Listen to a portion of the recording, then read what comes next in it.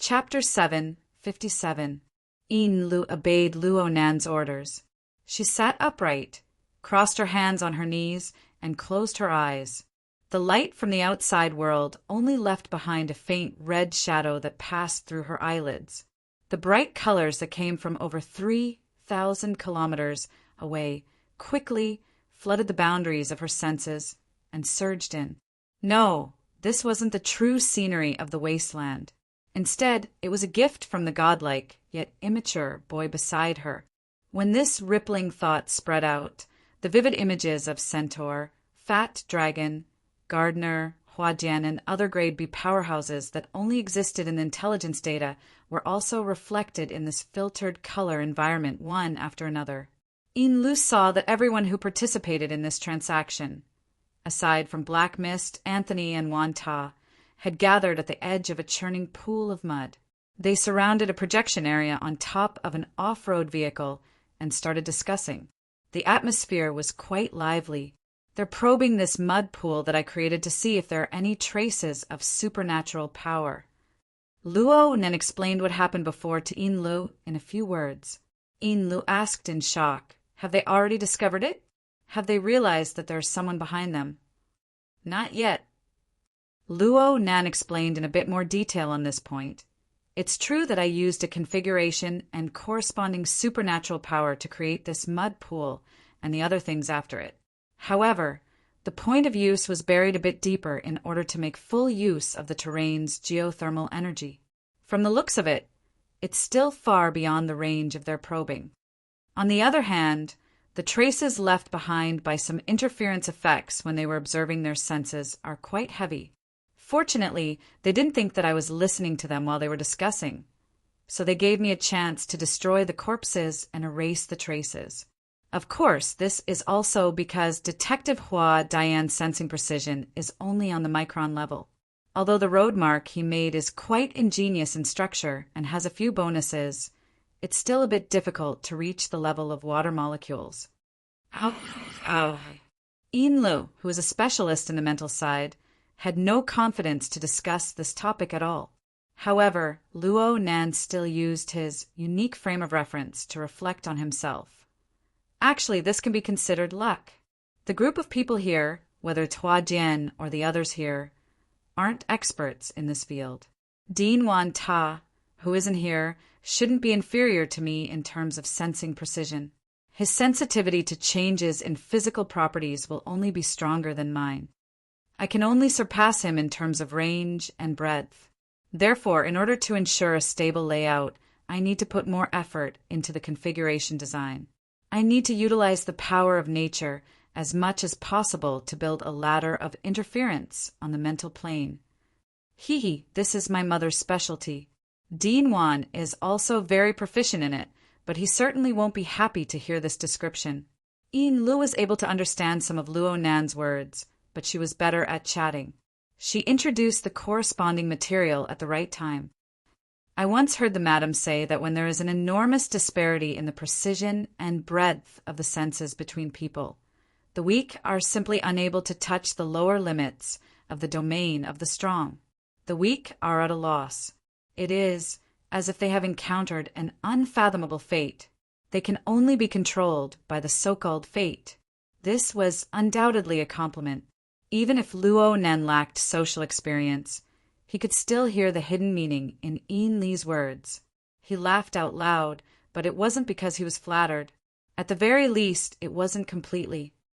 "It just so happens that I've heard of saying. It's specifically for us psychics, and it's related to fate. When we successfully communicate with the spirit, we can capture the development of the situation. It's the same as flirting with the goddess of fate." His voice suddenly faded away. Luo Nan instinctively felt that this topic wasn't suitable to continue. He pursed his lips. It just so happened that the people by the quagmire had reached a consensus. Aside from Cui Qinghe, who was riding a motorcycle, they all jumped into off-road vehicles. They didn't collect the probe balls they had thrown into the mud. They headed straight northwest. Lu seemed to have completely forgotten the topic of fate. She naturally asked the reason for the change. "What are they going to do?" Just listen carefully to the conversation. Luo Nand quickly returned to the technical level. He was like a post-production producer. He selectively provided Yin Lu with enhanced and rendered information images. Of course, he didn't forget to outline the main clues. They discovered an underground river and a lava pipe that runs parallel to this river. This pipe connects two magma chambers beneath the rock formation. It allows the magma chambers to form a link. This kind of terrain is uncommon. It's also very confusing. It just so happens that they can make use of it.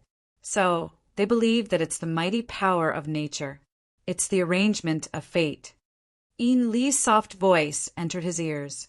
Luo Nan's eyebrows jumped. Why did they go back? When he turned his head to look, he saw that the beautiful woman beside him still had her eyes closed. Her expression was focused, as if those words were just natural sentiments that came from the bottom of her heart.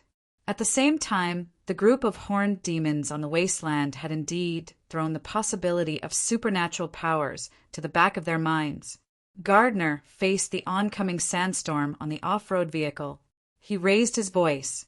140 kilometers of underground river. That pitiful bag frog must persevere for over 30 kilometers. Otherwise, the underwater thrusters of the probe balls won't be able to reach the bottom of the lake. Fatty Dragon, who was sitting in the front passenger seat, replied coldly, "They will find the relay." In the back seat, Jingxin also shouted against the wind. "Have you followed up on the latest satellite images of that lake? Satellite orbit changes are very expensive. The follow-up satellite relay will take 4 minutes. But don't worry. I have a hunch that the big baby is still restless because of the big furnace under its butt." Gardner slapped the center console and yelled in a tone that no one could understand. It seemed that the latest discovery and increasing possibilities made his mood more and more comfortable. In fact, this group of people were mostly in the same mood. Even Ma Ho, who had the smell of dirt, couldn't help but reveal a smile on his skinny face as he was given the least space in the back seat. Once again, the horned demon clicked on the satellite image obtained from Gardner's channel. On a clear day, the striking body of water was like boiling water. The center of the lake had white waves and huge bubbles. If it wasn't for a series of intelligence such as the combination of satellite images, geological exploration data, and their own detection results, and a collective brainstorming analysis, it would have been impossible for them to discover the lava transmission network between the two magma chambers. It was even more impossible for them to associate an inconspicuous mud pond with a lake that was 140 kilometers away. This was undoubtedly the work of nature. The possibility of human action could be completely ruled out. Even if they thought about it in the worst-case scenario, it was just a joke by the goddess of fate. How could there be so many coincidental jokes in the world? Chapter 758. It took the Centaur and the others more than an hour to cover the distance of 140 kilometers, and part of the time was spent waiting for the probe ball to pass through the underground river. As Fat Dragon said, he found a relay mutant courier for the probe ball in time. The underwater propulsion system that Garnard boasted about was also not bad, and it overcame the complicated waterway environment in the second half of the journey. Coupled with the integrated multi-wave detection module and the landmark provided by Huadian, the underground river, and the underlying structure of the more than 10 square kilometers of water in front of them became clear bit by bit in the corresponding projection area on the cross-country road. There were also the gray and white lines that were constantly smearing, still firmly supporting the assertion of non-transcendent power effect. Of course, with the expansion of the detection range, some dark red spots were inevitably dyed in the gray and white colors. Huadian sighed. The number of mutants in the surroundings has increased significantly. This lake is not large, but a relatively stable mutant ecosphere has formed around it. It's not peaceful at all. The Centaur was very calm. This is normal. Those small spots are small. As long as we can find the corresponding point and confirm that they are not man-made. As he spoke, he looked at Fat Dragon. The latter shook his head slightly, indicating that he did not find anything special. The centaur clapped again. So far, there is still no large-scale, continuous, and effective effect of extraordinary power. It can basically be determined that there is no possibility of human interference in the whole thing. Then let's ignore those things and focus on searching for the source of this abnormal effect, which is under the lake and around it. Garnard shrugged. The pollution here is quite serious. Looking at the history of the three wars, there was a nuclear bomb exploding in the air nearby. God knows why those people went to the plateau to wash the land with a nuclear bomb. Everyone turned to look at the lake. At this time, the center of the lake was boiling due to the high temperature, and the edge showed a slightly green color. Overall, it was quite clear. They could even see the shadows of fish swimming. It was full of vitality, and there were no signs of serious radiation pollution at all. Fat Dragon hooked his finger, and the surface of the water near the shore exploded. A half-meter big fish that was swimming underwater jumped out of the water. It had ferocious bone spikes, and there were dense parasites twisting in its lower abdomen. The terrible visual effect made Maho curse. F***CK. Hua Jian also scratched his head. The mutant species is very rich, and the number of high-threat species is unknown. The most troublesome part is the complicated terrain at the bottom of the lake. The center of the lake is affected by the turbulence of the magma chamber and is very unstable. If we go there directly, we might be cooked by the lava and steam that are nearly 1,000 degrees hot. There's no problem with the probe ball. Just leave it there. This isn't considered an extreme environment. Gardner took charge of everything. However, we'll need manpower to scout the surrounding areas. It's not a big deal to drink a few mouthfuls of dirty water. The main thing is whether you are willing to invest the time and energy. The centaur looked around and saw that the other 6 people had no objections, so he clapped his hands. If there are no objections, things are simple. Let's split into an area and search separately, not only under the water, but also around the lake. Let's take turns and share information. As the centaur said with a goal, the division of labor was not a problem. The dangers on land and underwater were about the same. Even if a powerful B rank couldn't resist the radiation damage, they could quickly remove the negative effects with the help of professional equipment. This was a part of exploring the wilderness, so there was nothing to fuss about. Gardner and the centaur were the first to enter the water. After changing their equipment, the former came over and greeted the centaur. You're not particularly annoying when it comes to doing things. We're the same. I hope we can keep this up. The centaur and Gardner bumped fists. They looked like they appreciated each other's talents. Inlu, who was 3,000 kilometers away, continued to observe for over an hour. She couldn't help but be a bit worried when she saw this scene. Sir, the centaur's role-playing is very brilliant. At the very least, he has brought these people together in action. Is the method you arranged for nearby? The activation time? Luo Nen didn't respond all this time. Lu closed her eyes, and most of her perception was replaced. She couldn't sense her surroundings in time. She was a bit flustered for a moment and subconsciously opened her eyes. The colors of reality and illusion interweaved. Both were slightly shaken, and it took a while for them to separate and stabilize. Only now did Lu clearly see Luo Nan's movements. She didn't know when the young sir had brought up the psychic map in the virtual work area. His finger traced the clouds and the sea tornado, occasionally smearing. Looking at his focused appearance, it seemed that he had already thrown the matter 3,000 kilometers away to the back of his mind. Lu couldn't help but remind him, Sir, they've almost found the source. Oh, got it. Just keep an eye on him. Then, sir, regarding the overall situation, some elements need to be added or subtracted at any time. The centaur and fat dragon represent the Amaterasu order.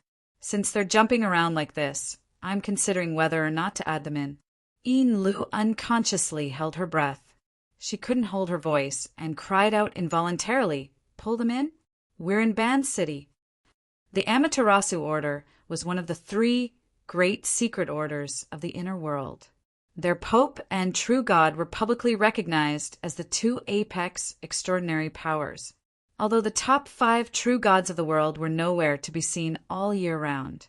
The pope resided in the Amaterasu, Pure Land in the seas outside of Ban City. It was already stressful enough to move around under the eyes of the other. Could they not take the initiative to provoke them and make it sound so easy? Luo Nan understood Yin Li's thoughts very well. Yeah, it's best if we don't have a powerful enemy. Therefore, I've done my best to reduce my presence in the wasteland. From the looks of it, the results are okay. But it's not appropriate to completely stay out of it. I need to construct a suitable environment. I need to cut a slice in that small area and study the wind outside. See the big from the small.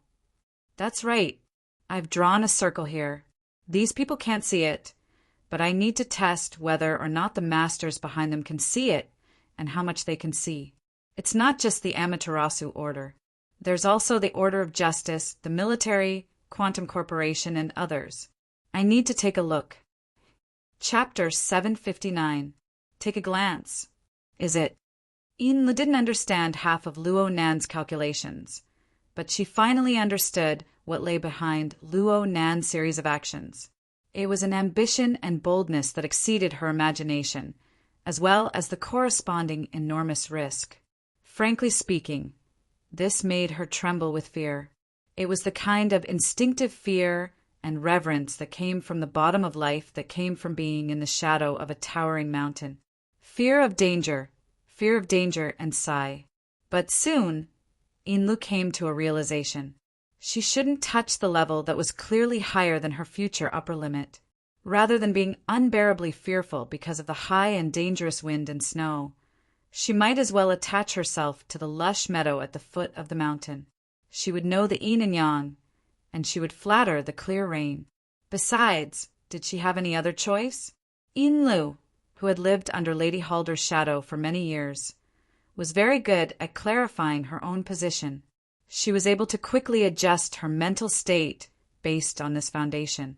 She immediately shifted the focus of her attention to a domain that she could understand and accept. If we want to attract attention in the wasteland, it shouldn't be enough to just rely on the door of the laboratory, right? After all, that's part of the plan. The situation can be considered good, so there must be conflict. But the Centaur's acting is pretty good right now, and this group of people are all drama queens.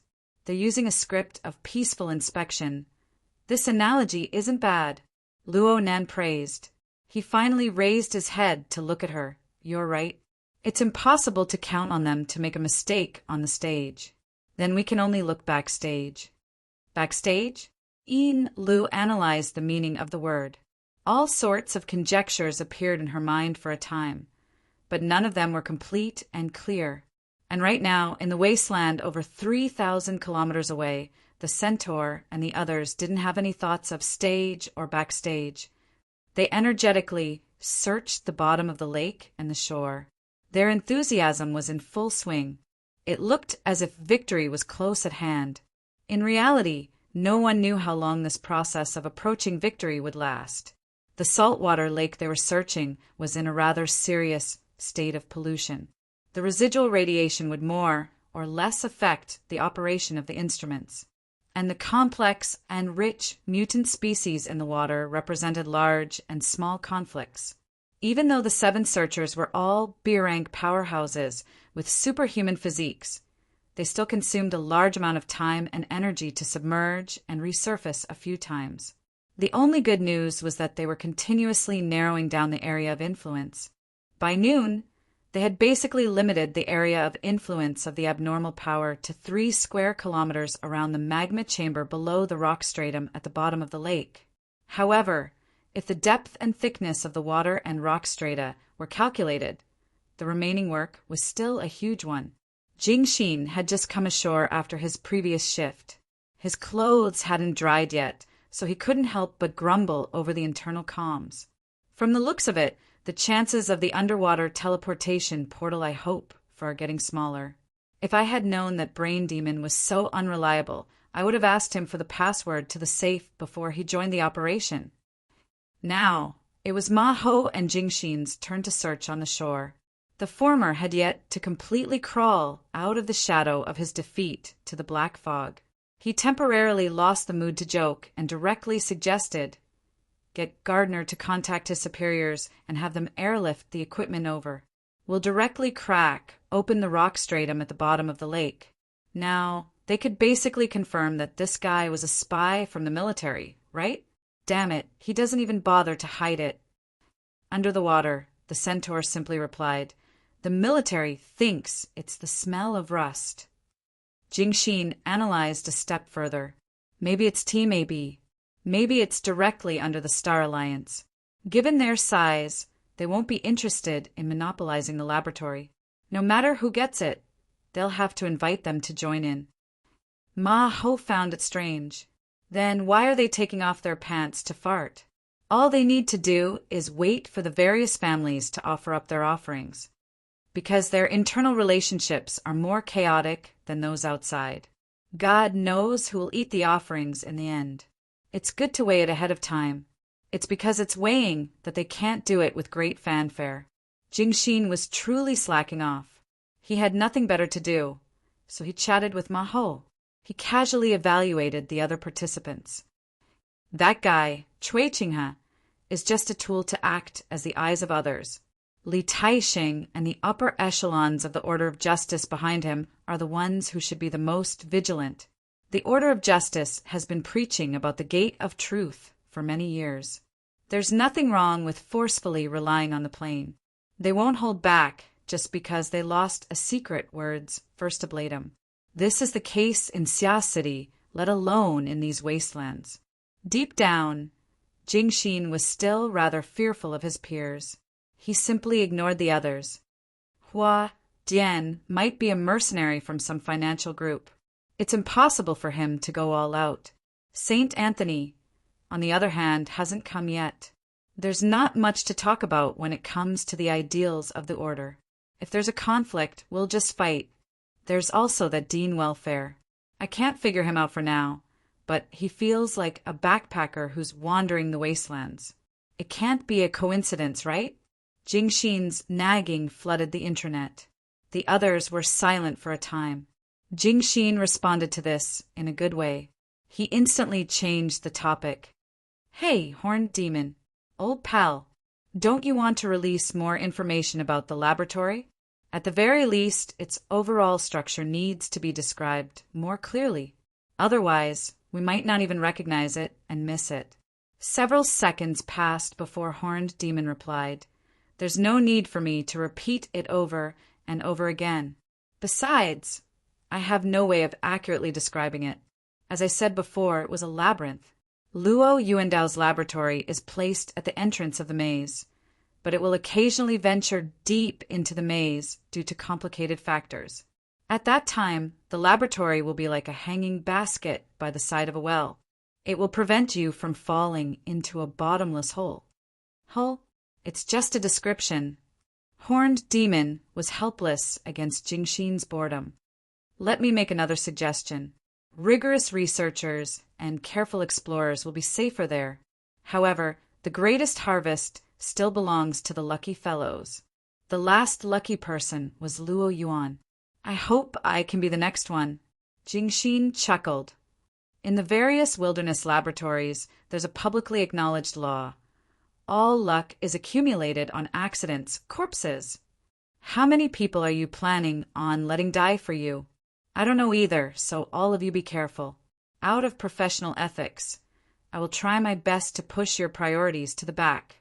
As for the other participants, I hope that we can reach a consensus. What do you mean by consensus? Physical bodies first. Those with no one behind them first. Of course, if I were to line up, I would kick that bastard Gardner in first. It's not only because he has a physical body, but also because he has a disgusting mouth. At this moment, Jingxin and Monkey laughed strangely, but they were also vigilant. It was probably because they had renewed their understanding of Horned Demon's powerful grudge. It was also at this moment that Fat Dragon's thought interjected. This powerhouse, who always maintained his calm or stiff state, reminded them in a timely manner, It's time to change shifts. Also, cut the crap. It's too wasteful. Yes, Captain. I'll follow your orders. He had no choice but to listen. This internal communication network was built based on Fat Dragon's mental network. To him, every single word of the conversation that flooded the screen was an extra burden, although the burden was as light as nothing. Horned Demon began to turn around. In fact, he didn't like the environment at the bottom of the lake. Even if he risked radiation damage and took a mouthful of lake water, he would get a terrible chaotic outcome. This was not a good sign for a psychic. Perhaps he should try taking something more substantial from the bottom of the lake. Once he thought of it, Horned Demon spun in the water and dug up some silt and aquatic plants. As he floated up, he stuffed the greenish-black filth into his mouth. It seems to contain the heat of the magma chamber. That's the smell of the endpoint, but it's too dry. It's not particularly good to point up. Horned Demon tasted, thought, and raised his head again. The light of the shallow water spread above his head. Monkey reported at this moment. Shui Qinghe has floated up. I'm preparing to enter the water. Jingxin also said, I'll pick up Gardner. Who knows where that foul-mouthed scum is? I see him. Horned Demon glanced to the side and saw Gardner, who had sunk to the bottom of the lake, float up. The distance between the two sides gradually closed, and Gardner gave him a thumbs up. Large bubbles emerged from his mouth as if he was saying something. The corner of Horned Demon's mouth twitched, and he returned the same gesture. After a friendly greeting, the distance between the two was even closer. Gardner was indeed a powerhouse with a physical body. He was the first to emerge from the water, leaning on the shore with one elbow, and he didn't forget to reach out to pull Horned Demon. Horned Demon secretly rolled his eyes and reached out his hand. At this moment, Monkey complained, By the way, Fatty Dragon, don't be too focused. Allocate some energy to the communication network. There's a difference in the quality of calls on the shore and in the water. There's an echo noise or something. A blank space suddenly appeared on the communication network. This blank was poisonous, and it was rapidly spreading. As a result, the taste of the silt and aquatic plants in Horned Demon's mouth became extremely bitter, with a heart-palpitating almond taste. Poison! It wasn't the ingredients in his mouth, but the vicious stare of the goddess of destiny. Horned Demon abruptly withdrew his hand, but in terms of physical reaction, there was definitely a qualitative difference between him and Gardner, who came from the military. He didn't completely dodge, and the fingertips of his index and middle fingers were viciously pinched. His bones and flesh were instantly twisted and deformed. Before the pain could be transmitted back, his body was pulled up. At this moment, his right hand was almost crippled. In front of him, Gardner pushed the shore, leaned back, and slammed his heavy elbow into the connection between Horned Demon's chest and abdomen. Gastric juices, blood bubbles, and, of course, the silt and aquatic plants in his mouth were instantly crushed into an indescribable dark color, spurting out from Horned Demon's mouth and nostrils. At the same time, he heard Gardner's sinister laughter. Chapter 760. Compared to the near-fatal elbow strike, Gardner's ferocious voice shook the Horned Demon's mind even more. But at the same time he heard the hoarse monkey's muffled groan, which then elongated into a painful scream. The scream was filled with danger, and it suddenly pulled the Horned Demon out of his trance. He didn't have the time to think about something more complicated. He chased after the sound of the hoarse monkey scream, opened his mouth wide, and screamed. His face, body, and even the surrounding water waves were violently distorted. The resulting impact and the psychic piercing damage hidden deep within fused into one, and it was effectively concentrated as it blasted straight at Gardner. At the same time, an illusion was also released. It wasn't exquisite, but it was just right, turning the surrounding turbulent waters into a distorted, broken, and blurry mirror image in the blink of an eye. And before all of this happened, the horned demon had already silently twisted off the index and middle fingers of his right hand that Gardner had firmly clamped down on. His flesh and bones were completely severed, and he also used the chaos created by the water and sound waves to fly backward. Due to the pain from the elbow strike, the centaur instinctively bent over, and his entire body arched like a prawn. Although Gardner was blocked by his escape method and his body stagnated, he still quickly extended his arm and swung it. His fingertips brushed past the centaur's forehead, cutting through the skin and flesh, scraping the skull, and almost lifting up the top of his skull. The horned demon gritted his teeth, enduring the pain and dizziness, and his retreating figure suddenly deviated. It was only at this moment that Jingxin and Fatty Dragon, who were on the shore and underwater, truly reacted. The latter's reaction was even more direct. In this turbulent waters, all the fish, waterfowl, and other flesh and blood life forms exploded in an instant, forming bloody fragments that were like grenade fragments that covered a vast space with a radius of 30 meters in the blink of an eye.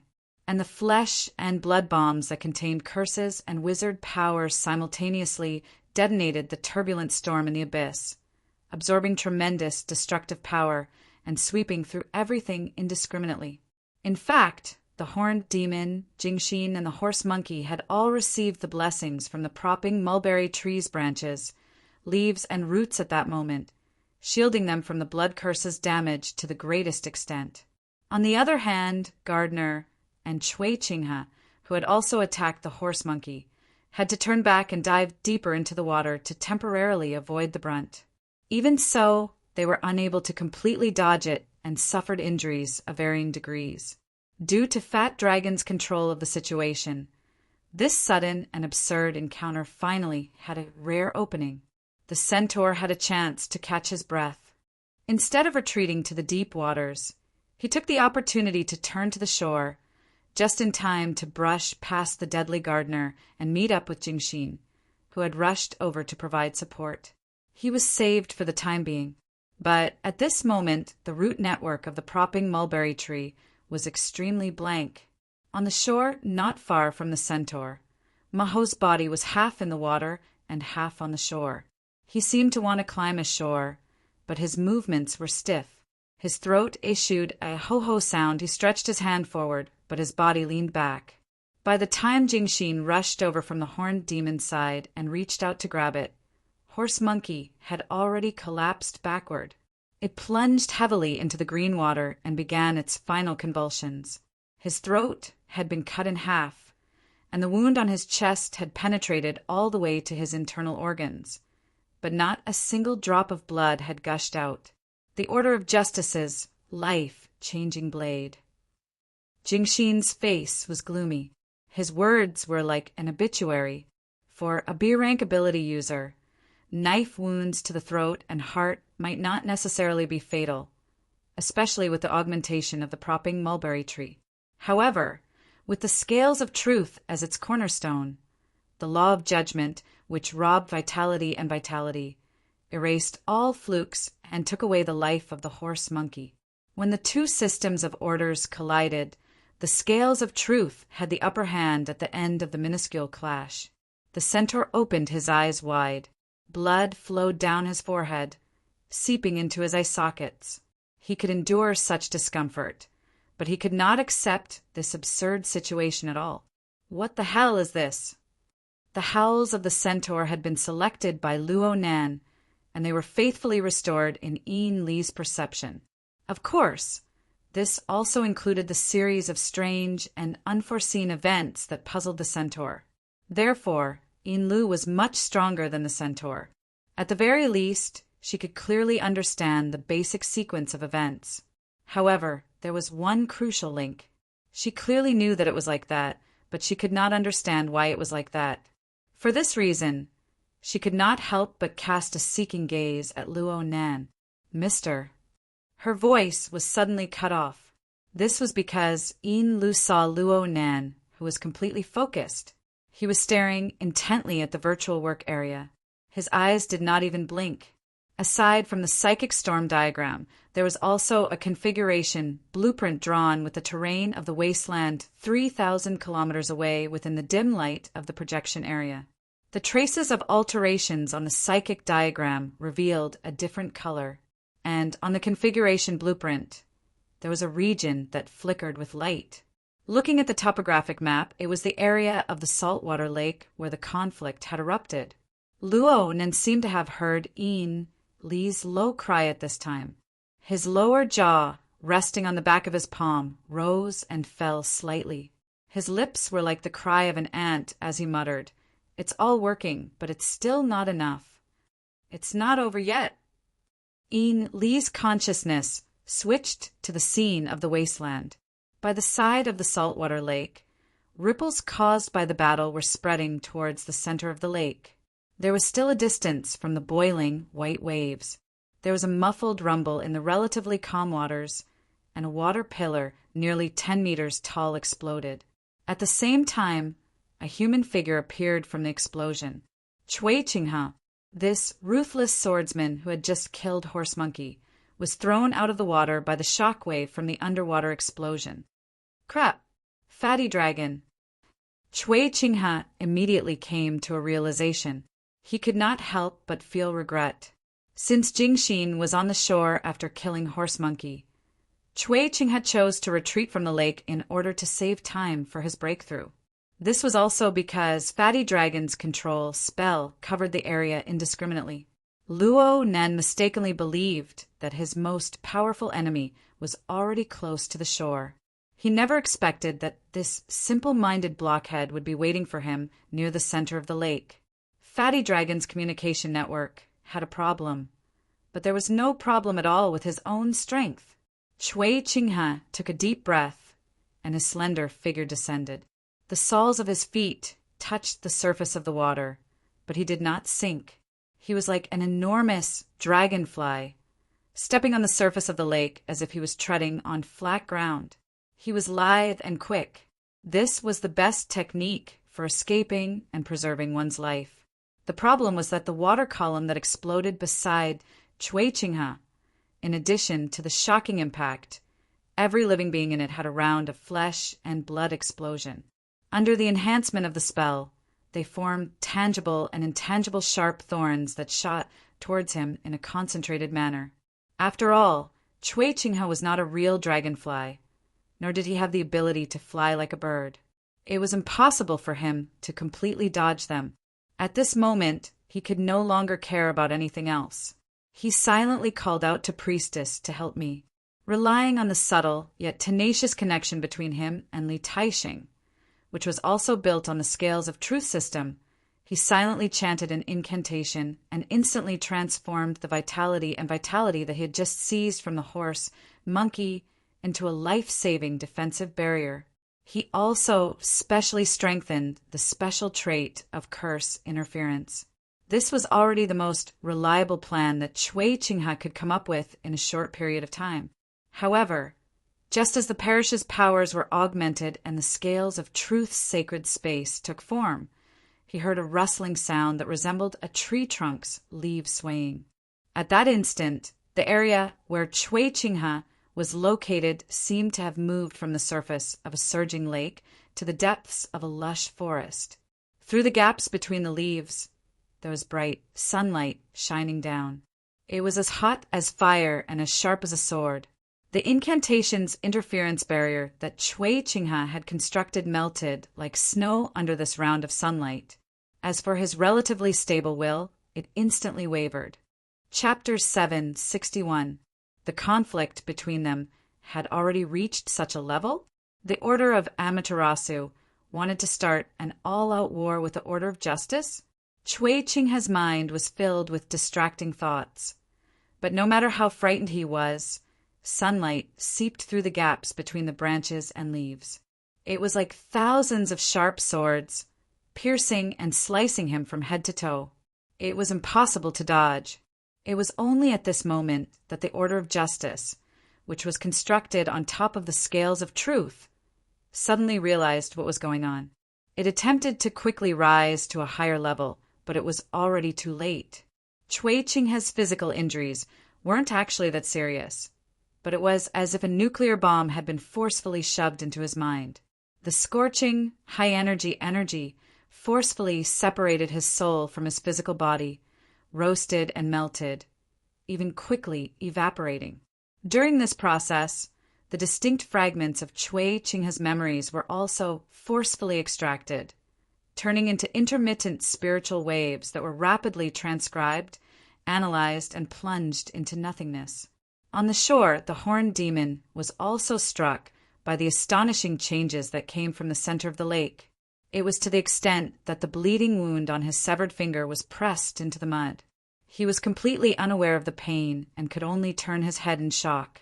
In reality, he could not see anything with his eyes, but his mind had already been submerged by the lingering spiritual light from the center of the lake. In a daze, he could only vaguely see a majestic divine tree that supported the heavens and the earth. The trunk was split into two, seemingly separated yet also joined. The branches and leaves were tall and lush, and a brilliant sun passed through them. It also vaguely resembled a divine bird draped in multicolored light, coiling and ascending. Such a beautiful scene pressed down on the void. It was hard to tell what was real and what was fake. However, the enormous pressure that reached the depths of his heart was real, making it hard for him to breathe. What a joke! At this moment, the horned demon had the same thoughts as the dead Chui Qinghe. No matter how one looked at it, this kind of great divine treasure level power belonged to those at the very top of the order of Amaterasu. No, just look at Fat Dragon, who had just appeared on the surface of the lake. Based on that respectful and reverent reaction, that expression and posture, it could completely eliminate the inaccurate limitation of those at the very least. At the very least, it should be one of the two. Yes, considering the personalities of those two legendary powerhouses.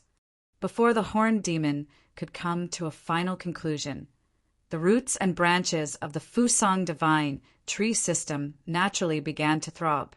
That majestic divine tree lay across the spiritual plane. 10 suns rotated and its light shone brightly. Wherever the light shone, even the turbulent storms of the abyss trembled. The horned demon felt that it was like an ugly and mystical giant casting its furious gaze down. It did not hide at all and was even venting wantonly. After another miserable shriek, Gardner, who had dived to the bottom of the lake and escaped, exploded out of the lake like a cooked shrimp. Very soon, he fell back into the water. It was unknown whether he was dead or alive. On the other side of the lake, there was another figure. He had already run almost 5 kilometers away, but he was also grabbed by the invisible hand. He struggled while flailing his arms and legs, but he was Hua Jian, who had been staying out of the matter and whose whereabouts were unknown. Hey, hey, hey! Although it was said that the Lord True God was an impulsive person that was rarely seen among extraordinaries, wasn't he a little too impulsive in this situation? Being connected to the Amaterasu cult, the centaur demon was inevitably affected. He had clearly become a slightly thicker tip in the roots of the towering divine tree. Powerful energy spread outward through him, and a large amount of information was collected through him. Obviously, the impulsive demon was particularly concerned about the matter at the saltwater lake. Was it because the church system he established was hacked? The centaur was not a fool.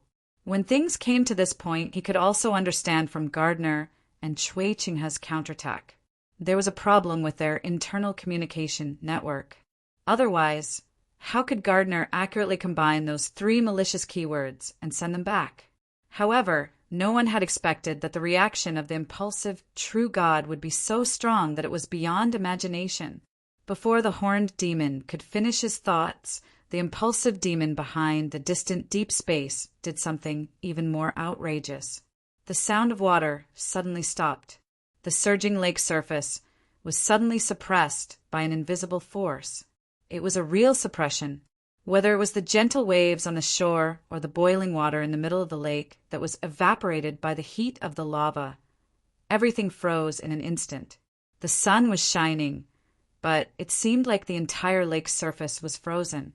Or perhaps it was time and space that was frozen. A buzzing sound rang out. It descended from the mental plane and crushed into the material world. The horned demon's mind shook, and his entire consciousness went blank for a long time. "Oh no!" Inla cried out involuntarily. The image she received suddenly distorted and turbulent, showing how difficult it was for Luo Nan to receive the information. What truly bombarded her mind was the faintly discernible shadow of the towering tree in the turbulent image. She was in Ban City, and she was a member of the secret order. Of course, she knew what kind of danger it represented. The majesty of the Fusang divine tree manifested itself. At the very least, one of the two extraordinaries, the Pope and the true God, had personally made a move. Inla did not dare to continue watching. She also did not want Luo Nan to be distracted and sift through the images and information for her. That was the Fusang divine tree manifesting itself. With Fatty Dragon, a high-level member of the order, the Fusang divine tree could display 50 to 60% of its power. 50 to 60% was also the power of an extraordinary. The problem was that, since Luo Nan was showing it to her, it was not easy for Inlu to refuse. She had the heart to refuse, but she was worried that she would distract Luo Nan's attention. She opened her eyes to look, trembling with fear, but she saw that Luo Nan's posture was still the same. He was still sitting there. His two hands were intertwined and lightly propped against his chin. It seemed that his posture had not changed from beginning to end. The rapidly fluctuating rays of light in the virtual work area struck Luo Nan's face with a blurry color.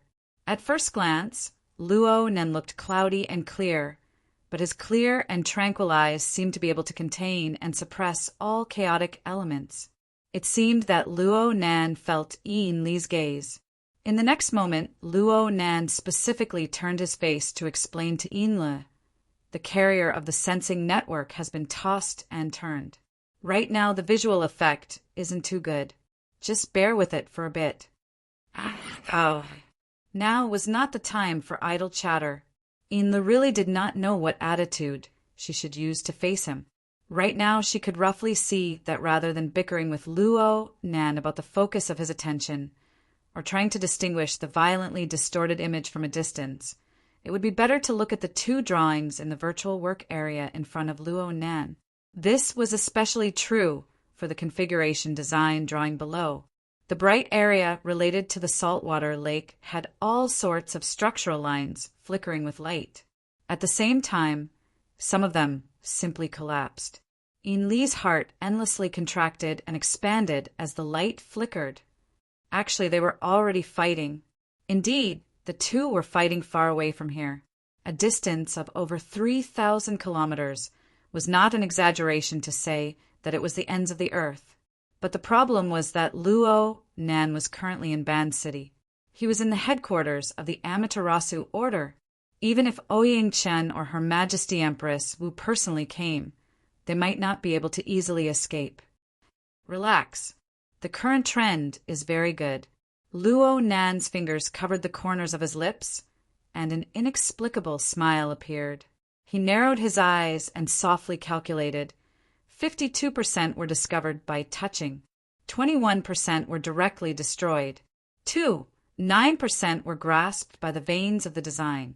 As for cracking, 1%. Chapter 762. On the top deck of the Ray, Luo Nan's posture finally changed as he sat on the bench in the sunlit area.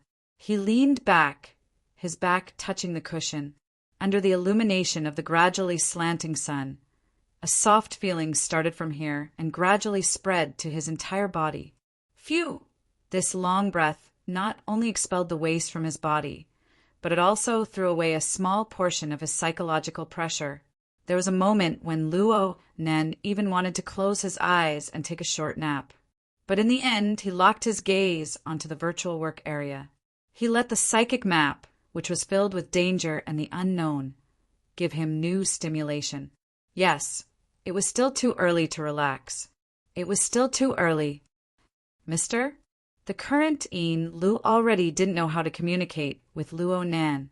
Luo Nan stared at the two maps in the work area.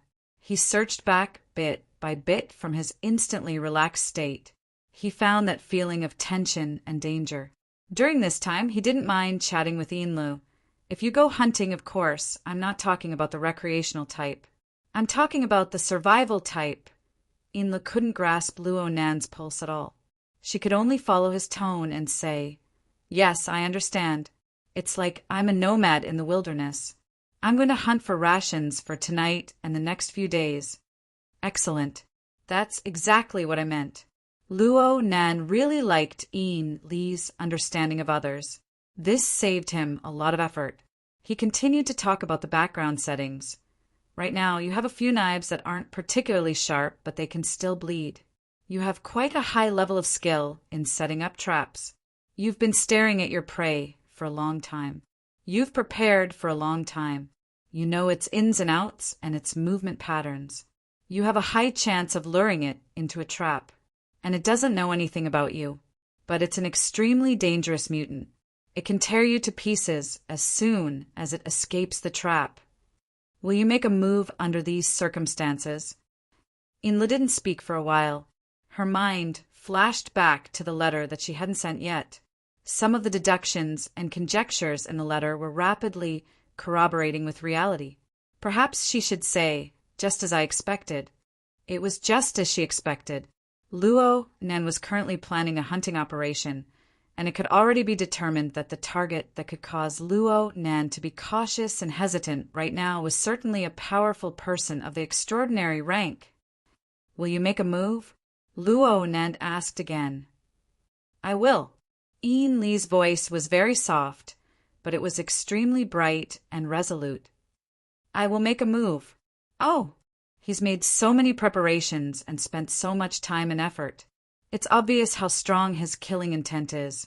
Therefore, it is inevitable that we will make a move. It's just a matter of choosing the right time. Luo Nan nodded slightly. It was interesting to say things this way. He then asked, how would you choose the right time? The most ideal situation is, of course, to think of ways to strengthen the traps and sharpen the blades until there are no mistakes. But since it's a survival hunt, we have to consider physical strength and hunger. Also, we have to avoid bumping into another dangerous target during this period. Yin Li's words were filled with the intention of admonishing him.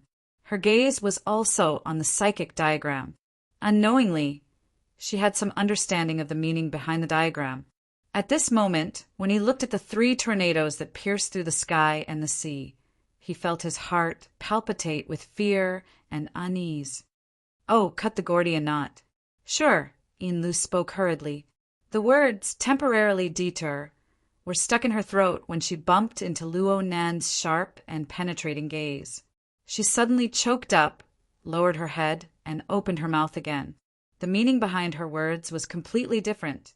If you want to make a move, the blood flame order may not be that sharp, but it can still be used by you. This isn't just my opinion. This is also the madam's opinion. Luo Nan laughed, but he didn't go any deeper into the conversation. He just waved his hand, indicating that the topic was over. His figure straightened once more, and he leaned forward slightly.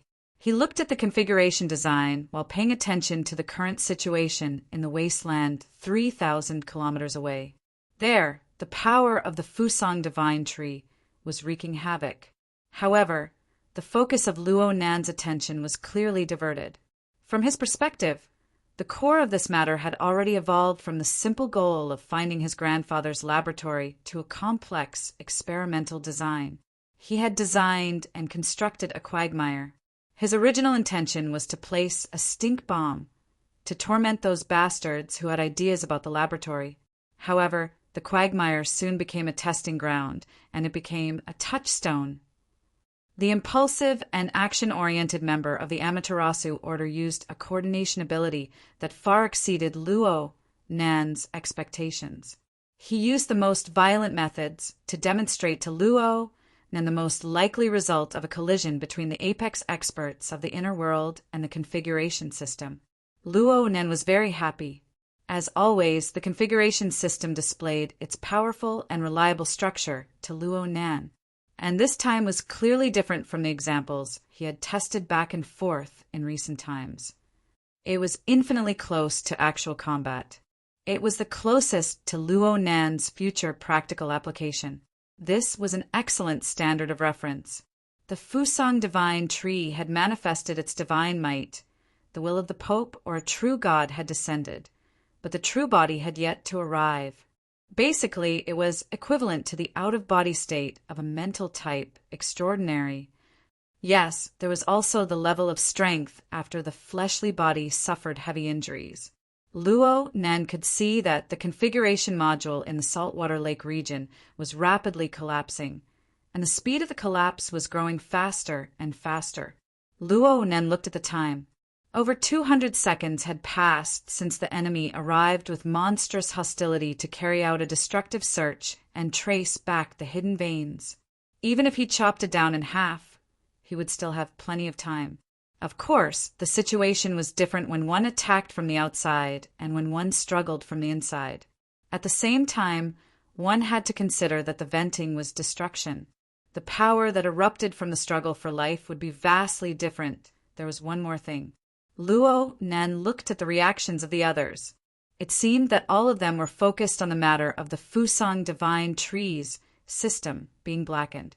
They didn't pay too much attention to whether or not Gardner and Cui Qinghe's intense reactions were appropriate. Did they feel that the changes in people's emotions were unreasonable? But Cui Qinghe's soul had been forcefully stripped away and analyzed in a destructive manner. Did they not discover any problems during this process? Luo Nan himself was a bit shocked. His thoughts penetrated deep into space.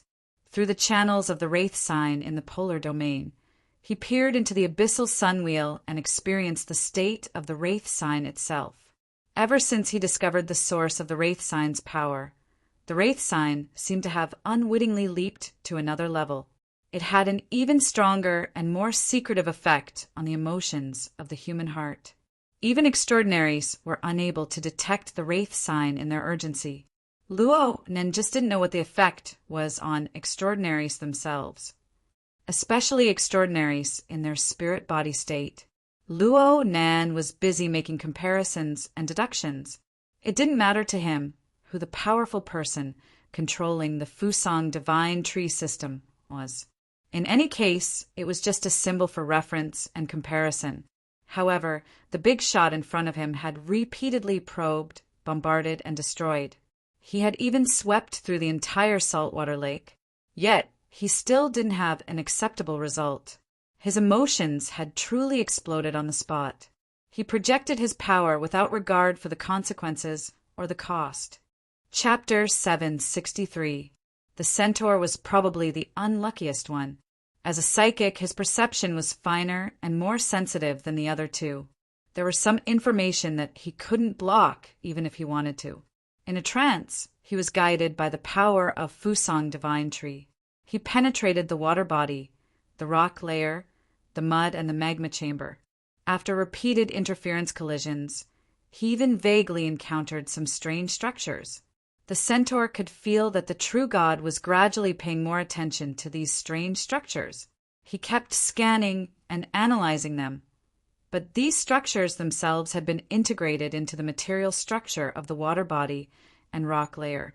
There was even a part that seemed to be closer to the changing space-time itself. The centaur was far from being able to experience the specific space-time structure. It was only under the influence of the Fusang divine tree system that he came into contact with some content beyond the scope. This was barely a good thing. It broadened his horizons and deepened his level.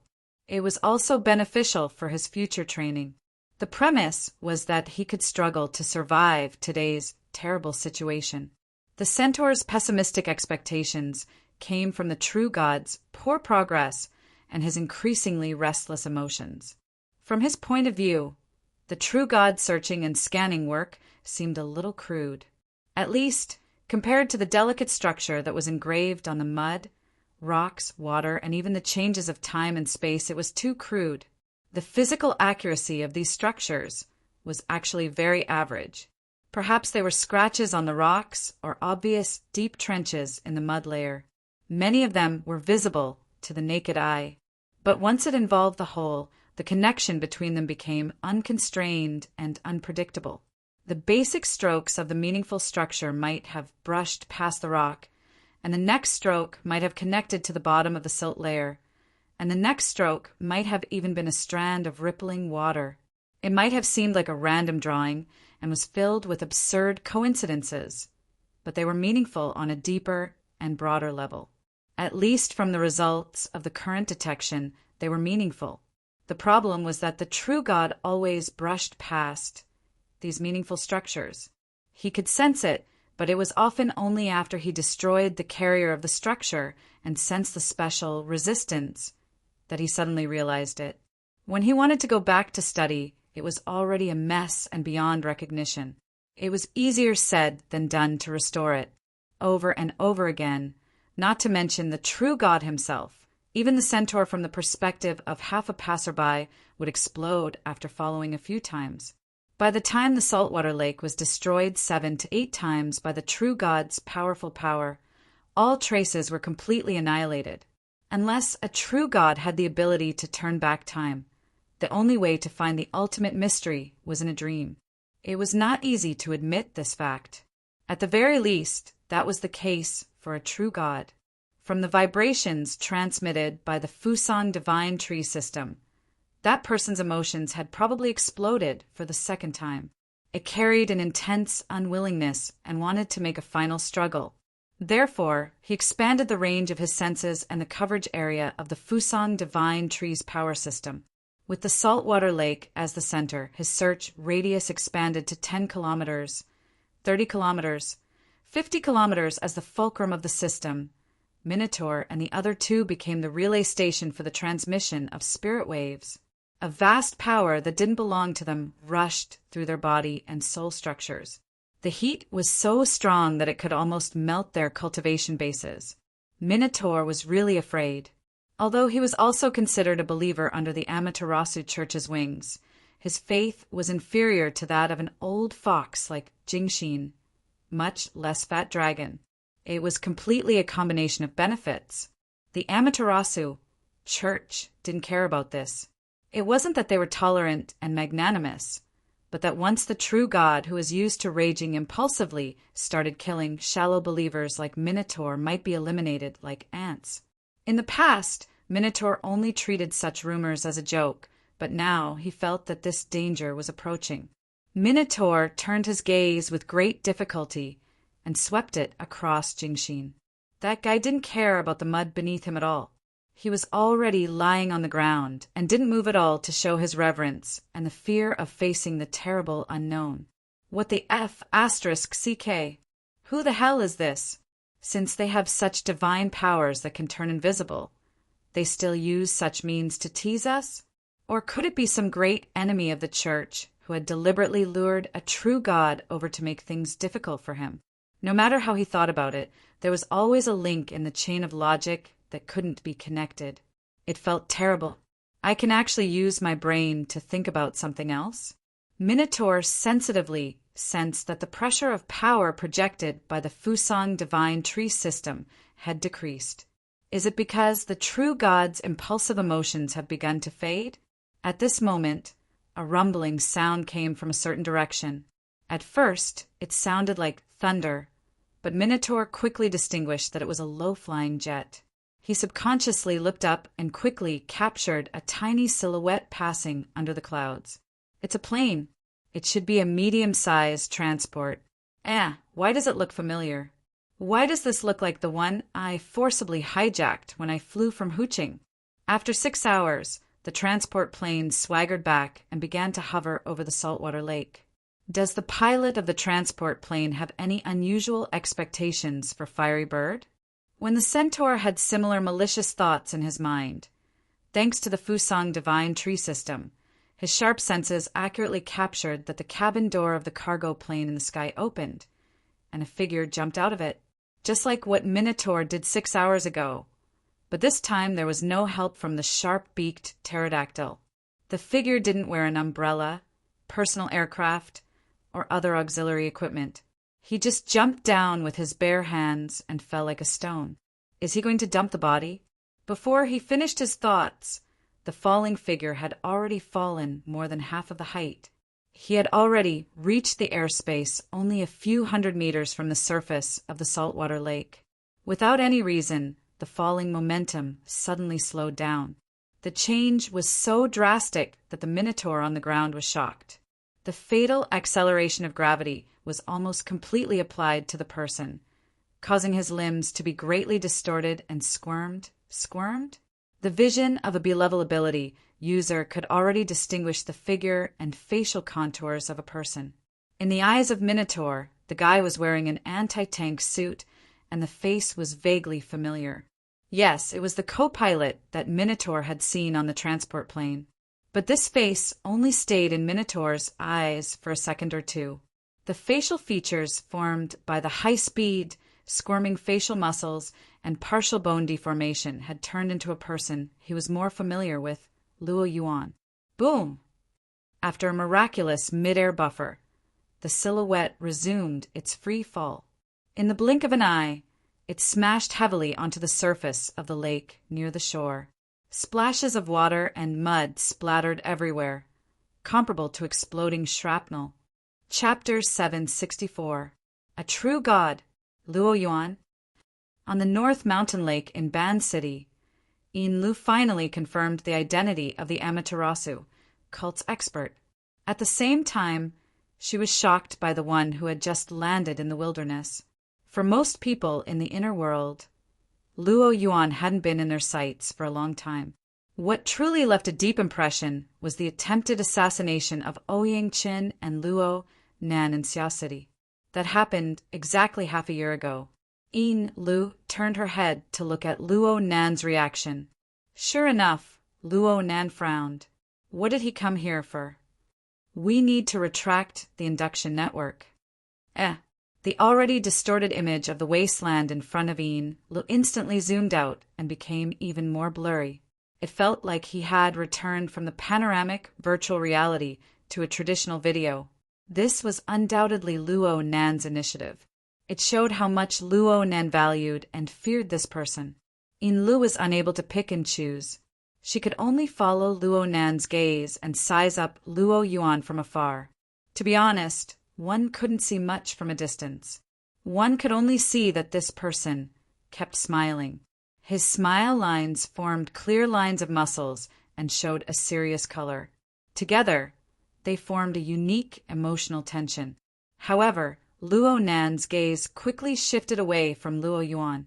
His focus was mostly on Minotaur, Jingxin, and Fat Dragon, greatly deviating from the focus of the matter. It could be said to be a mediocre director's technique, making Yin Lu, a spectator, rather uncomfortable. Well, Luo Nan's train of thought was the most difficult to adapt to. This sort of clairvoyance through a traditional lens was the embodiment of Luo Nan's focus and direction of thought.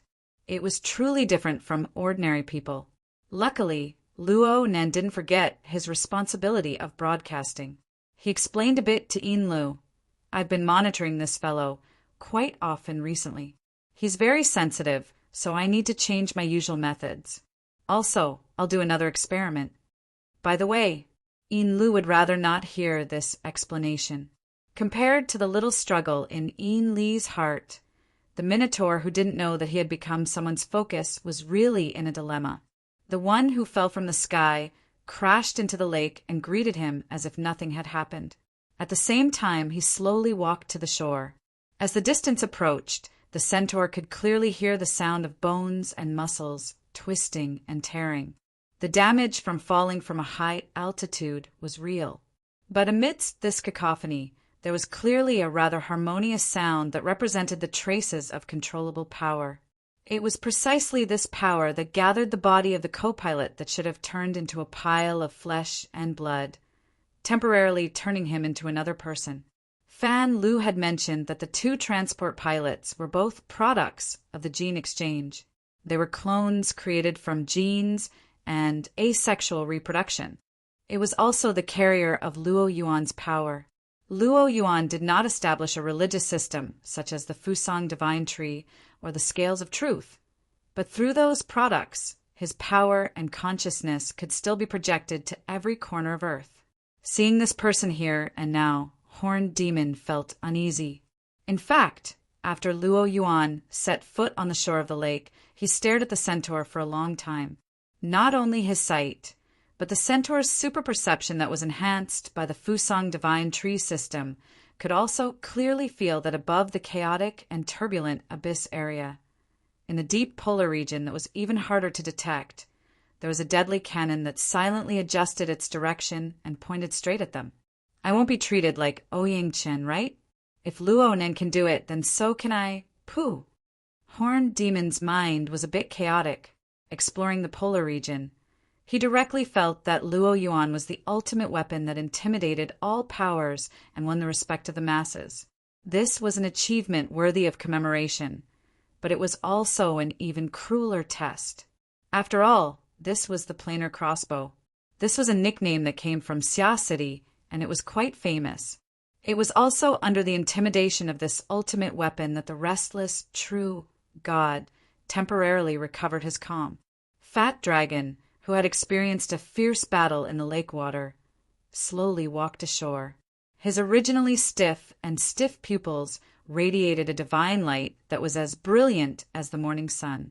Soul possession. Pass. Luo Nen quickly eliminated a certain possibility from the yacht. Inla felt quite subtle. Whether it was Luo Nan, Luo Yuan, or True God, all three of them used inconceivable methods to project their own power and consciousness thousands of kilometers away. Their methods of projection were different. No matter which one it was enough to make one feel odd.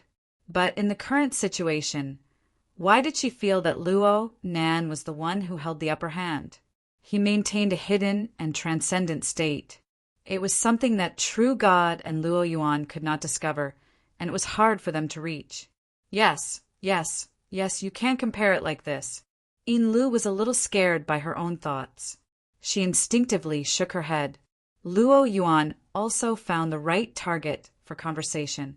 He greeted the special existence that was in the form of Fat Dragon, but in reality he was a true god for the second time. Lord True God, your temper is still so irritable. The laboratory isn't that important. Why do you need to get angry? It wasn't because of the matter with the laboratory. Luo Yuan's words were too matter-of-fact. Horned Demon and Jing Xin really wanted to correct him, but the True God, who was the most impulsive, didn't express anything. Moreover, the restlessness that pervaded the Fusang divine tree system continued to fall. Perhaps it was because he was afraid of Luo Yuan's planar crossbow, or perhaps he didn't want to let this powerful person of the same level laugh at him. The True God tacitly agreed to this matter. Fat Dragon obeyed his will and spoke in a low voice. What are your plans for coming here? I'm an outsider. I came here because I was entrusted by someone. If I really want to talk about my plans, some people want to make money without knowing their intentions, but they have shamefully failed. I came here to watch a joke. As he spoke, he hooked his finger at Horned Demon, who was still half submerged in the water. His smile remained unchanged, but it made Horned Demon's heart suddenly twitch. Horned Demon subconsciously looked at Fat Dragon, but the latter didn't express anything. An ominous premonition lingered in his heart, but Horned Demon couldn't refuse. He didn't even have the confidence to put on his usual crazy appearance. He could only take a deep breath, slowly climb ashore, and drag his way over. The distance between the two wasn't long, so they quickly approached each other. It's worth the ticket to watch you make a fool of yourself. I shouldn't be fussing with you. However, your employer is very dissatisfied with your stupid appearance, and Toyama Auction House has been pressuring you. Speaking of which, you should know what the stupidest thing is, right? Luo Yuan's tone was relaxed, without any feeling of reprimand. The corners of Horned Demon's eyes twitched slightly, and the bad feeling continued to worsen. According to his temper, he wouldn't answer such a question, but now he unconsciously made a stupid response. It's spreading news about Wu Jun. Ah! You actually know! Nonsense, of course, Horned Demon knew. Actually, it didn't matter how big of a commotion he caused in the wasteland. The manipulator behind the scenes and the Toyama auction house had the ability to limit the negative effects to a certain range. Only spreading the news about Wu Jun and Luo Yuandao's laboratory was tantamount to smashing the auction house's pot. It made the value of a unique auction item instantly drop by half, or maybe even more.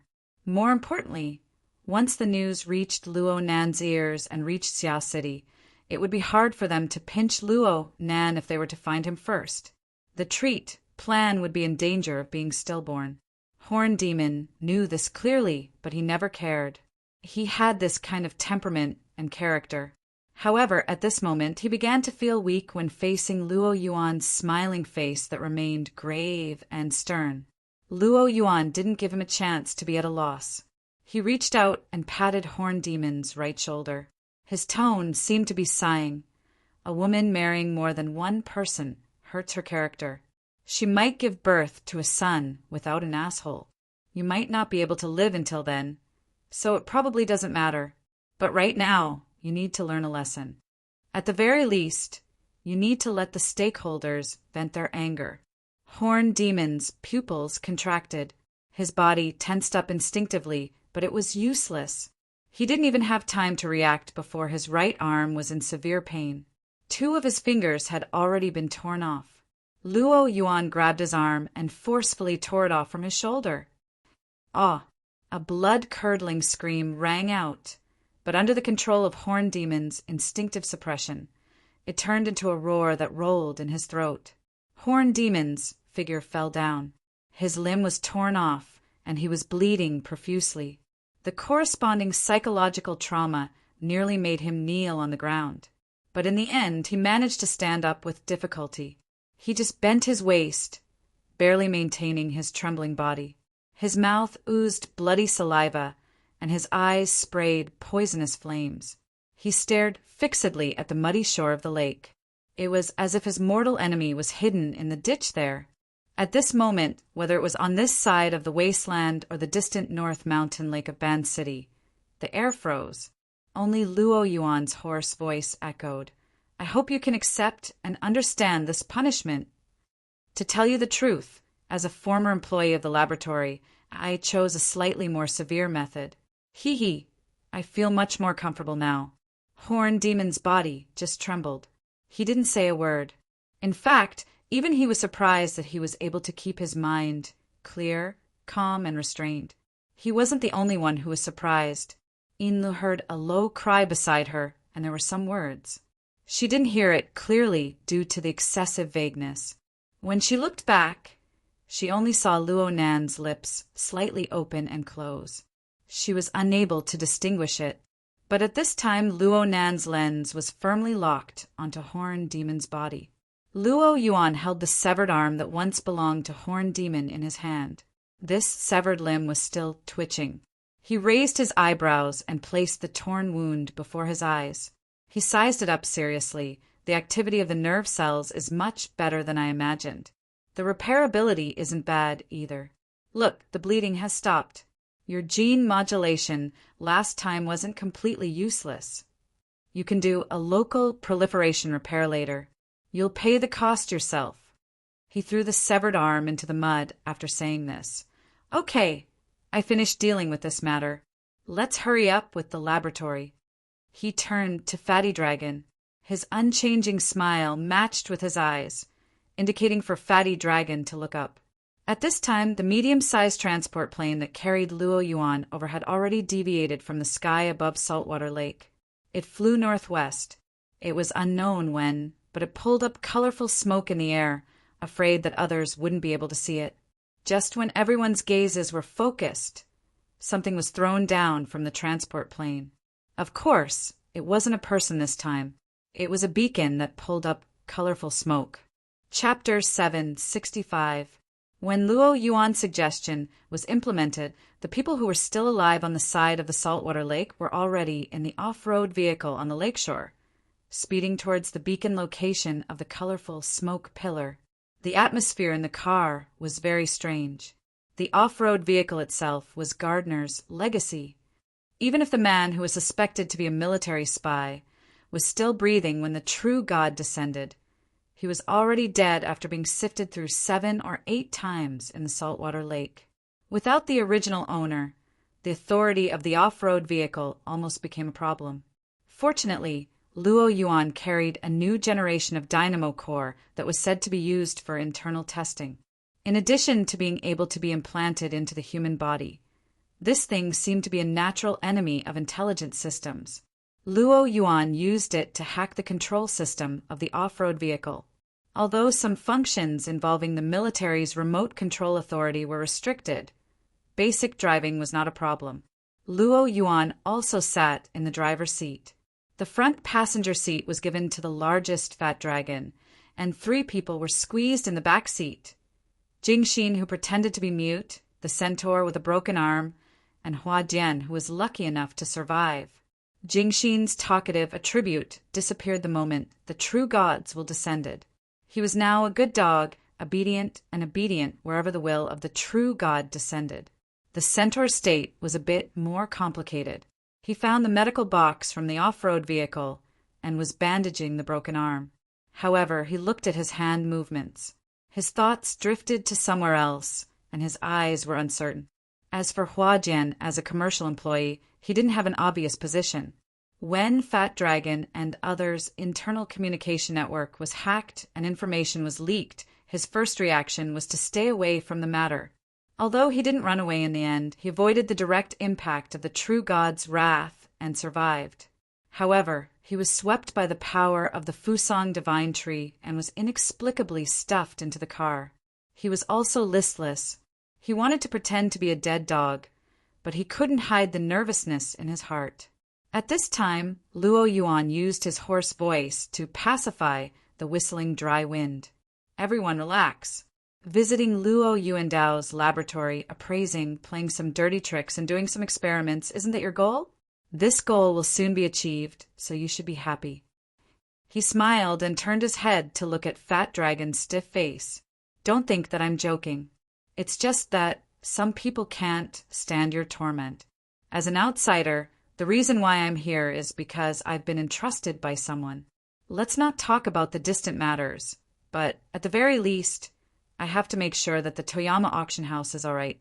Speaking of which, you're considered a major shareholder. Fatty Dragon glanced over, his eyes glowing like the sun, and the pressure on the spiritual plane was as strong as a storm. However, Luo Yuan didn't care at all. The centaur can come over, and everyone has already turned a blind eye to it. But with such a big movement, the auction item that was won with great difficulty may not be sold. At that time, Lord True God, I'm afraid that your Pope Father won't look too good either. Before Luo Yuan could finish his sentence, Horned Demon, Jingxin and Hua Jian, who were at the back, lowered their heads at the same time regardless of their physical or mental state. They really treated them as 3 dead dogs, yearning to spit out their tongues and die to prove their innocence. The relationship between the 2 extraordinaries, the true god of the Amaterasu cult and the Pope, as well as the story of how the Amaterasu cult started, was more or less a taboo in the inner world. The son was a true god and the father was the Pope. Such a strange configuration of the upper echelons almost confirmed the nature of the Amaterasu cult as a grassroots cult before its rise. Some things could be said in private, but it would blow up if it was said in person. Horned Demon and the others seemed to be able to hear the groan of the off-road vehicle under them on the verge of collapse. But in the end, the off-road vehicle still arrived near the beacon thrown by the transport vehicle in relatively good condition. Just as the vehicle arrived, 2 figures appeared on the horizon of the wasteland. The distance and direction were different, but their unhurried pace was similar. It felt like they were calmer than the group of people who came by car. Anthony and Vanta. They've been nearby for a long time. The will of the true God in Fatty Dragon's body made a direct judgment.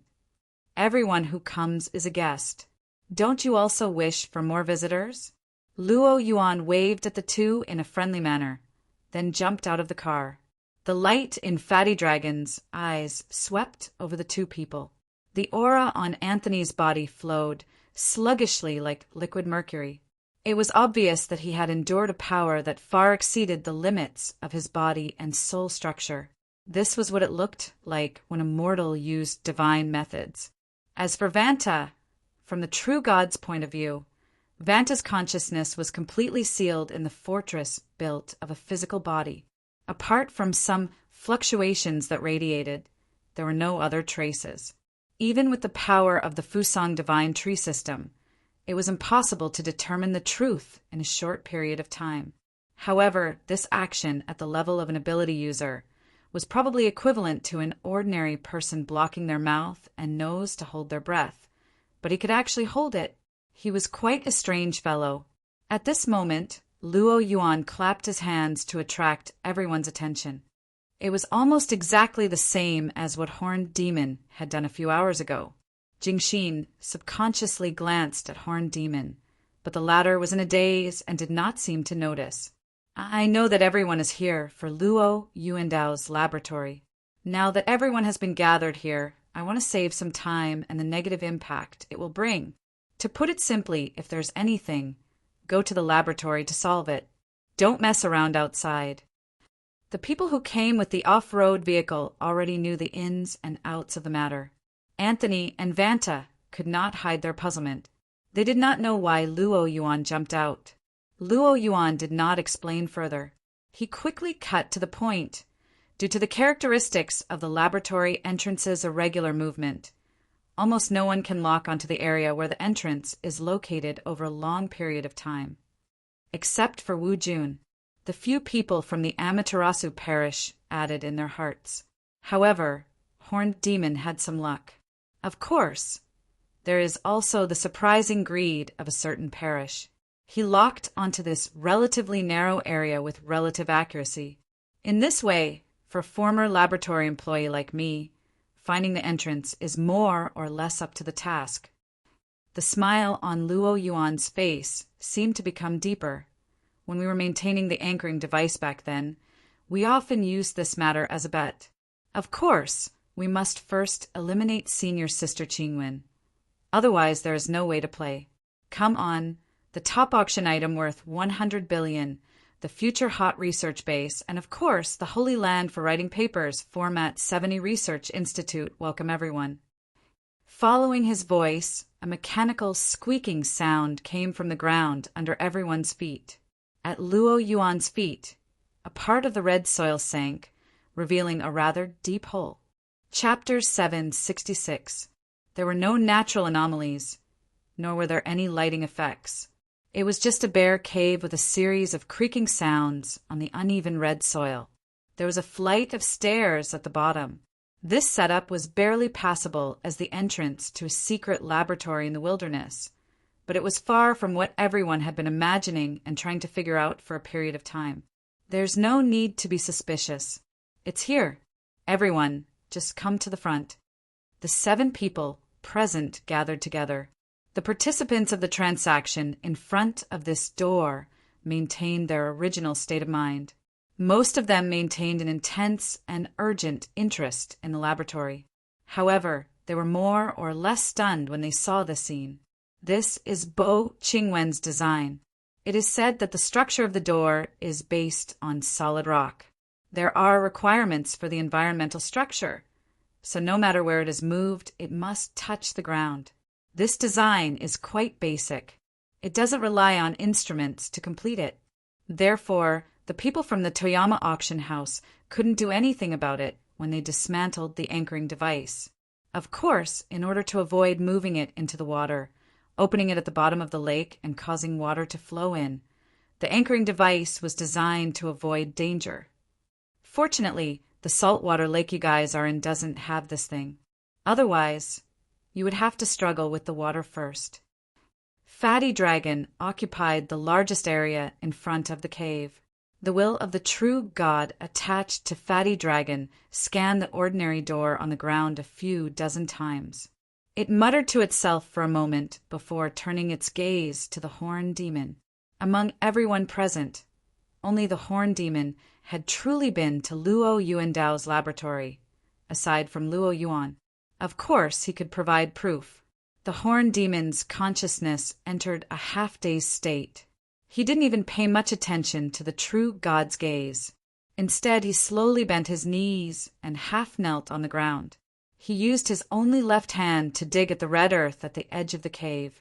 Not only did he dig out the red earth granules, but he also dug out the rock fragments below.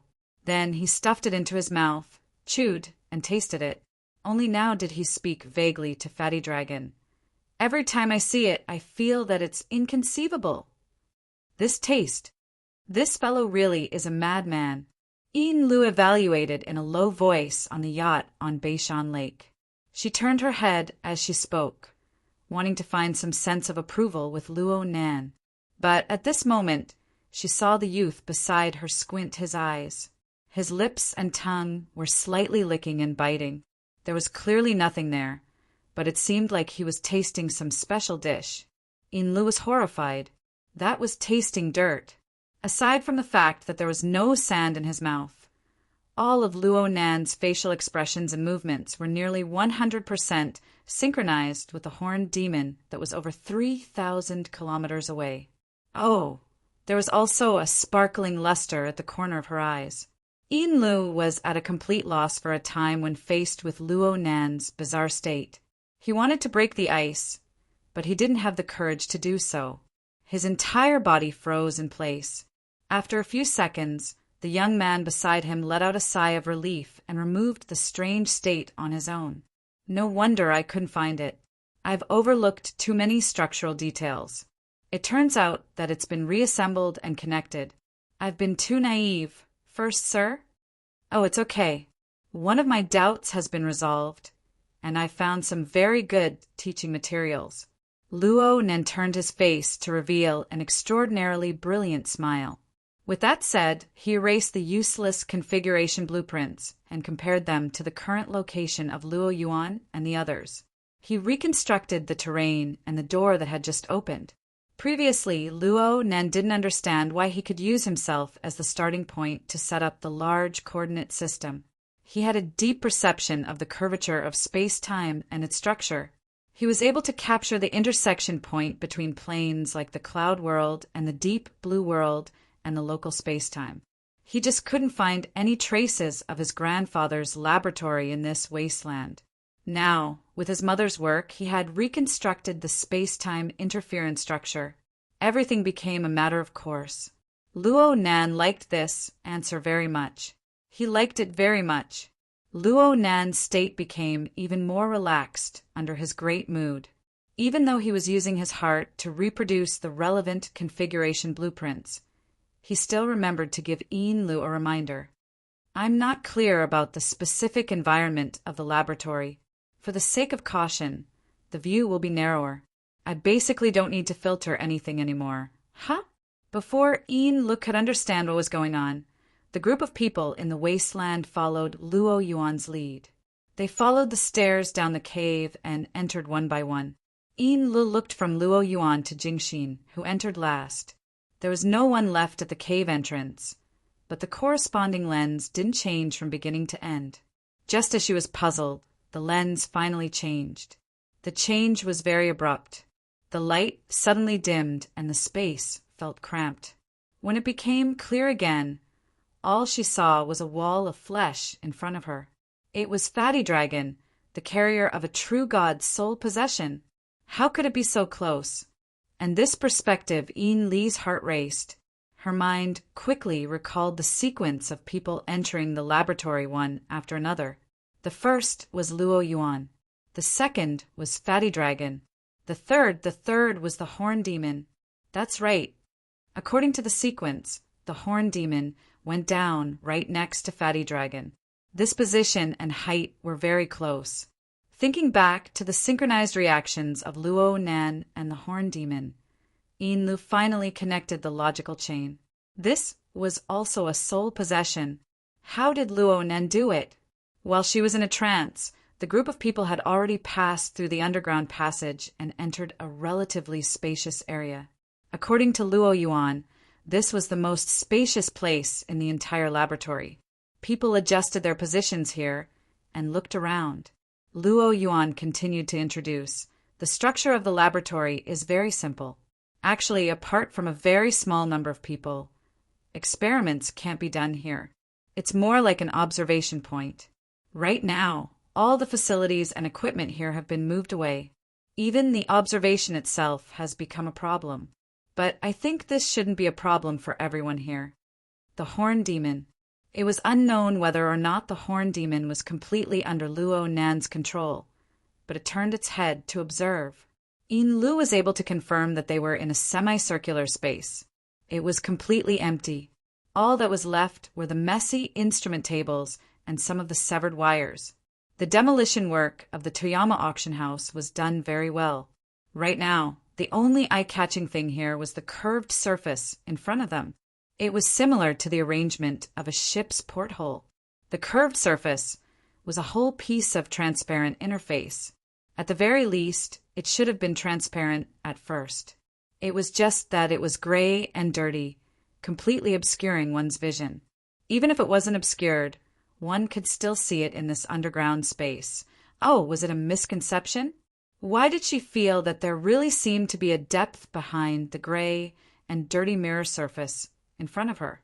Moreover, it was shaking and swaying violently. It was like a sandstorm between the portholes, covering the entire area of vision. This was because the sandstorm was airtight. It was like a thick rock layer that completely buried the porthole interface. Was this an underground sandstorm? What was this? Chapter 767. The observation point that Luo Yuan mentioned wasn't big. With Fat Dragon's massive physique, it only took 2 steps to arrive behind the circular observation window.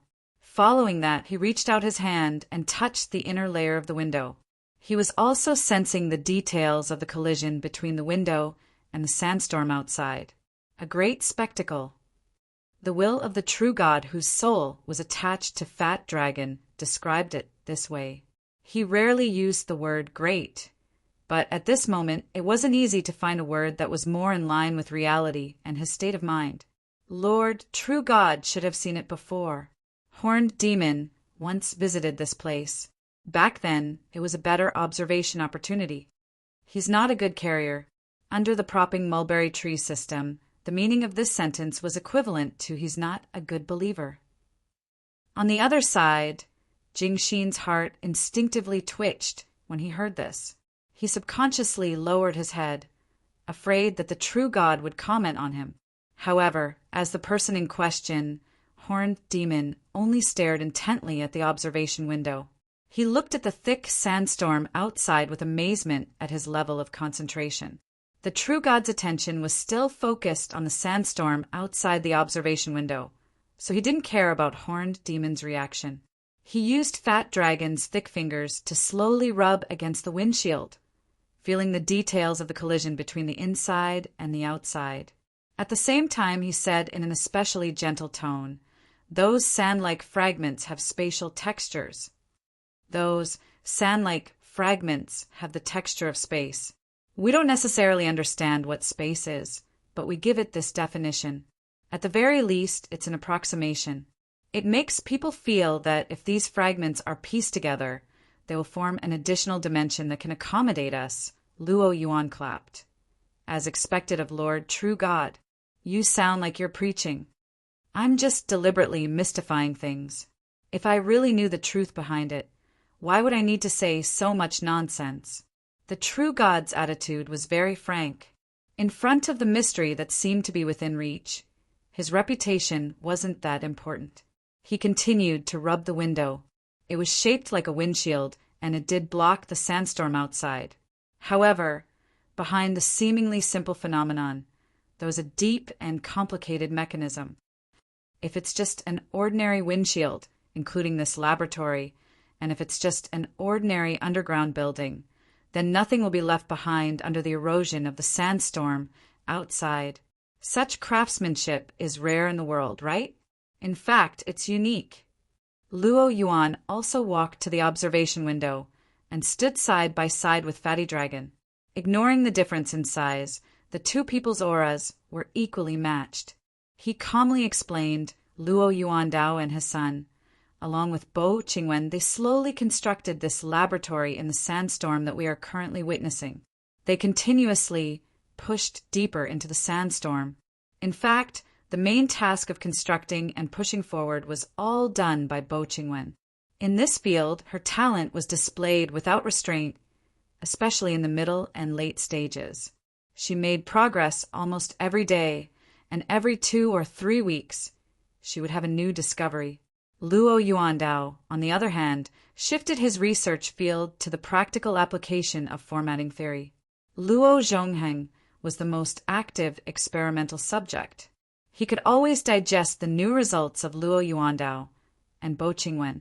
At that time, everything seemed to be going well, until one day, an unforeseen event occurred and the process was interrupted.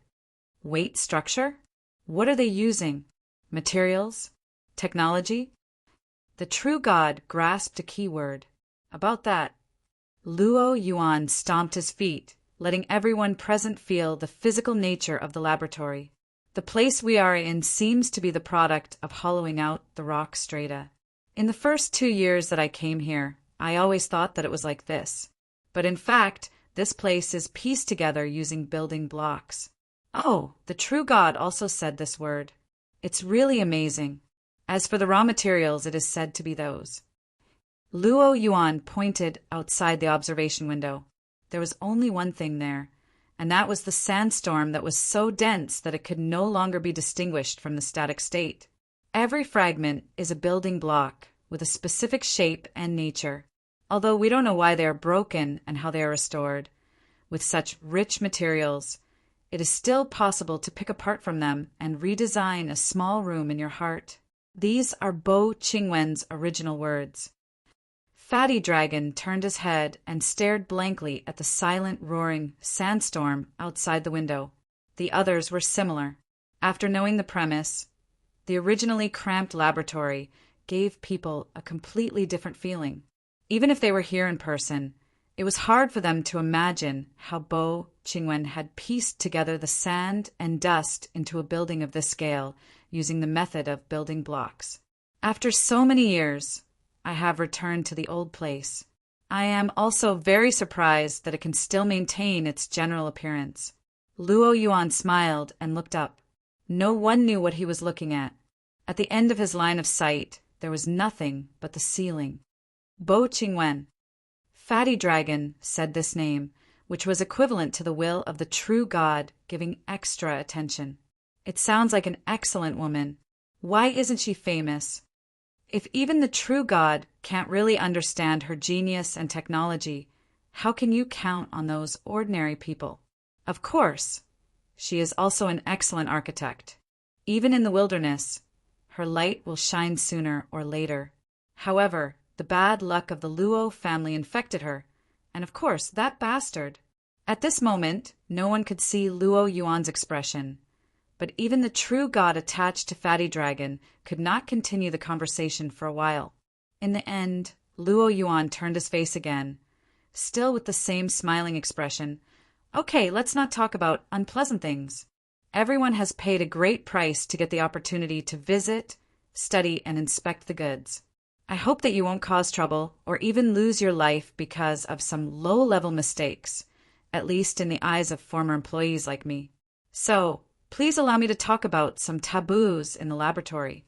At this point, Luo Yuan turned his head to look at the centaur and asked, "You are also a person who has been tossing around here.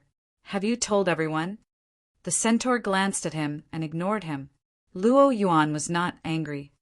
"Then I'll explain it from the beginning. It's not particularly complicated.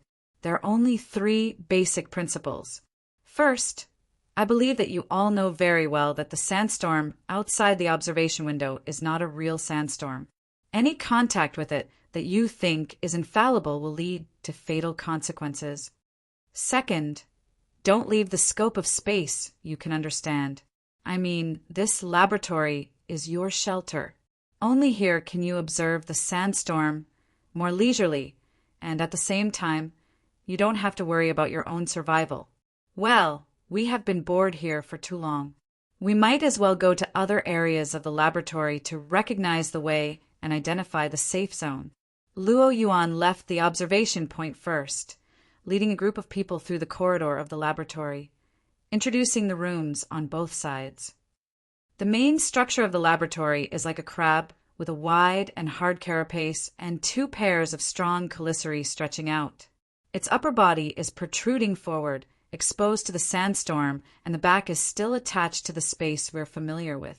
Basically, the head and chelicerae are very strong. At least when I am here, I can listen to the sandstorm and the special interference sound of the laboratory and have a good dream. You have seen the laboratory. The circular corridor we're walking in is the chelicerae on one side. We call it the left chelicerae corridor, and the symmetrical side is naturally the right chelicerae corridor. Note that they look like a ring, but they are not connected. There is a room at the end, and if you want to die, you can go in. Here we are.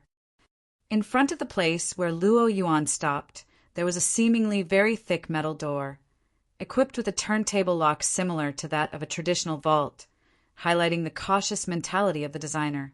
Well, this set of safety doors was installed after Bo Qingwen's death, because without her, the follow-up project was aborted. Before this was actually a place to show off their affection.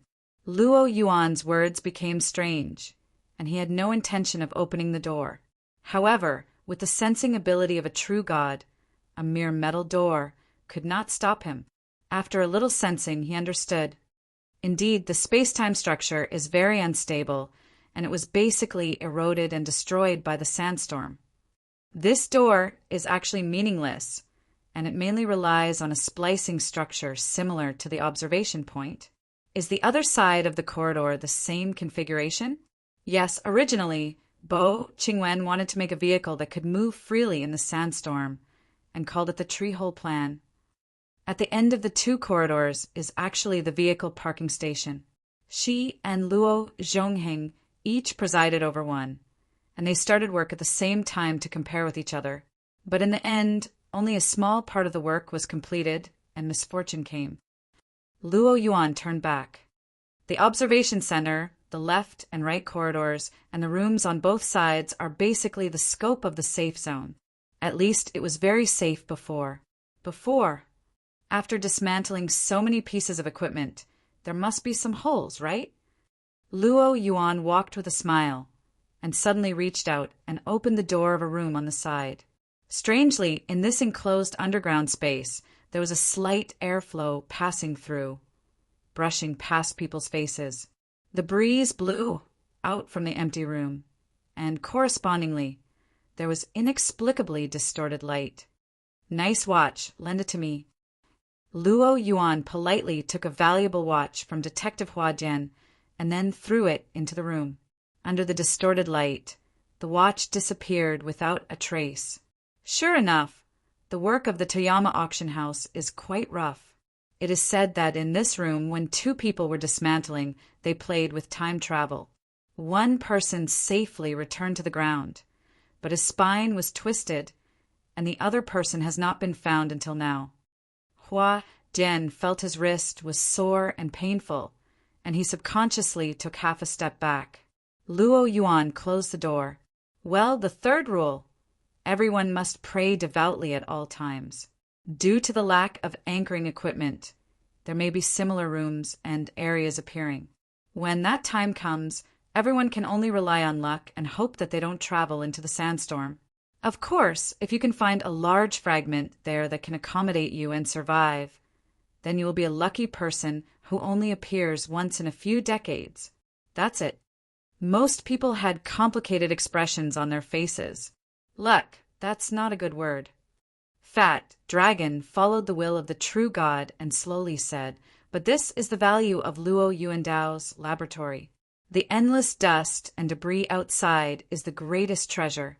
But if you don't master the skill to reassemble the fragments, you can only rely on luck. That's basically it. So you guys made that plan to treat us to a meal to let the only child in the world who has materialized formatting theory and proposed configuration theory help you solve the problem of luck. Luo Yuan was still smiling. Don't blame me for being picky, true God. First of all, formatting theory isn't some lost secret manual. You can give me a few of your church's believers now, and I can let you see the results in a month. Of course, after a period of time, I can't guarantee how many people will survive. Secondly, configuration theory isn't the patent of that child. The Apocalypse Laboratory and the Deep Blue Laboratory have even more mature industrialized technology, but they are biased towards physical products and are not related to the high-end needs of the laboratory that involves the structure of space and time. In fact, there is no evidence that the child has this kind of ability. The theoretical technology he has displayed is still limited to the spiritual side or the soul. It's just that the person who proposed the plan and I, the consultant, are all loyal supporters of the bloodline theory. So many people want to see if the kid who inherited Bo Qingwen's bloodline has talent in this area. At the end of the day, this is more like a prayer ceremony before trying your luck. At least that's what I understand. Driven by the true God's will, Fat Dragon's chest shook and he laughed softly. At this moment, someone in the crowd suddenly raised his hand. The one who did this was the centaur. He raised his only left hand and attracted everyone's attention. Under the gazes of the two groups of extraordinaries, he spoke in a hoarse voice. Mr. Luo Yuan, according to my understanding, you should be the luckiest of all the laboratory employees.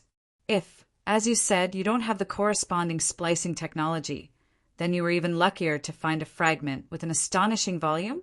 How did you move it and use it? Or is it still here, in the depths of the sandstorm?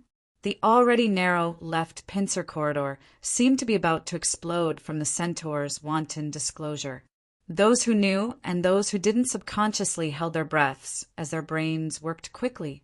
They wanted to see how Luo Yuan would answer and react. The true god who possessed Fat Dragon could have stopped the centaur with a shout, but he didn't. Luo Yuan stared at the centaur, and the smile on his face that revealed the muscles on his cheeks deepened. But in the end, he said in an extremely calm tone, "That's a private deal between me and the goddess of destiny. It's not suitable to say it face to face." A hoarse laugh came from the centaur's throat. He didn't continue to ask and just made an evaluation. Chapter 768. Not good. Yin Lu felt that the situation was far from good when the centaur suddenly opened his mouth in the laboratory. She couldn't tell whether the centaur or Luo Nan was speaking from the centaur's perspective. Yin Lu was almost certain that Luo Nan's emotions had already seeped into the centaur's body, 3,000 kilometers away. Fortunately, due to the centaur's usual crazy behavior and the corresponding underlying mechanism was hard to imagine. Neither Luo Yuan nor the true god who possessed the Fat Dragon suspected anything. But they didn't need to suspect anything. Luo Nan was about to explode. His face was a mix of green and red, especially when Luo Yuan recklessly evaluated Luo Yuandao, Luo Nan, and Bo Qingwen.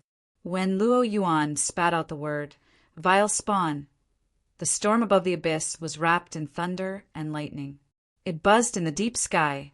Even the Blood Soul Temple that Yin Lu relied on seemed to groan and sway in the thunderstorm.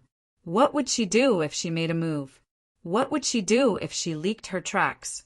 Yin Li's mind churned with jumbled thoughts, but she couldn't find a way to dissuade him. It was hard to form an effective response. The setting sun above North Mountain Lake shone down. It was warm, but Yin Lu already felt the chill of the night ahead of time. She didn't care to look at the centaur's reaction in the distance. She just stared at Luo Nan and prayed in her heart at the same time. But her mind was in chaos as to what she should pray to and who she should pray to. That bitch. Luo Nan suddenly repeated the words that had just echoed in the laboratory. This made Yin even more certain that the centaur's words and actions were influenced by Luo Nan's interference. She actually didn't quite understand who the so-called bitch was, but Luo Nan being able to open up a channel of communication was already a joyous matter.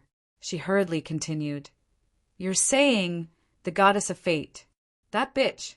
Luo Nan rarely used vulgarities, but he was speaking more and more naturally now, and he couldn't stop once he opened his mouth. He continued on without end. She can flirt with countless people at the same time. Then she can randomly choose a lucky person and let that person enjoy everything alone. She can let others bear the rest of the misfortune. Flirt. Huh, flirting. Flirting with that bitch. I really believed her nonsense. Inlu opened her mouth, but she was actually speechless. It wasn't that Luo Nan's eloquence was overflowing. Rather, she had already been defeated by Luo Nan's chaotic logic and his corresponding intense emotions. Luo Nan's arm swept across the virtual work area, causing the graphics on the surface to fluctuate and tremble. They were practically unrecognizable. This was undoubtedly an emotional action. It was probably because the psychic diagram reminded him of the so-called flirting theory in the past, and he was seriously displeased. Inle didn't dare to advise him. She was afraid that she would say something that would provoke Luo Nan. Luo Nan would immediately start a war with the two extraordinaries in the laboratory. Right when she was at a complete loss, she saw Luo Nan's movements suddenly come to a halt. He forgot to retract the arm he had waved. He only used his eyes to stare fixedly at the work area. He stared at the turbulent light and shadow that had yet to completely recover. Inlu turned her gaze as well, but there was nothing within the faint glow of the work area. Aside from the psychic diagram and the structural design diagram that had just recovered from the distortions and turbulences, there was nothing else. She was unable to see any special changes. On the contrary, Luo Nan's aura was constantly changing. That fluctuating aura was like the roaring and churning sea on the psychic diagram. There seemed to be some sort of resonance between the two. Ah, there it is. Inlu chased after Luo Nan's line of sight. She stared at a certain area on the psychic diagram. Actually, she still didn't quite understand, but Luo Nan's deep whisper rang out at the same time, giving her a simple explanation. There's a change. Luo Nan extended his hand. His fingertips touched the scene of the clouds surging above the psychic diagram. He slowly drew his hand over. He only thought of something halfway through and activated the drawing function. He scribbled a few times on this area, and then he drew a few strokes. Then he stopped and sized it up in detail. Actually, the overall structure of the lines and shadows of the psychic diagram hadn't changed too much. But when Luo Nan raised his hand again, Inlu felt that the electric arcs leaping between the clouds and shuttling between the sea tornadoes seemed to be much denser. Correspondingly, the scene of the storm on the psychic diagram gave people an increasingly unbridled and wild feeling. After looking at it for a long time, it was as if the entire scene was cut from the actual scene of the sea and the sky. It pounced directly into the depths of the eyes. This diagram. Inle didn't know how to describe it for a time. Luo Nan's response was exceptionally fleeting. They can indeed form a connection. The goddess of destiny might be a bitch, but she's always been exceptionally lenient towards the strong. Although this proves that she's a bitch even more. Luo Nan's incoherent words made Inlu even more worried. Luo Nan wasn't angry at this moment. It was as if he had been infected by the deranged, horned demon. Luo Nan suddenly turned his head while his thoughts were running wild. He bared his teeth at her and laughed. Oh, I've been infected by that horned demon. Li's hair stood on end. Luo Nan's smile and words were simply a conversation with her soul. Right now, she was in front of Luo Nan's eyes. Her entire body was glowing red. It was hard to conceal anything. And then there was this tone and style. Luo Nan's eyes were a bit absent-minded, but his mouth was extremely polite. Sorry, I didn't want to scare you. If I didn't do this, I wouldn't have been able to utilize the fellow's special sensory ability. He really is a lunatic and a freak. Ian didn't know what was going to happen next. The logic of a lunatic was simply impossible to understand and predict. Even in front of Luo Nan, who seemed to be able to see through her soul, she still had this thought. Otherwise, she would have been driven insane. Right when Inlu was in a state of fear, The turbulent atmosphere in Luo Yuandao's laboratory over 3,000 kilometers away gradually calmed down. People were already used to Horn's deranged behavior. In addition to the magnanimity of the two extraordinaries, the group of people acted as if nothing had happened. They continued to familiarize themselves with the laboratory's environment under Luo Yuan's guidance. They searched for places of interest and value. They also verified whether or not the auction items and corresponding prices were appropriate. Everyone had a ruler in their hearts. They all had their own standards, so they slowly spread out and acted on their own. Luo Yuan didn't mind. He led the group around the laboratory and considered his mission accomplished. He stayed at the observation point and chatted with the will of the true God who also stayed there. Jing Xin, a subordinate follower of the Amaterasu cult, stayed by his side. He was trembling with fear and filled with jealousy. He was jealous that the other follower in name, the Horned Demon, could leave so boldly. Was this preferential treatment for a lunatic? The Horned Demon didn't care what other people thought. He directly turned to the right claw corridor, where he had spent less time before. He walked all the way to the end of the corridor, and as expected, he saw a metal door that looked like a vault. He was not alone. Detective Hua Jian had the same ambition as him. The latter was only half a minute later than him. When she saw the centaur's back, she hesitated for a moment before leaning over to greet him. She started a conversation as if she was chatting.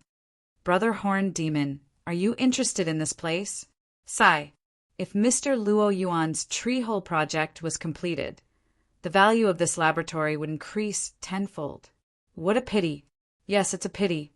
The Horned Demon's answer was perfunctory. However, he still paid extraordinary attention to the room behind the metal door that was bound to be destroyed. Even a blind person could see it. Hua Jian followed the Horned Demon's focus and tried to obtain more valuable information from this lunatic who had entered the palace twice. "I really want to open this door and take a look." Hey. When she saw the Horned Demon's actions, Hua Jian felt like her hair was about to explode. She instantly retreated 7 to 8 meters, almost to the other end of the circular corridor. The Horned Demon's hand was already turning the wheel, but he didn't open the door. Perhaps he didn't know the password. He finally placed his hand on the wheel and asked a question that seemed rather idiotic. "Why is it called the Tree Hole Project? What's the criteria for the name?" Hua Jian wanted to say something like, "I have nothing to say to a lunatic like you. Please stay away from me." However, the habit of commercial espionage allowed him to continue the conversation as much as possible and deepen the communication.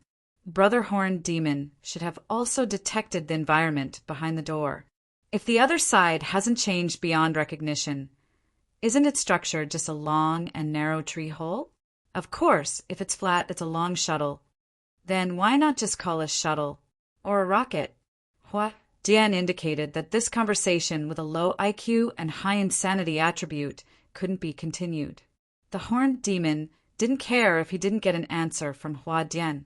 Or rather, from the beginning, the Horned Demon and the will in the depths of his heart didn't expect to get an answer from anyone. He just took this opportunity to observe, think, and judge. Now that he had a corresponding result, the Horned Demon slammed the wheel hard. He turned around and strode away amidst the rumbling sound of the metal door. A layer of cold sweat had already accumulated on Hua Dian's back. He didn't want to have anything to do with this lunatic. He raised his hand to let the Horned Demon go, sending him off with his eyes. Luo Nan suddenly stood up on the Ray yacht on North Mountain Lake. He issued an order under Ian Li's blank gaze. "Prepare the teleportation array. I want to return to Xia City. Now." Ian Li shivered and quickly stood up to respond. "Anytime, mister. I've already arranged for people to rearrange the materials during the day, but for safety reasons, I'll have to ask you to do another test. I'll have the yacht go over right now." "No need. I'm fine by myself." Luo Nan walked to the edge of the sun deck and kicked the heavy metal case that was placed there. The mechanical components immediately activated and adjusted their positions. The case's lid opened and Luo Nan stood in the two shallow grooves that accommodated his feet. His body fell down slightly, and then he was lifted up by the body. Thousands of metal components corresponded to each other under the control of the AI. They revolved around Luo Nan's body and combined in many ways. They formed an exoskeleton armor that enveloped Luo Nan's entire body within 5 seconds. There are still some supplementary materials at Point B. I'm going there. Then I'll turn back to Xia City. You keep watch over the teleportation array. I should be back soon. What did he want to do? Chapter 769. Luo Nan relied on the spatial resonance connection between the transmission array and gear of the North Bank to construct a transit channel through the cloud world. He traveled through the void and returned to the main laboratory area of gear of the North Bank's underground 6th floor. Aside from the problem of energy consumption during resonance and jumps, as well as the wear and tear of the devices that carried the energy, everything was perfect. Successive experiments and practices conducted in Ban City and Spring City proved the reliability of this method. Such elusive methods were no longer enough to excite Luo Nan. His face, buried behind the metal visor, was without the slightest ripple. He just closed his eyes and adapted a bit to the slight discomfort caused by the long-distance spatial travel. The military-grade AI, Standard Bearer, automatically turned on the illumination power of the laboratory area when it sensed Luo Nan's return. It sent over some of the work progress of the AI's recent analysis. A continuous stream of information notifications rang out. The virtual screen on Luo Nan's retina kept popping up with titles and keywords. He wasn't in the mood to look at these right now. He ignored all of them. Speaking of which, Luo Nan hadn't been here for 3 or 4 days.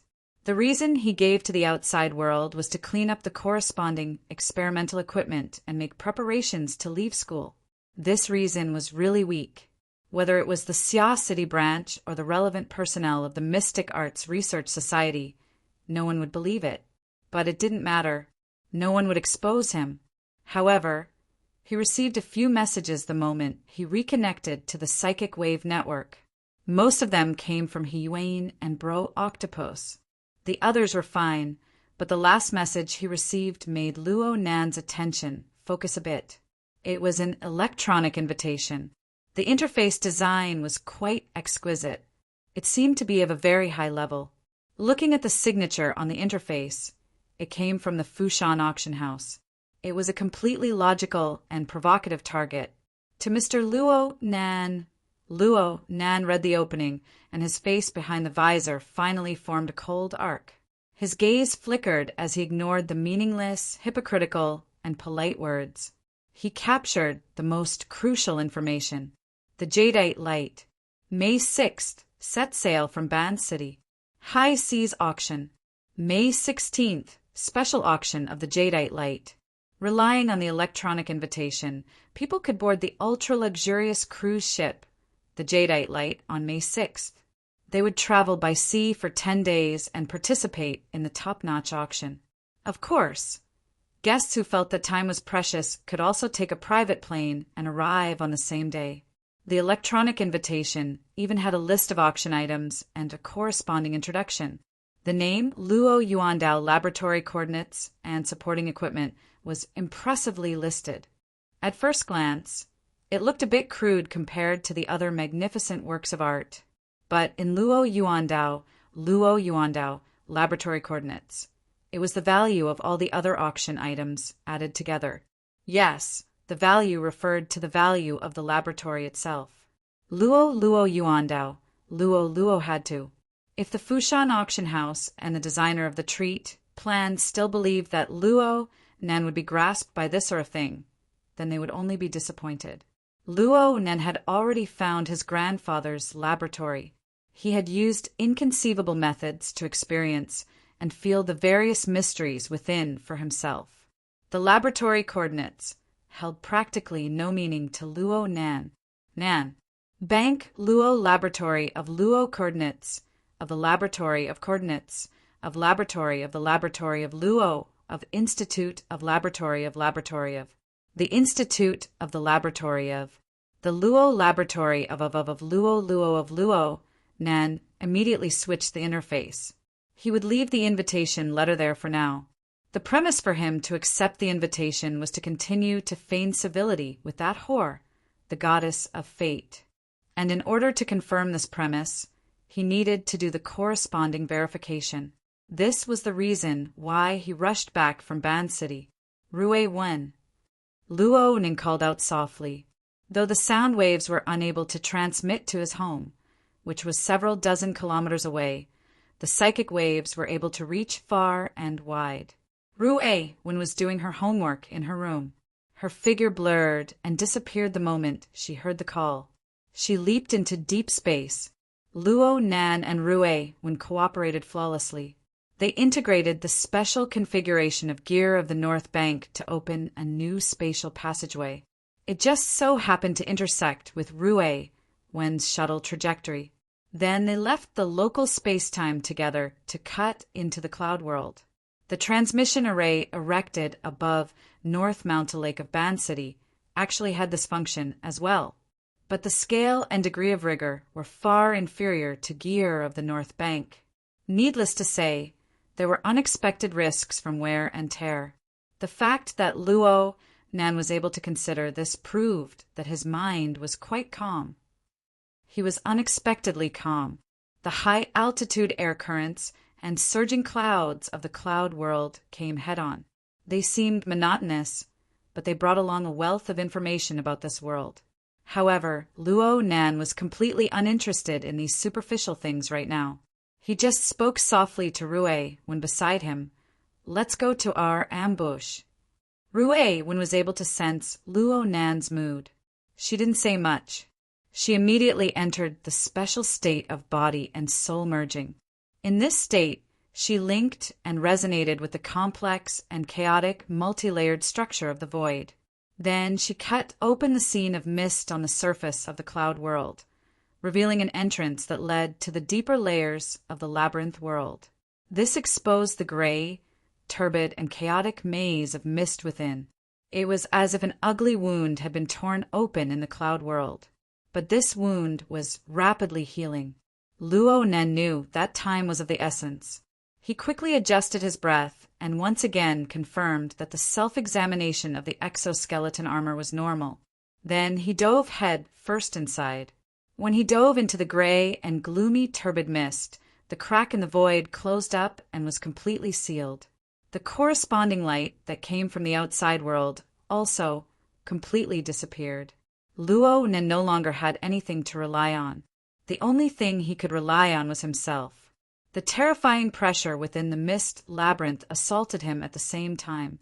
The configuration fragments, numbered in the trillions and trillions of them, formed a torrent of information that oppressed the mental plane.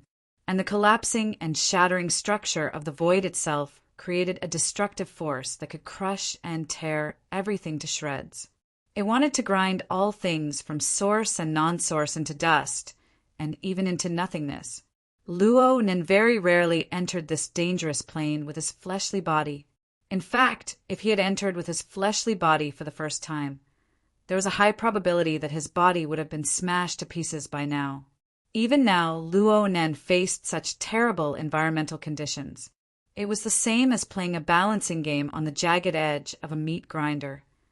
The so-called balancing was the speed at which he pieced together the configuration fragments.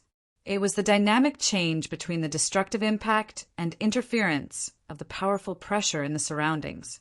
Luo Nan stood at the very center of the gray and white space. This place was like the simple and crude initial environment before the start of a virtual reality game. It was also like a rough house that didn't have any decorations at all. One could even see the texture of bricks and concrete that weren't all that exquisite. The radius of the space was roughly 30 meters or so. It was 10 times greater than the initial radius of 3 meters he sensed in the mist labyrinth. Of course, if one were to calculate the volume of the space, then it would be an expansion of over 3,000 times. If placed in the real world, it would be equivalent to a medium-sized shopping mall. Even if Luo Nen used reinforced concrete to construct this space, it would still be a rather large project. Moreover, Luo Nen used even more precise and complex methods. He used a jigsaw puzzle, a building block method. Luo Nen viewed the boundless and endless configuration fragments as raw materials. He pondered over the laws and rules that were completely different from the ordinary nature of matter, according to the nature of each fragment and particle, as well as his understanding of the configuration system. He pieced together these tiny, bizarre powder fragments that didn't even possess a physical body. He gradually strengthened their hardness and support, allowing them to grow little by little under the destructive pressure, gradually expanding their range. Luo Nen went from slow to fast, from sluggish to smooth, from bewilderment to clarity over the course of 4 months. Finally, he constructed a foundation that he could live on. At the same time, it was a unique domain that allowed his own abilities to be put into practice. This method was very familiar, right? That's right. It was exactly the same construction method that Luo Yuan spoke about in the laboratory that belonged exclusively to Bo Qingwen. It was of the same origin, a son learning from a stepmother. This was a matter worthy of celebration, but it was also a reasonable matter. Luo Nen accepted the theory of the virtual brain system of the external neuron. He also received his mother's research papers and notes from Professor Pan. This was the most logical development. It was also the most comfortable karmic cycle.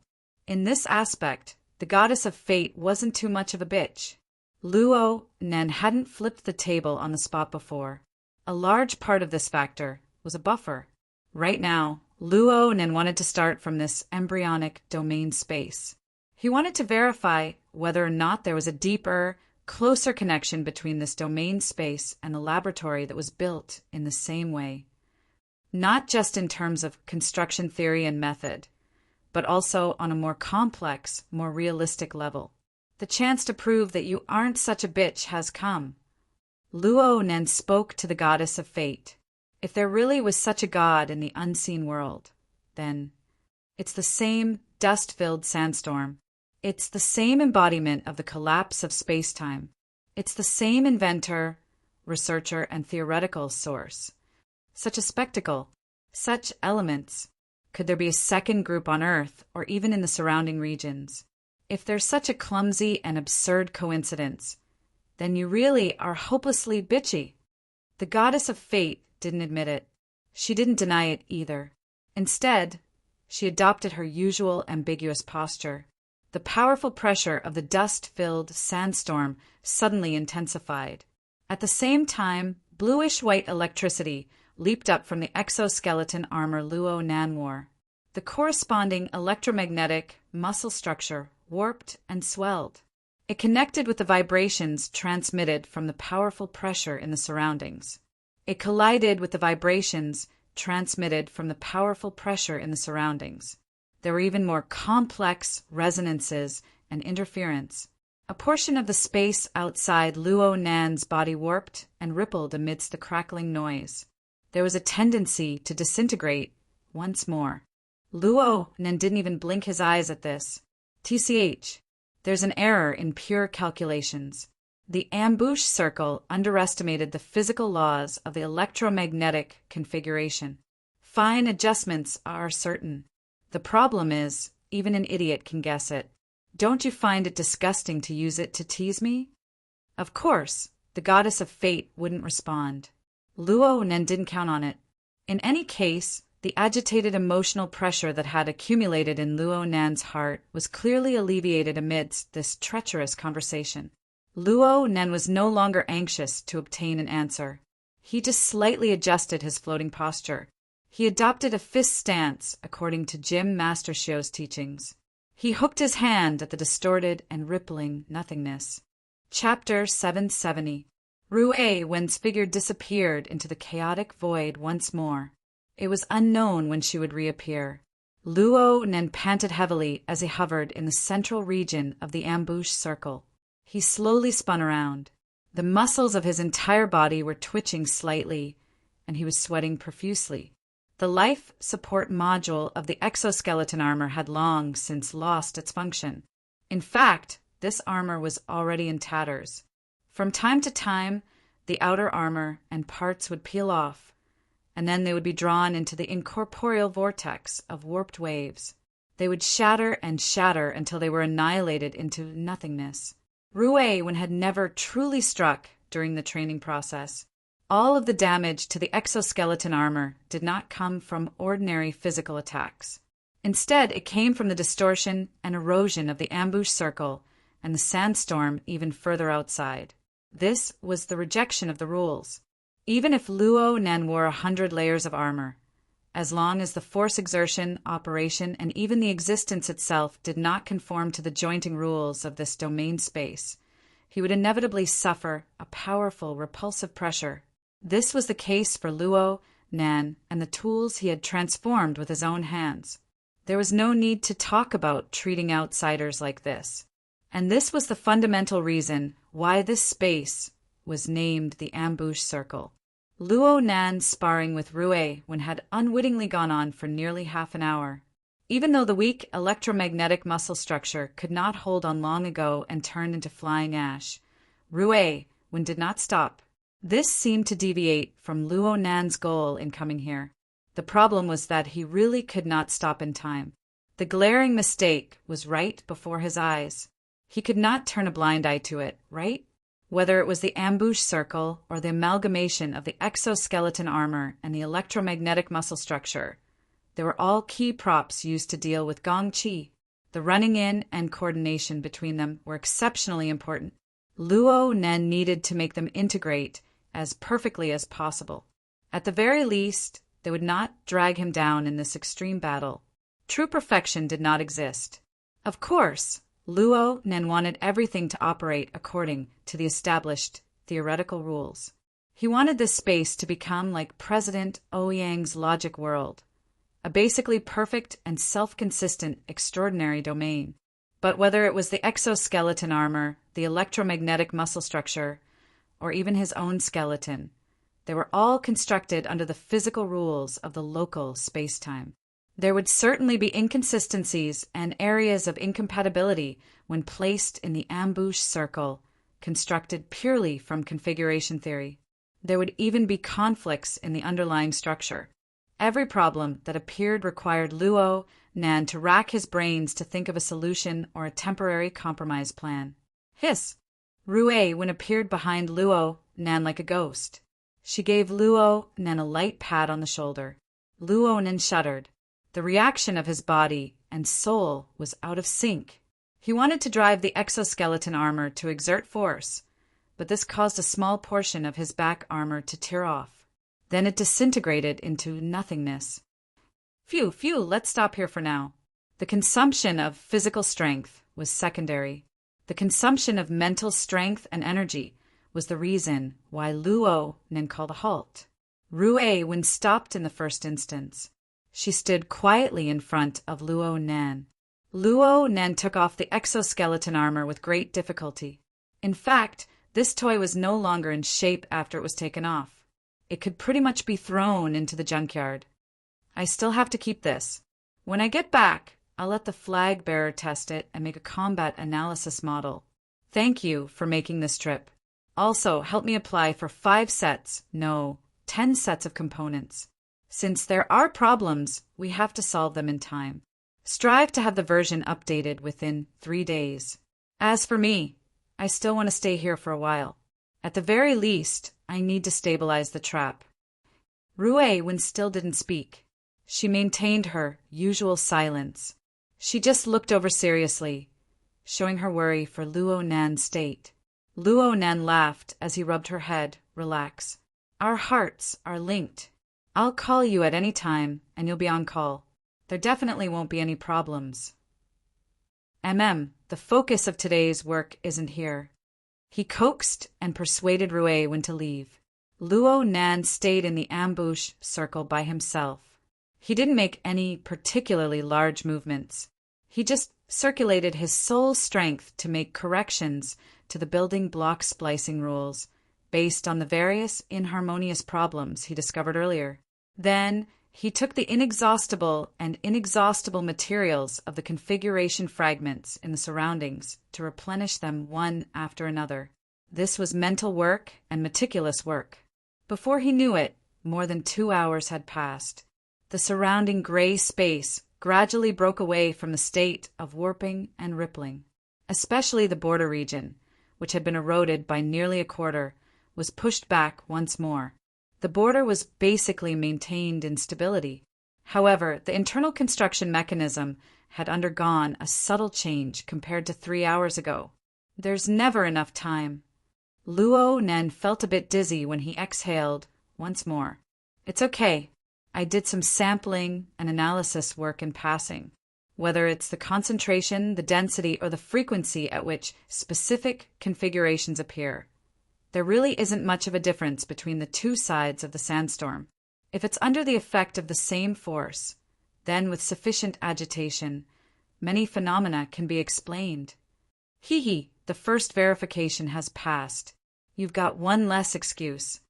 Luo Nan accepted this result with an ordinary heart. He gave a thumbs up to a certain Hor god in the nothingness. Then he followed the laws of the North Bank's gear and returned to the local space-time. When he appeared again, he was already in a narrow and gloomy space. This was the interior of the withered tree in the sandbar a kilometer away from the North Bank gear. This was the private space that belonged to his parents, and it also belonged to him. It was also another destination of Luo Nan's in Xia City. The anchor point between the tree-hole space and the cloud world was the lounge at the bottom level. Luo Nan sat on the circular chair with great precision. His back leaned against the wall of the tree. Combined with the dizziness from the jump in space-time, it was as if he had just woken up from a short nap. Everything that happened just now was just a dream of nothingness. Unfortunately, right now isn't the time to dream. It's time to work. The second verification has begun. Luo Nan stood up and held onto the inner wall of the tree hole. He walked up to the second level of the tree hole at an extremely slow speed. According to the original design, this place should be a workshop. Back then, his mother and that person should have let their imaginations run wild in this narrow space, obtaining inspiration. And then, was there a deeper function? Luo Nen wouldn't have thought this much before today.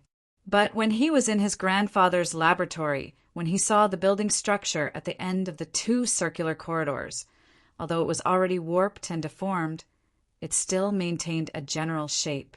When he heard the fragments of events from the past that Luo Yuan spoke of, his thoughts couldn't help but grow wings, extend claws, and anchored this place anew. The tree hole plan. Why a tree hole? Luo Yuan's explanation was to show off their affection. Perhaps this fellow knew a portion of the North Bank gear and even the matters of the ancient tree, sandbar. He knew that this place, designed and built by his mother, contained a special emotional meaning. But could it be that there wasn't a more realistic meaning? Luo Nen touched the structure of the tree hole bit by bit. He was able to feel the rigid yet moist sensation of the dried-up tree soaked in water vapor. He was able to distinguish the tough texture of the biochemical filler in the middle. He was even able to grasp a bit of the regular molecular chain structure. But outside of these surface and internal structures, there weren't any configuration fragments that Luo Nen imagined, that he hoped would be mixed with the texture of the space-time structure. It was just like the laboratory in the wasteland. It was just like the ambush circle in the cloud world. The facts proved that it wasn't like that at all. Could it be that I was wrong?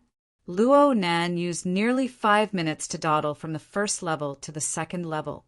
His fingerprints were rubbed flat on the withered tree bark, and the precision of his mental senses was raised to the limit. But he still didn't discover anything.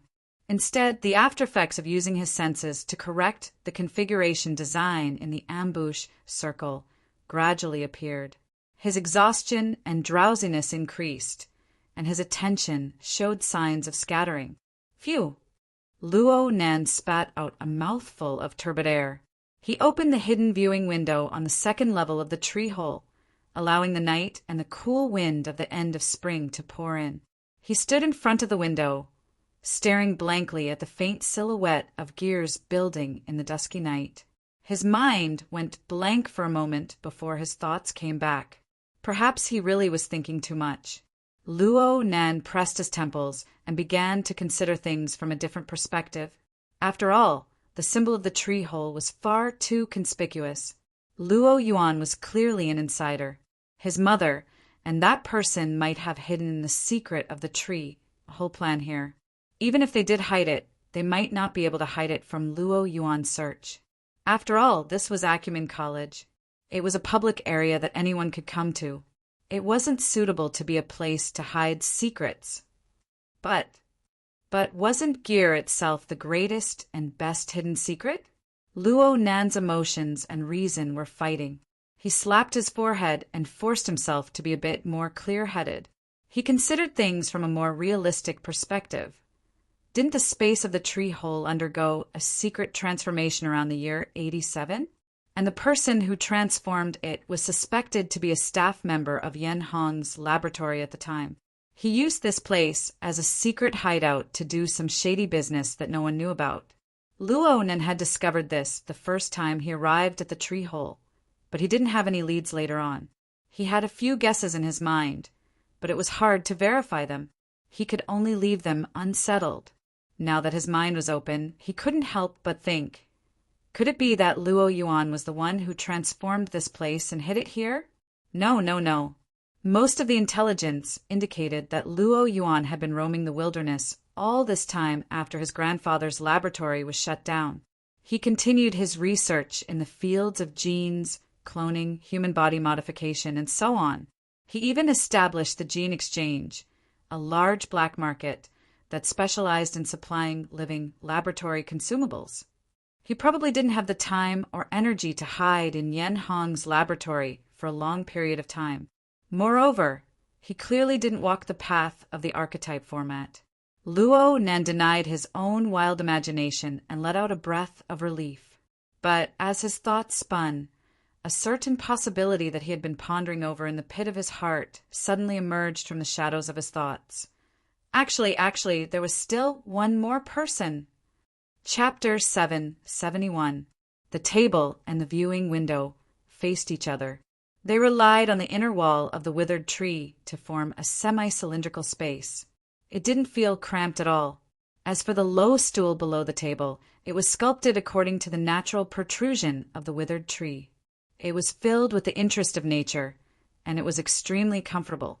It embodied first-rate design and craftsmanship.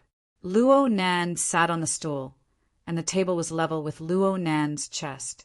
It was a bit high for him, but it should be a relatively comfortable position for an adult in this narrow space. Luo Nan sat here with his elbows resting on the table. The circular base of the electronic photo frame was right in front of him. With a light swipe, the light from the projection area pushed away the surrounding darkness, revealing the smiling appearance of his mother leaning against the tree all those years ago. Luo Nan looked at it in a daze. He looked at the brows and eyes that were vaguely similar to his own, but they were brighter and sharper. The finger pointed towards the camera seemed to be greeting him. Yep, it wasn't a normal hello or the like. It was more like a hurry up and catch up type of urging. Luo Nan maintained his sitting posture while leaning on the table. His mind inexplicably scattered once more. He suddenly thought of something. Back in the day, why did the fellow who hid here for who knows how many years keep this electronic photo frame? And why did he place it in the most conspicuous place? Every night, in the deep and silent darkness, did that person do the same as he did right now? Within the faint light of the projection, he received the smile and encouragement that came from the distant past.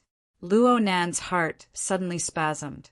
This even drained away most of the strength in his body, to the point where he was no longer willing to think about anything. He no longer maintained his stance, allowing his body to collapse.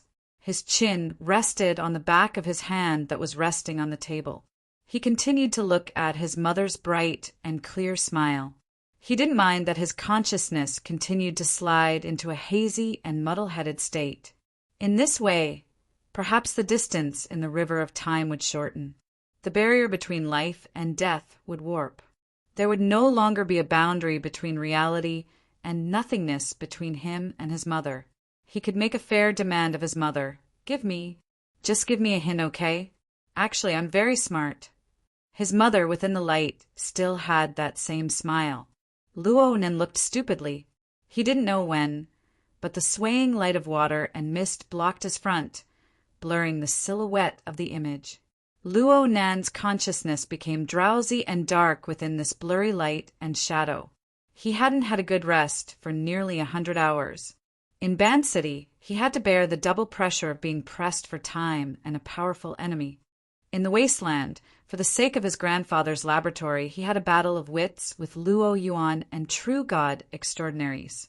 In the misty labyrinth, he had also made high-precision repairs to the ambush circle. He had indeed reached his limit. Therefore, in the blurry light and shadow of life and death, in the narrow space where his mother's scent still lingered, the tide-like emotions finally overflowed the high ground of his will and dragged him into a dark dream.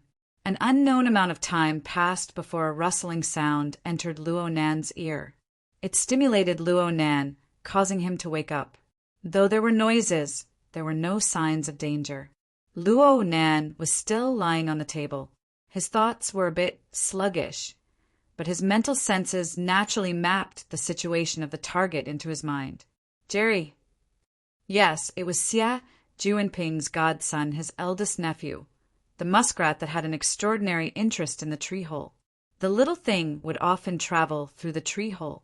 It seemed to use the tree hole as a base of operations. Moreover, it loved cleanliness. It hated that it couldn't clean this place until it was spotless. Back then, Luo Nan and Xia Junping suspected that someone once resided in the tree hole. They installed a camera and captured the little thing. Xia Junping and Xia Junping even engaged in a long and drawn-out battle. In the end, it ended with Jerry surrendering to Rui Wen. Whether it was Luo Nan or Xia Junping, they both wanted to figure out the physiological or psychological mechanism behind Jerry's connection with the tree hole. But in the end, they left the matter unsettled. They just knew that the little thing's intelligence was outstanding among its kind. Coupled with its athletic ability that far exceeded its peers, there was quite a bit of a possibility of it being deformed. However, over the past few months, it had long since proven that its temperament was mild. It had been injected with all sorts of vaccines, so it wasn't a threat at all. Part of the muskrat's habit of building caves was reflected in Jerry's care of the tree hole. Generally speaking, muskrat caves had two exits. One was underwater and the other was on the shore. Jerry dug an exit at the bottom of the tree hole that led to the lake below the sandbar. Even though he was quite familiar with gear, he wouldn't go through the underwater corridor, a dangerous area where people came and went. Instead, he would come through the waterway. A third of the nearly 10-meter-long slanted tunnel was above water level, even during the high water season. Jerry leaped in from the water, running and shaking his tail all the way. By the time he entered the tree hole, his fur was more or less in a half-dry state. Even so, he still shook violently on the stone steps at the bottom of the tree hole. He only climbed up the stone steps after the water droplets were almost all shaken off. The little fellow's senses were quite sharp. He felt that something was off in the resting room on the first floor of the tree hole. He lowered his body and shrank back, but he soon determined a familiar aura and relaxed. He shook his plump body and made his way straight up to the second floor of the tree hole. Luo Nen didn't mind such a chance encounter. This wasn't the first or second time they met. On the contrary, Jerry appeared quite excited when he saw Luo Nan. He simply charged over and crashed into the inner wall of the tree before turning back. He didn't care about his half-wet, half-dry fur and fiercely rubbed against Luo Nan's calf. Having a lively little thing by his side was much better than being alone and depressed. Luo Nan hooked his lips. Though he was still suppressed by his heavy emotions, He was still lying on the table, unwilling to get up. He lowered a hand and scratched the little fellow's body twice. Other than that, the half-wet, half-dry fur didn't feel as good as when it was dry and fluffy. Luo Nan saw that Jerry still wanted to rub against his body, and a layer of blue and white electric flames flickered between his fingers. It pierced the little fellow, causing his long bristles to explode. The electrical resistance of the fur would decrease greatly when it came into contact with water. The damage from the electric current passing through would be greater. However, Luo Nan's control was extremely effective. He used electromagnetic configuration interference to temporarily create a nearly insulating physical structure. Aside from an increase in temperature, there were no other effects when the electric current passed through. Instead, the electric current turned into waves of warm wind as Luo Nan fiddled with it. Jerry's fur quickly became fluffy and dry under this combing. Such methods proved that Luo Nan's special training in Band City over the past few days had remarkable results. Jerry knew that Luo Nan wouldn't hurt him, so he stayed quiet for a few seconds as the electric current flowed back and forth. He waited for his body to return to being dry before he whimpered and rubbed against his pants, asking for a hug. Of course, Rue Win was the #1 target of reverence and intimacy in the little fellow's circle of life. Perhaps it was because she was the first person to introduce him. Next, Luo Nan and Cat Eyes were more or less the same. Cat Eyes usually played with him a bit more, while Luo Nan was clearly affected by Rue Wen's radiation. As for the little fellow's biological father, Xie Junping, he was ranked 4th. It was already quite good. However, Luo Nan really didn't want to budge right now. He just used his fingertips to stroke the little fellow's short and pointed head. Jerry had a rough understanding of Luo Nan's state after a moment. He displayed his subjective initiative, grabbing Luo Nan's pants and pulling them down. He borrowed a bit of strength to leap up onto the stool and onto Luo Nan's back. He jumped down from Luo Nan's right shoulder and just happened to land in the empty space of the table where Luo Nan's right arm hung down. He displayed an agility that didn't match his plump body and most of his kind. Just how big was the table? Jerry's body was over 20 centimeters long, and he was quite stout. Even though his tail was swinging outside and his body was still curled up, he still occupied a small half of the space. His long bristles streaked across Luo Nan's cheeks and even the corners of his eyes, forcing Luo Nan to move back. This naturally broke his stance and made it impossible for him to lie on the table like a corpse. "TSKU." Luo Nan spoke halfway, but he wasn't really angry. He couldn't lie on his stomach right now, but he didn't have much strength. His left elbow was still resting on the table, supporting his cheeks. He raised his hanging right hand and pressed down heavily twice on Jerry's head. His fingertips could feel the friction between the little fellow's flesh and skull. Jerry's skin was coarse and thick, so he didn't mind it at all. His throat even emitted a gurgling sound. He seemed quite comfortable. Luo Nan's mood improved a bit with the silly and adorable fellow. His hands became much gentler. The little fellow felt that it wasn't stimulated enough at this time. His curled body swayed back and forth without stopping. His tail, which had grown to the length of his body, was swinging around with a crackling sound. "Be good, Jerry." Luo Nan added a bit of strength and pressed the little fellow's head against the table, indicating that he should be a bit more well-behaved. "You need to be polite. Look, this is right in front of my mother's eyes. What should I call you?" Luo Nan was distracted pondering over the question of how to address him, and Jerry took the opportunity to exert strength to struggle free. His eyeballs swiveled a few times, and he was able to clearly see the projected photo to the side with great difficulty.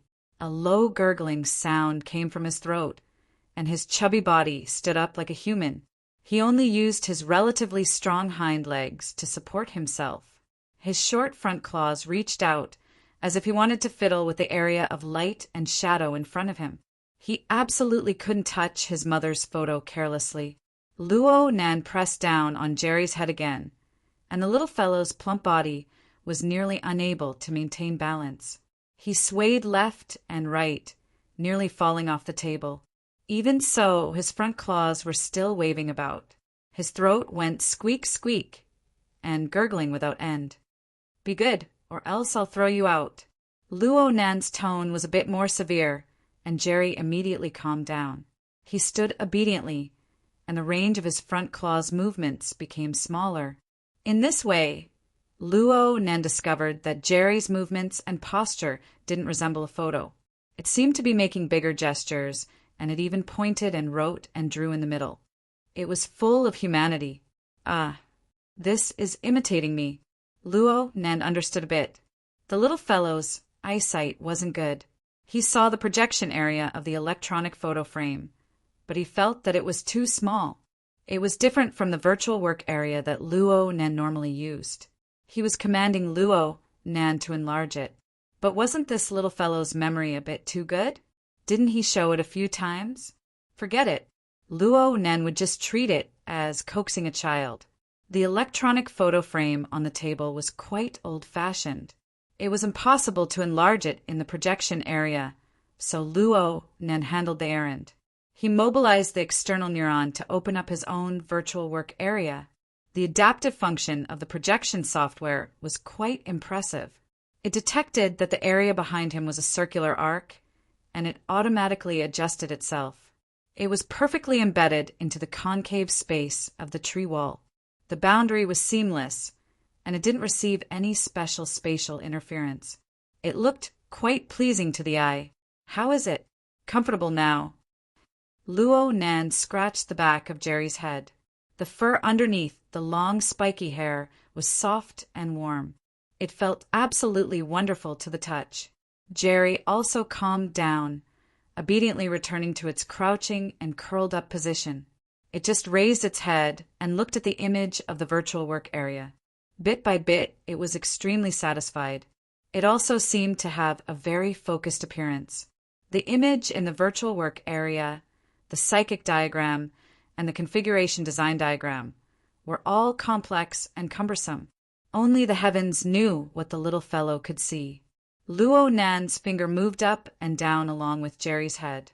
Occasionally, it would even sway back and forth. He just felt that it was funny. "Look at you like this. I'll just call you Mouse from now on." Gurgling sounds came from Jerry's throat. Its head continued to sway up and down, left and right. Luo Nan still wanted to pull it back a few times, but his palm and fingers stayed in contact for a long time. He felt that the temperature of the little fellow's body clearly changed under its fur. Chapter 772. Jerry's body temperature rose extremely quickly. Luo Nan felt that Jerry's body temperature had risen by at least 4 or 5 degrees in the span of a few breaths. Luo Nan was proficient in the mental side of perception, so he was able to grasp this bit of precision. The body temperature of a mammal hovered around 37 degrees. Exceeding this range would cause a clear change in the body's functions. Most of the proteins and enzymes within an organism's body would be deactivated when the temperature entered the range of 40 to 41 degrees. The body's various tissues and organs, especially the brain, would be severely damaged. This wasn't a good sign in any case. Jerry. Luo Nan picked up the little fellow and examined it carefully. The little fellow was a bit unwilling. Its 4 limbs struggled, and its head kept turning towards the direction of the virtual work area. It looked like it hadn't seen enough. This was quite strange. Any mammal would wither at a temperature above 40 degrees. How could it be like this little fellow, still brimming with vigor? His strength was a bit greater than before. Was this the reason for the distortion? Luo Nan increased the strength in his hand. His palm and fingers slid across Jerry's plump body. There were also high-energy electromagnetic short waves that were transmitted densely. Luo Nan sensed the changes in Jerry's fur, muscles, bones, and even internal organs. Yes, the little fellow's heart was beating very quickly. His muscles were twitching intensely, but they hadn't lost their activity. His control was still there. His blood flow was very smooth. His bodily functions weren't damaged. His body's thermoregulatory center and other cooling functions were still functioning normally. Jerry's body temperature continued to rise during the examination. It had long since surpassed the upper limit that a mammal could endure. Under these circumstances, Jerry's body inevitably underwent some changes. Luo Nan felt that the little fellow's soft fur had become much harder. It was even a bit prickly. Its body seemed to have slightly expanded.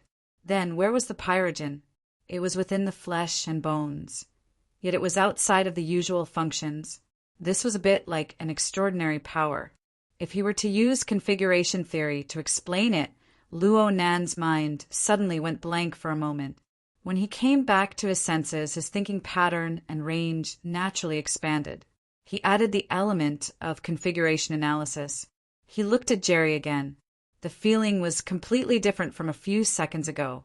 The little fellow had transformed from an individual that could be perceived normally into a complex living system.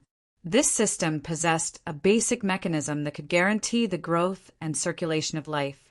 At the same time, various organizational components were embedded within the logic of a higher-level configuration system. At the very least, there was an intermittent connection. A lot of information flashed through Luo Nan's mind in an instant, but it was very hard to make it clear. Right now, all that was left in his perception was Jerry's body structure, including his flesh and blood, skin and hair, internal organs and bones. Those seemingly right but not quite right details. Just like his previous design in the saltwater lake in the wilderness. There seemed to be no connection at all, but on a higher level a magical structure was built.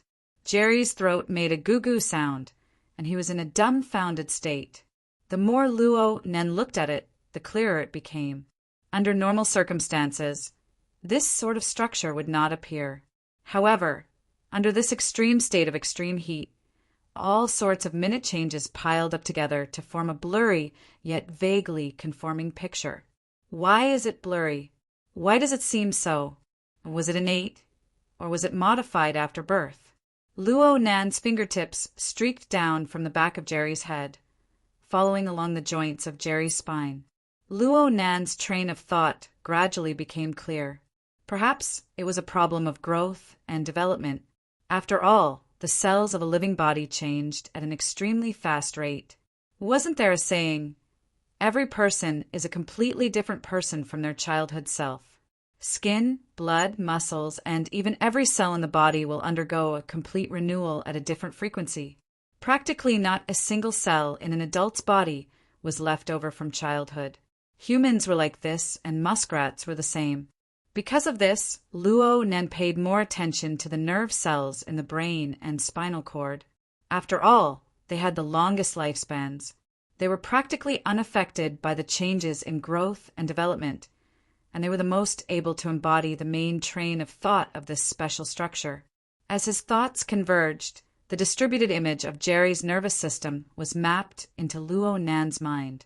Luo Nan was limited by the precision of his senses and the level of his clairvoyance.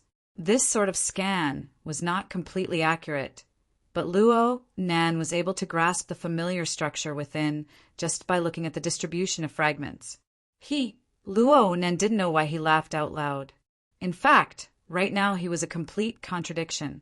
His train of thought was clear, but his emotions were even more chaotic. His mental senses steadily deepened, but his hands on Jerry's body were trembling. His control over his strength had problems. What did this sort of test result mean? What did it mean? Jerry suddenly screeched loudly. Luo Nan had strangled him to the point of pain. Luo Nan came back to his senses and hurriedly withdrew his strength. He fiercely blew a few mouthfuls of air at Jerry, who was about to be strangled to death. Then he placed the little fellow upright on the table. The little fellow looked at him stupidly. Luo Nan managed to control his emotions with great difficulty. He stooped down until his face was practically touching Jerry's. Be good, Jerry. Uncle will help you sort out a bit. Goo. Yes, you're the one helping me. Help me. Luo Nan subconsciously used an imperative sentence. The little fellow might not be able to understand, but he was infected by the atmosphere and became abnormally obedient and quiet. Luo then took another deep breath and gripped Jerry's body once more. At the same time, his god gear and body gear coupled and interfered. The material plane and the mental plane blended together, forming a slight fluctuation that permeated into Jerry's flesh and blood. Correspondingly, the disjointed and disjointed configuration elements appeared in front of him one after another. Since Luo Nan had already probed down to the level of the nervous system, he was able to roughly understand the train of thought of the original remodeler. Luo Nan's half-year of high-intensity configuration theory and practical study provided him with a large number of feasible plans. Luo Nan's hand gently caressed Jerry's body, and the little fellow's throat let out a gurgling sound. He had a rather comfortable appearance. He was completely unaware of the earth-shattering changes that were happening to his own body on a certain level. Luo Nan's hand was still shaking at this time. He was unable to control it no matter what, and it was the same on the mental plane. He had no choice but to slow down as much as possible. But the more he did this, the more his overly active mind advanced. He had already predicted the final result halfway through the combing process. Every subsequent change was just a practical verification. Jerry was muddled, and Luo Nan stared intently into its eyes. The little fellow's eyesight was terrible, but it was very comfortable right now. Its eyes were squinted into slits. But as the combing and remodeling process progressed, a layer of marvelous radiance clearly converged between the pupils of Luo Nan's squinted eyes. This was the luster of life energy, and it represented a string of deeply hidden information.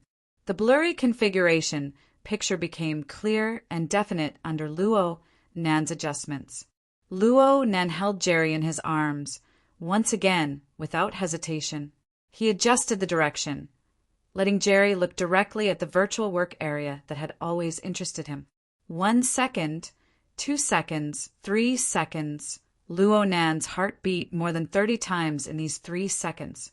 The little fellow seemed to feel his urgent mood, and it let out a light cry. Its dazed eyes clearly emitted a tangible radiance that struck the virtual work area in front of it. A marvelous structure expanded from here on out. The external neuron hidden deep within Luo Nan's brain spontaneously emitted a brilliant electric flame. Luo Nan's heart contracted and expanded, and his mind unconsciously became a field of blankness. By the time he came back to his senses, the projected area had already returned to the initial interface of the flexible E-ing screen for some unknown reason. Luo Nan's attention was projected, and the drawing software that had always existed within opened up once more, presenting a blank page. It was as if an invisible hand had painted concise lines on the surface a second later, gradually presenting a brand new interface. Luo Nan was familiar with this sort of situation. The initial design drafts were always like this. Of course, many people were used to using ready-made materials to stitch together. Hand painting was very old-fashioned. Luo Nan's eyes unconsciously widened as the interface gradually took shape. This interface felt very familiar, yet it was also very strange. He was familiar with the form of the interface. It had an extremely simple and even crude style. There were only 2 options juxtaposed together. Many UI interfaces were like this. Luo Nan had come into contact with one recently. It was the credit evaluation system of the Vagrant Exchange. It was practically the same. However, the words were different. The words used on the hand-drawn interface were the structure and grammar of hieroglyphics, but they were specious. Normal people certainly wouldn't be able to understand them, even if they had been influenced by the East Asian culture for many years. Luo Nan was able to get a general idea because he had been dealing with it recently. These were the words of the virtual brain system. They came from an unknown civilization. Actually, Luo Nan had never learned these words, but the mysterious character structure that became the core of the formatting theory system was like a translation device. It directly mapped the general meaning into his mind. For example, the current interface presented a sequence of options. The first one meant, "Click on me if you understand it." The next one meant, "It's okay if you don't understand it." This was no doubt a tease, but Luo Nen couldn't laugh. He stared blankly for quite a while. Finally, he reached out and pressed on the first option. The interface, which felt more like a simple design blueprint, actually had an interactive function. The interface immediately changed, switching to a blank page and writing anew. The series of strokes were quite fluent. The fellow who drew the interface should have already grasped this type of language quite well. This string of words belonged to an unknown civilization. It was like the subject of a slide. It was arranged in a relatively large font, occupying the entire interface. If Luo Nan's understanding and translation were correct, then the meaning of the words was General Education Level Test Simulation System. There was also a line of smaller font below. Chapter 773. Luo Nan was stupefied as he looked at the simple text interface. The large characters on top were fine, but the small characters below were completely incomprehensible. 100-year sequence? What the hell? The external neuron continued to radiate electricity within his brain, showing that it was still in operation. Luo Nan originally believed that the external neuron, which had developed the virtual brain system, had basically exhausted its deep mysteries. But now he discovered that there was clearly a different kind of information hidden at the bottom, and it was being gradually loaded right now. The process of forming the hand-drawn interface was actually the process of loading. 3 seconds later, the words General Education faded away and was replaced by the same hand-drawn, draft-style interface. It was still in a minimalist mode, but the options were a bit more complicated. What appeared in order were the 4 choice categories of culture, society, skills, and true teachings. Luo Nen tried to look at the items under each category before the interface was completely formed. However, the 3 categories of culture, society, skills, and true teachings were completely non-selectable states. At first, Luo Nan believed that it was because the interface hadn't finished loading yet. But when the interface was completely drawn and he tried them one by one, he confirmed that he could only select the true teachings category and nothing more. There were a total of 5 options on the true teachings category's second level menu. If Luo Nan's identification was correct, there were probably internal cultivation, truth reaching, creation, technique deployment, and configuration. Some of these words were familiar, some were unfamiliar, but they were all brimming with the meaning of extraordinary cultivation. However, only the configuration category was an optional state. There was only one choice, and Luo Nen only chose that one. He clicked once more, and the interface that refreshed this time was no longer in hand-drawn mode. Instead, it was an extremely complex 3-dimensional diagram. It clearly belonged to the domain of the configuration system, but it was only a relatively simple static structure. There were also questions and options on the side of the diagram. This was a freaking multiple-choice question. Please select a basic configuration that is not suitable to be added to the main diagram design. The options were 4 sets of simple configuration diagrams. Luo Nan laughed involuntarily, but his breath didn't have a hint of happiness. There was only absurdity and resentment. Test me. You test me. You have the face to test me. At this moment, Luo Nan no longer understood who was the one who had set up these mysterious arrangements. His brain had grown for 16 years in vain. He suddenly stood up, his entire body tensed up, to the point that Jerry let out another muffled cry. The little guy's glowing eyes had already deviated from the virtual workspace, but at this time the hidden database in the external neuron had already been loaded. It didn't matter whether or not the little guy's gaze shone on him. Luo Nen loosened his grip and let the little fellow jump down. This was to prevent Luo Nan from strangling him to death in his excitement. After freeing his hands, he had nowhere to put them. He spun around and finally raised his arms, wanting to grab the non-existent figure in the tree hole where light and shadow intertwined. What kind of lousy joke is this? Luo Nan's muffled roar shook the tree hollow with a buzzing sound, but no one answered him. Jerry had never seen such an uncle before. He shrank in the corner, not daring to show his head. According to the adaptive function, the virtual workspace embedded in the curved tree wall displayed the so-called proficiency test interface. It remained the same. No, that wasn't right either. A blood-red countdown interface suddenly popped up under Luo Nan's manic gaze. There were also corresponding words. No response actions detected. Do you want to give up on this mock exam? It has been detected that the examinee is not suited to the difficulty of the question bank. The version will revert to the popular version. There was still a countdown. It wasn't just in the center of the interface that was conspicuous. There was clearly a countdown for the entire set of questions in the upper left corner of the interface. The basic unit of time in the unknown civilization, if converted to seconds, would be approximately 5 seconds. Luo Nan had looked at the database for a long time, so he could barely recognize these professional symbols like numbers. The total countdown in the upper left corner, when converted to Earth time, was approximately an hour. As for the current countdown timer on the interface, looking at the blood-red characters, it was already the second to last character. It would reach 0 in approximately 10 seconds. Even though Luo Nan didn't understand the difference between the verified version and the popular version, and he didn't understand what bullshit the 100-year sequence was, he knew that he couldn't continue being willful under these restrictions. The only thing in front of him was a rigid system, not a living person. He rushed forward with large strides and clicked on the second option before the final flash of the blood-red countdown timer. The exam simulation system calmly flipped the page. The previous blood-red warning was completely erased, revealing the next question. It was another multiple-choice question with drag difficulty. You want to use this to stump me?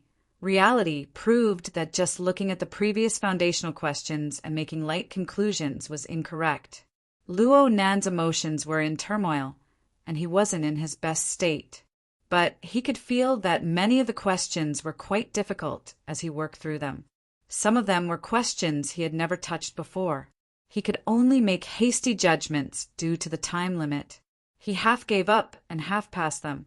Luo Nan didn't know what the passing score for this test was. It was fine if he missed 1 or 2 questions, but he skipped a lot towards the end. His mind gradually grew nervous. He didn't know if he would be able to pass in the end. The test time was approximately an hour, but Luo Nan spent less than 40 minutes to complete it. The reason for this was because the last question was a configuration design. It required the construction of a space module. It required the construction of a miniature spatial fault and the like on the basis of the local space and time.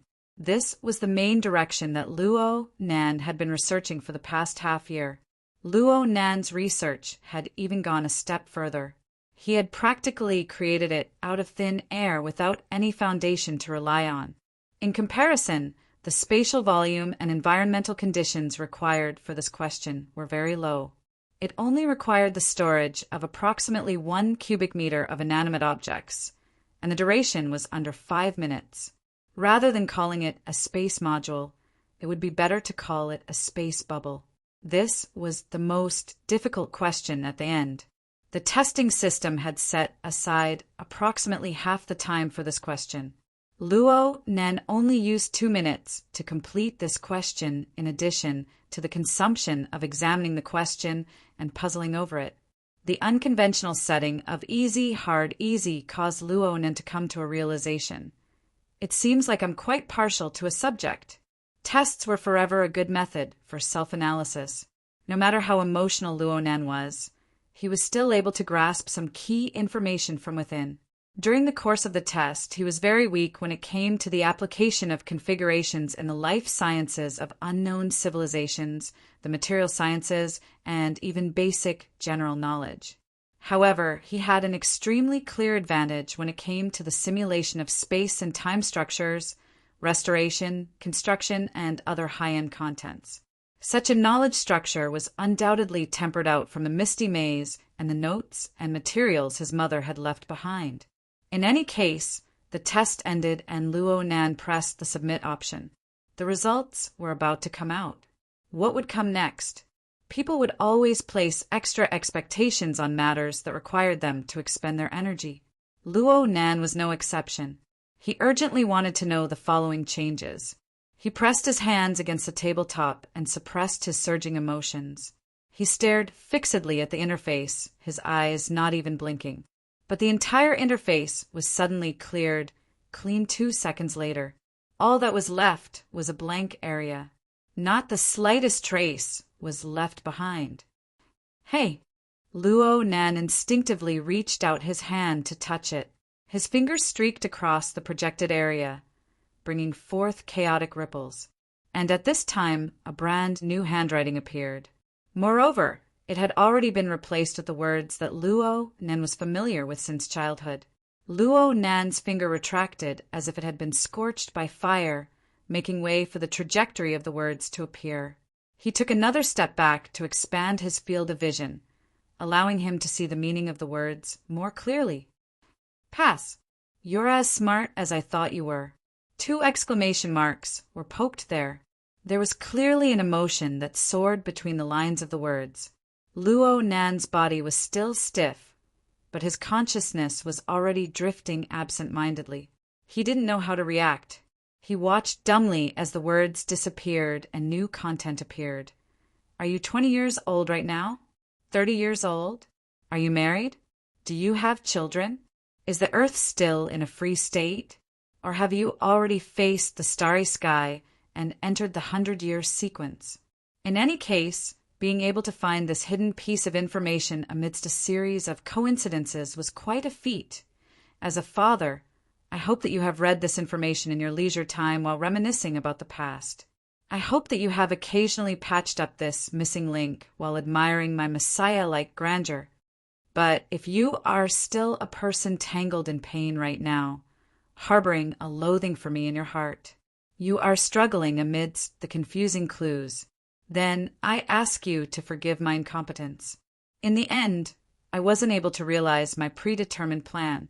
Perhaps I have already foolishly died in forbearance and concealment. It is impossible for me to shine glory into your life. The corner of Luo Nan's mouth twitched slightly. There was a lot of information that he didn't understand, but he didn't have the slightest intention of probing it. He needed to control his surging emotions, to control his heart that was about to explode. He had already exhausted all of his strength. The words continued to appear. I don't have anything else to help you with. I can only show you the path I once walked, the process of me searching for the answer. Though the path is dark and rugged, I know that your mother's soul has always been there. She lent me her talent and wisdom to pave the long road that leads to the ultimate answer within the labyrinth of nothingness. However, my slow-witted self has wasted far too much time in the end. Li Wei, remember this name. This unwelcome guest from beyond the heavens has already arrived. I can only hastily sever this smooth road and welcome an unknown fate. Here I write, I only hope that you like this present. Happy birthday. The signature was Luo Zhongheng. The date was June 18th, 2090. Luo Nan was nailed in place like stake. He looked at the signature all the way until the interface and the words disappeared. Then a new scene appeared. It was a double helix structure similar to DNA. However, the nodes on it weren't some ATCG. Instead, they were miniature hand-drawn sketches. They seemed to be divided into 2 routes that intertwined and influenced each other. Luo Nan didn't have the heart to look at the specifics. He stood there in a daze until his frantic heartbeat and surging blood made his entire body numb. Only then did he make a move. He subconsciously raised his hand and brought up the perpetual calendar. He found June 18th, 2090. His birthday was June 16th. Then, was this 2 days later? Was it here? It was only a few dozen kilometers away from where he was at the time. Luo Nan took a deep breath. He wanted to go forward and bring up those messages from before. But just as he took a step, his knees inexplicably went soft. He staggered and even bumped into the stool under the table. He was in such a sorry state. Luo then lowered his head and bent his body. He pressed down on the stool and suddenly laughed hoarsely. Is this a whitewash? Luo Zhongheng, you want to whitewash my father? All right, I'll give you a chance. Come out. Come out right now. I can. I can think about it. I can try to forgive you. This is the chance. Come out. Come out. Chapter 774. It's late at night in Ban City. The clouds were still eternally bright, and the originally cloudy environment became even more restless and uneasy because of the sun hanging high in the sky. Snake Tongue floated in the air, her spirit body becoming increasingly illusory and unreal. Sometimes a gust of wind blew, and her figure seemed to fluctuate and disperse, as if she could transform into the clouds at any time. Gong Qi was at Snake Tongue's side, listening to the strange collapsing sounds that came from the depths of the surging cold currents of clouds. After a moment, he smiled faintly and said, "The clouds and the sun seem to be in harmony, but in fact, they are far from being separated. It's like this on Earth, and it's even worse here. Two originally unrelated spacetime, for some reason, are continuously interfering and colliding. This is actually a great help to us." Snake Tongue was silent, but the collapsing sounds were becoming increasingly clear. This is the fluctuation transmitted by space-time interference. Good, very good. Gong Qi's spirit body seemed solid, no different from an ordinary person. At this moment, he stretched out his hand and gently plucked at the clouds, intersecting with the vibrations deep in the air. Under the interference collision, the originally hidden and restrained structure of space-time is revealed. It is necessary to use this to observe and explore.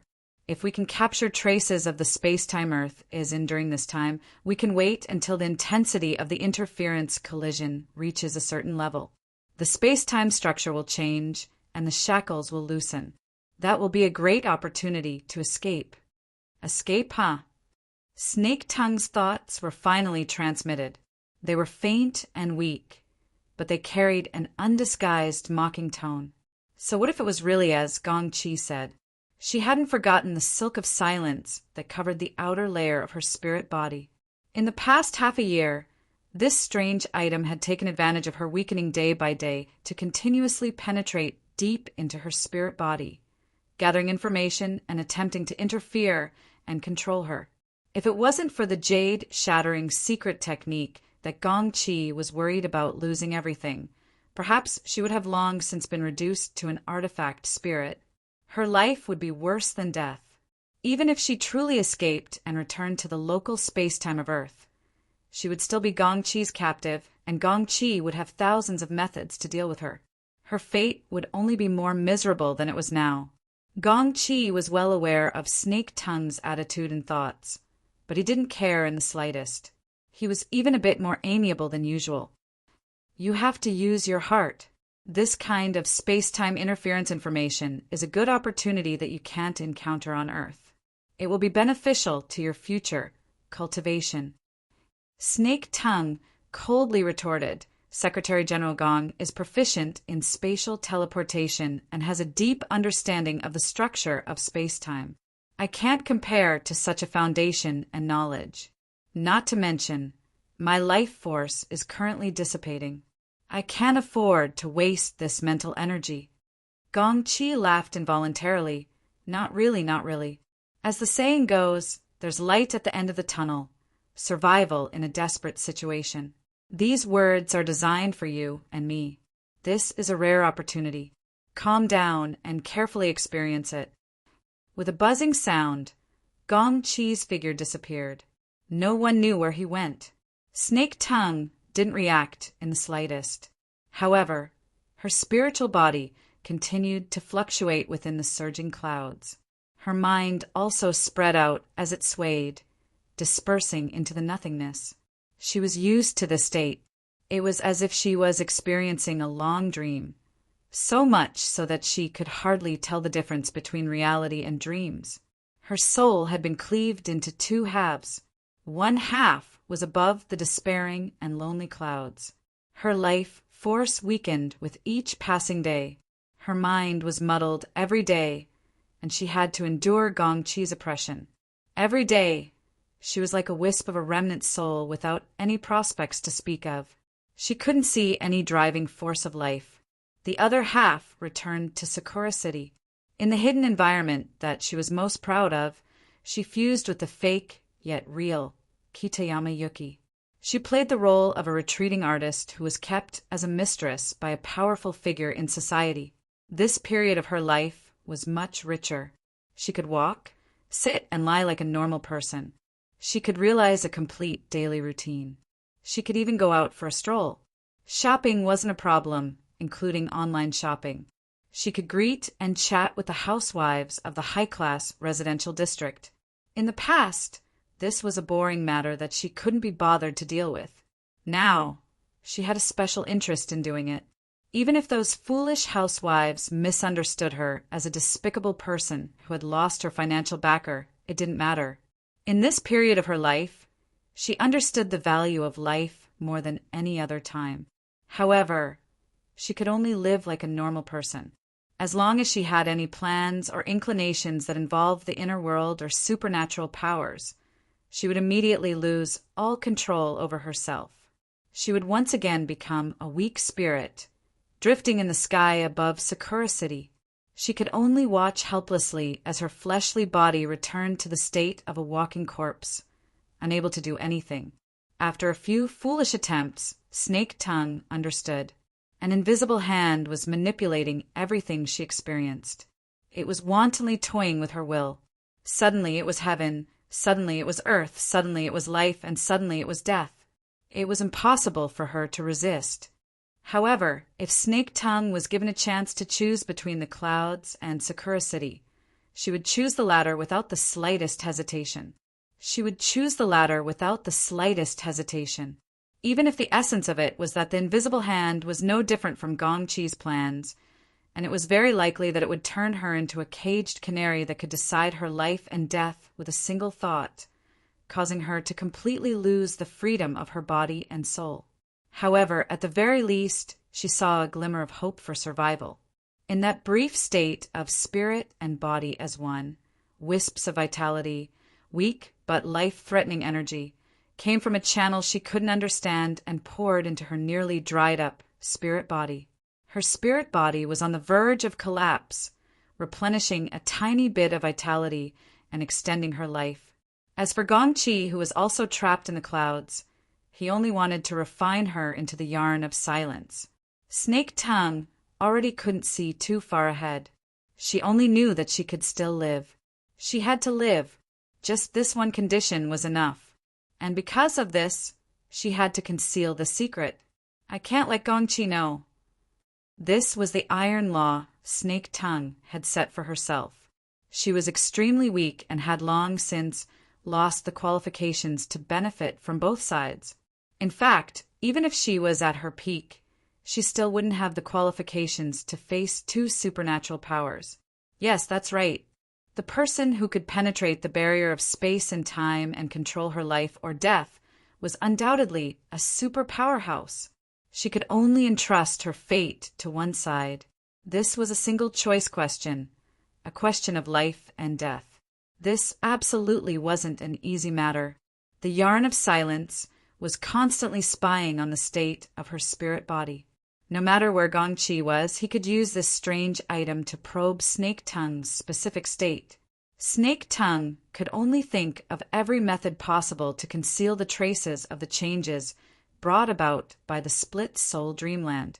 As for everything else, she would leave it to the heavens to decide. Time should be almost up. The pattern of these dreams was quite strong. They were more or less in accordance with a normal person's daily routine. From morning to nightfall, there would be at least one dream a day. The last time was 20 hours ago. Now that dawn was approaching, perhaps the summoning would come soon. Soon! Cold air whooshed past. The fine sound of bowstrings being drawn rose and fell. Time flowed on like this. 1 hour, 2 hours, 5 hours, 10 hours, and even another 20 hours passed. There was no sign of the expected summoning. Chapter 7, 75. Why? Could it be that this is really a dream? As time passed, the throbbing of her mind became increasingly difficult to control. The conjurer's accurate grasp of time, instead, turned into the sound of blood flowing after a cut wrist. Drop by drop, it fell into the lake of her heart, allowing the ripples of death to ripple. Snake tongue floated woodenly in the clouds.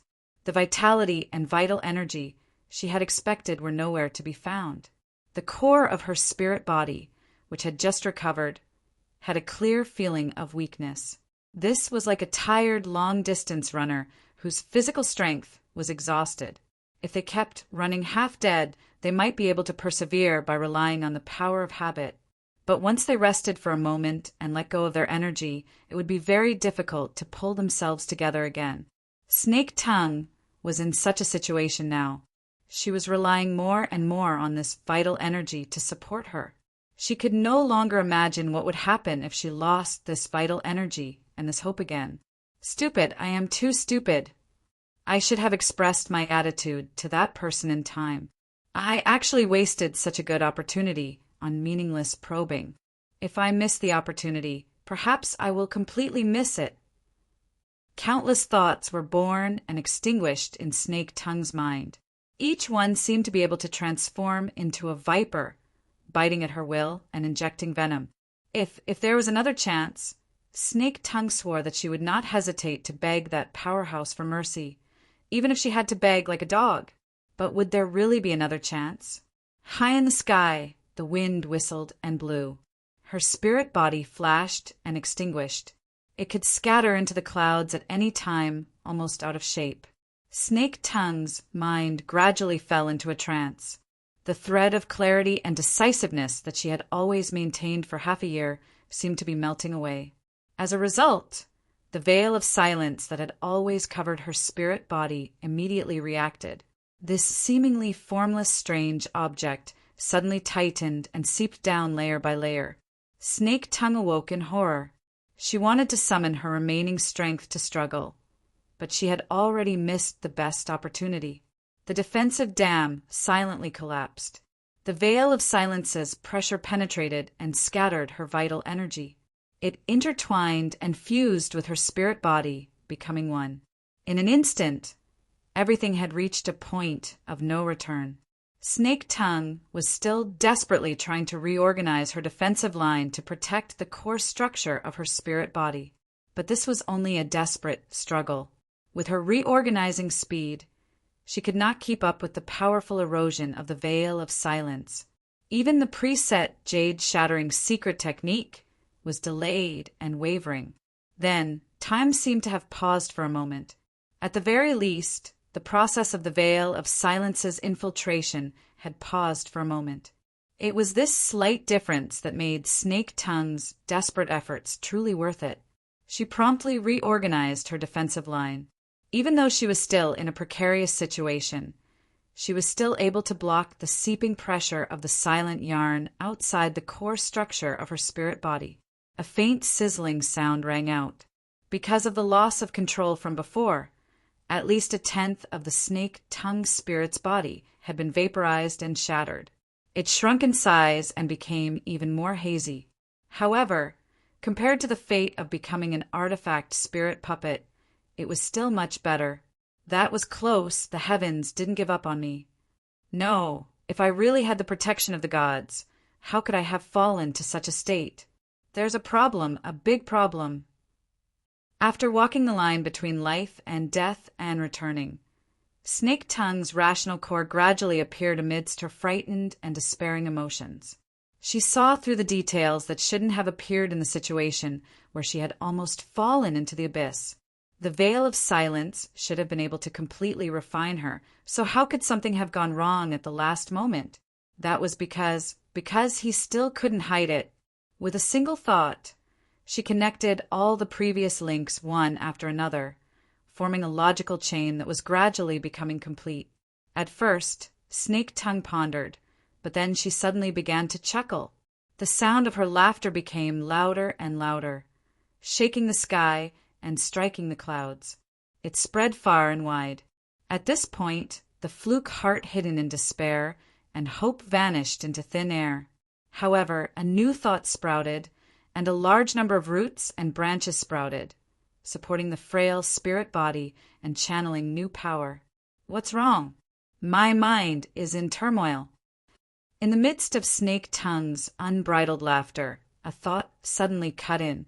The clouds in front of her rolled and soared, and the structure of the void hummed and shook. A second later, Gong Chi's face appeared in the collapsing clouds.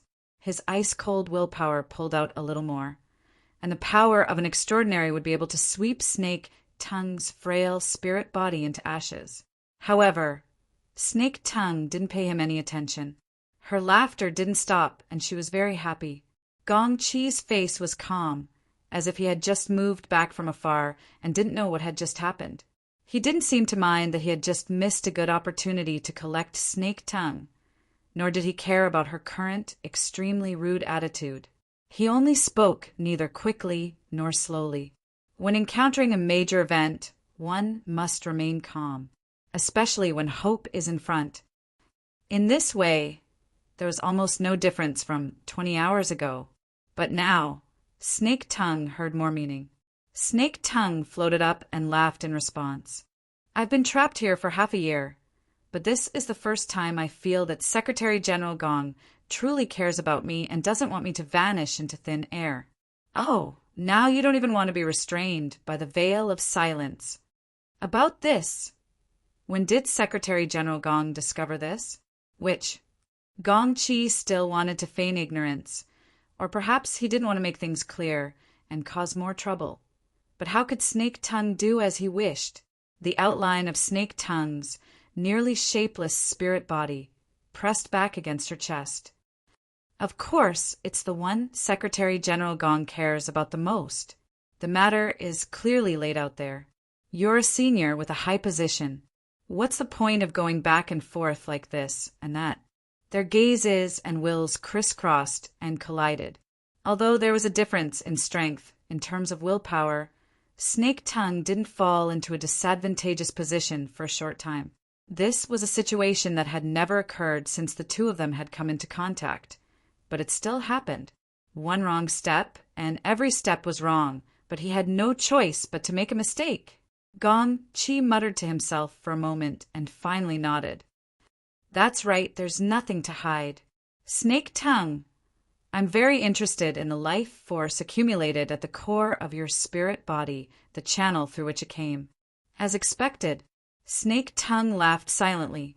Because of the life force transmitted through the unity of spirit and body, it would inevitably change the spirit body's natural weakening trend. Sooner or later, it would accumulate to the point that Gong Chi couldn't ignore it. This day would come sooner or later. Snake Tongue had tried to conceal it, but she only hoped to escape this cloud prison before Gong Chi sensed it. Unfortunately, in the end, she hadn't made it in time. Gong Chi, this old bastard, naturally didn't slow down because he cherished Snake Tongue's life. Instead, he had misgivings. He had misgivings about the fleeting channel that was connected to her spirit body. Clearly, the words he had said before about the collision of space-time and the loosening of the structure were too much of an exaggeration. Gong Chi didn't have the confidence. At the very least, this old bastard didn't have the confidence to return to Earth after escaping this world. So Gong Chi specifically mentioned the traces of the space-time Earth was in. In this old bastard's calculations, she was a kite with a string on the other side of Earth. No matter what, the string couldn't be broken. But was the string really still there? What was the plan of the powerful being who was far away on Earth, the one who dominated her life and hope? Yin Lu quietly walked into the living area on the lower deck of the yacht. Right now, the lighting in the small living room had already been dimmed. Only the radiance of the projection diffused. Luo Nan sat on the sofa in the small living room. He was like a sculpture. Occasionally, he would move his fingers, change angles, and switch images. He quietly examined the complex structure that could dazzle people. Inla didn't dare to disturb him. She just waited at the entrance. Ever since Luo Nan returned to Xia City, Yin Li's sharp senses told her that Luo Nan was a bit different from before when they met again. On the surface, this man seemed to have obtained a complex design from who knows where. It was similar to the double helix structure of DNA, and every node on it was a complex design diagram. After Luo Nan returned, he stared at it in a daze. Sometimes his brows furrowed. Sometimes he would suddenly laugh. His moods were unpredictable. But Yin clearly felt that there was a wonderful core within this chaotic state of mind, especially when he was contemplating. He was truly contemplating. He wasn't thinking like he was facing a big exam. He was racking his brains in a competition. He was more like a philosopher. His thoughts were condensed, but not rigid. His thoughts were scattered, but not chaotic. His rhythm was much more relaxed. This kind of Luo Nan's behavior pattern was increasingly hard to predict. What happened in the few hours he spent returning to Xia City yesterday? Looking at the current situation, it didn't seem to be too bad. Yin really wanted to get to the bottom of this. But as Luo Nan's personal secretary, she needed to keep her duties. She could only restrain her curiosity and wait in silence until Luo Nan's observation came to an end. What happened? Luo Nan didn't turn off the light in the work area. He just tilted his head to ask. Yin Lu walked to the side of the sofa. She bowed and answered. Miss Moya took a cruise ship. It arrived at the port at 4 in the afternoon. The person in charge of receiving her was a member of the Banqing Music Festival's organizing committee. Luo Nan should be able to obtain more detailed information about this from Xia City. Yin Lu just skimmed over it.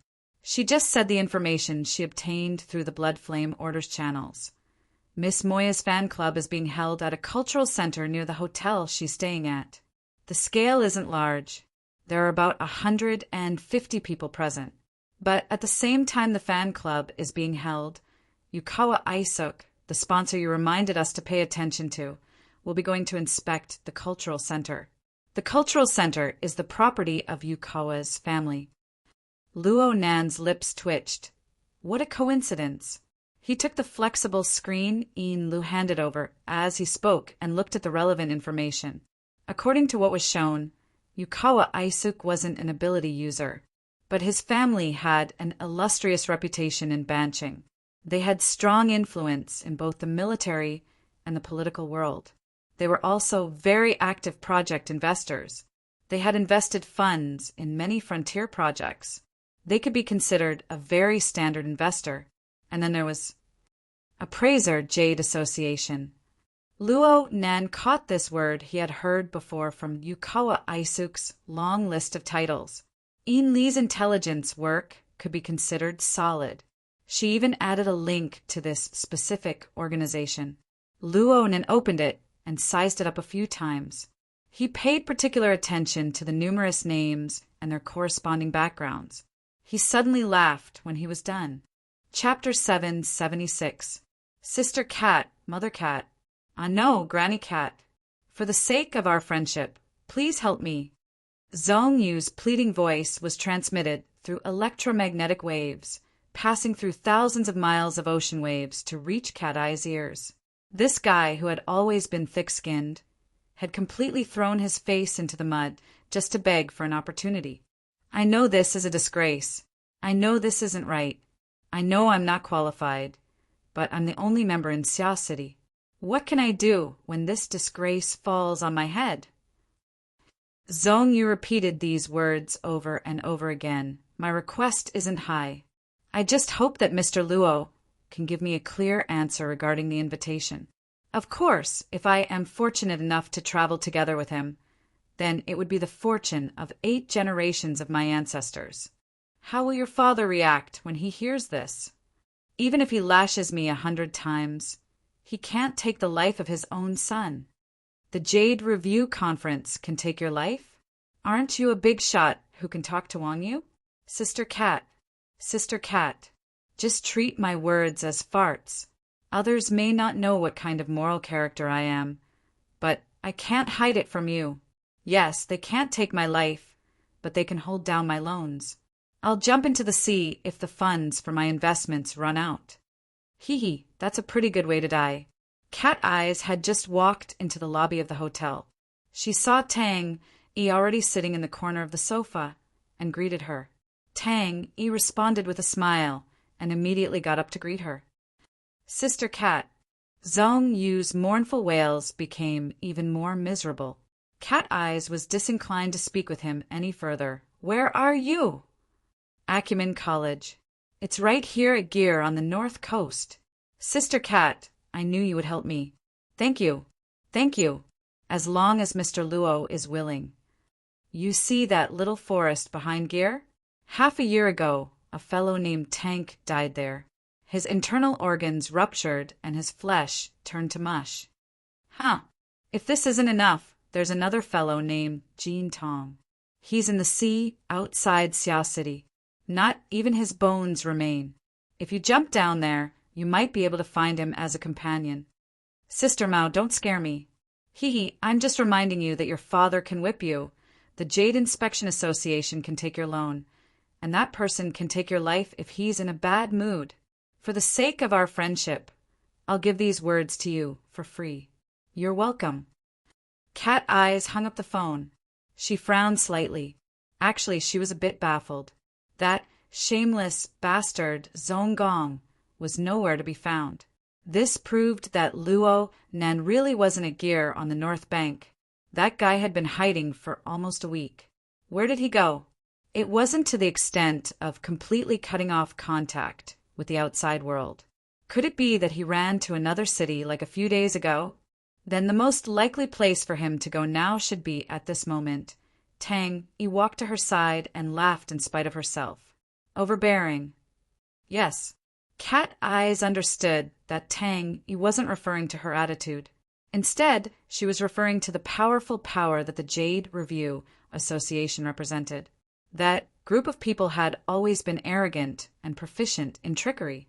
They loved to scheme against people's hearts. Right now, Zhong Gong, a minor character with a complicated and subtle relationship, was thrown out in order to provoke Luo Nan. It would be best to provoke Luo Nan into doing something. Then, they would suppress Luo Nan and grind down his spirit. This was an overt plot that was thrown right in Luo Nan's face.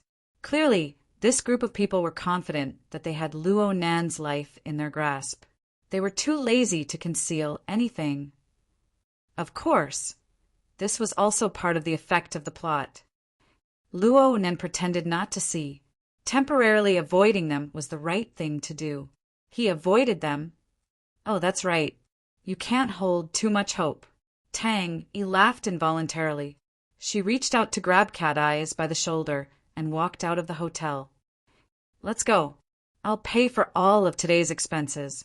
Treat it as thanks in place of Amoya. Today was the third day after arriving in Ban City.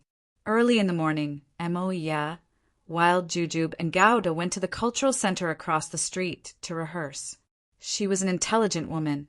She had interacted with Cat Eyes and the others many times during her 5 days on the cruise. She had already understood her own circumstances.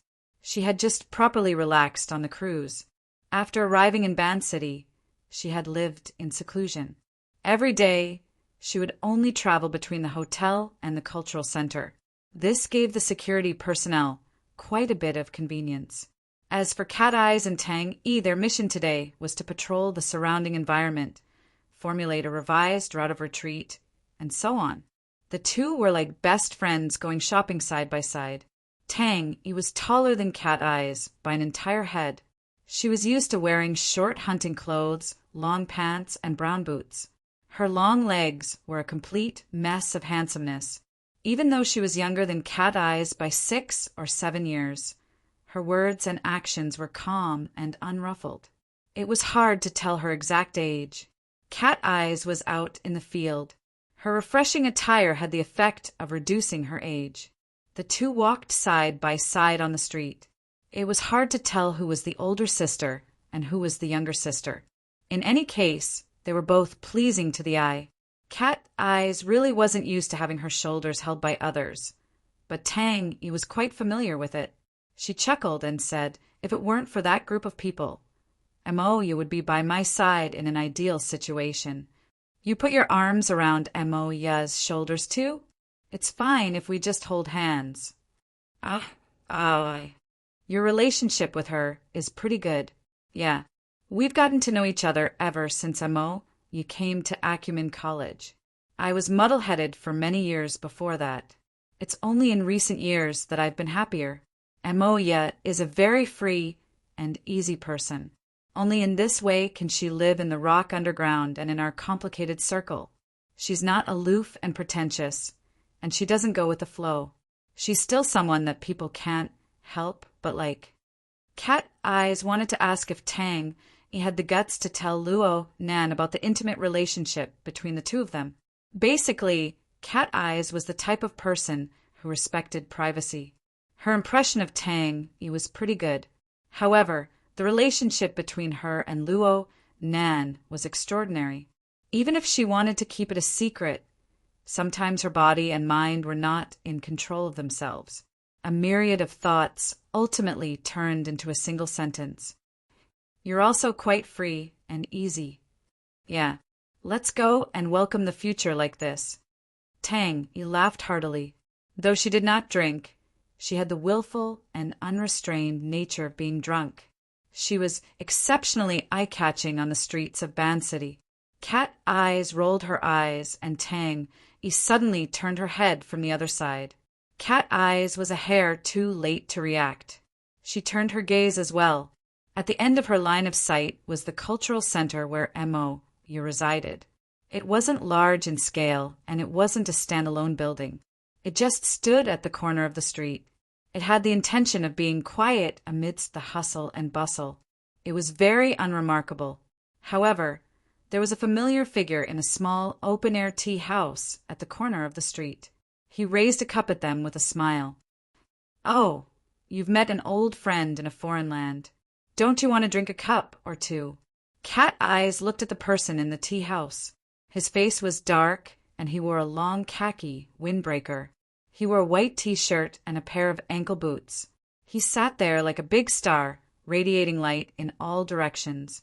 But for some unknown reason, she could see the effect of a plain and cold white coat when she looked at his attire. Chapter 777. Cat Eyes, long time no see. Her red lips curled up beneath her sunglasses. Bai Xinyan calmly replied to Cat Eyes.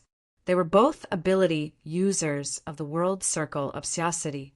Of course, the two of them knew each other, but their friendship was superficial.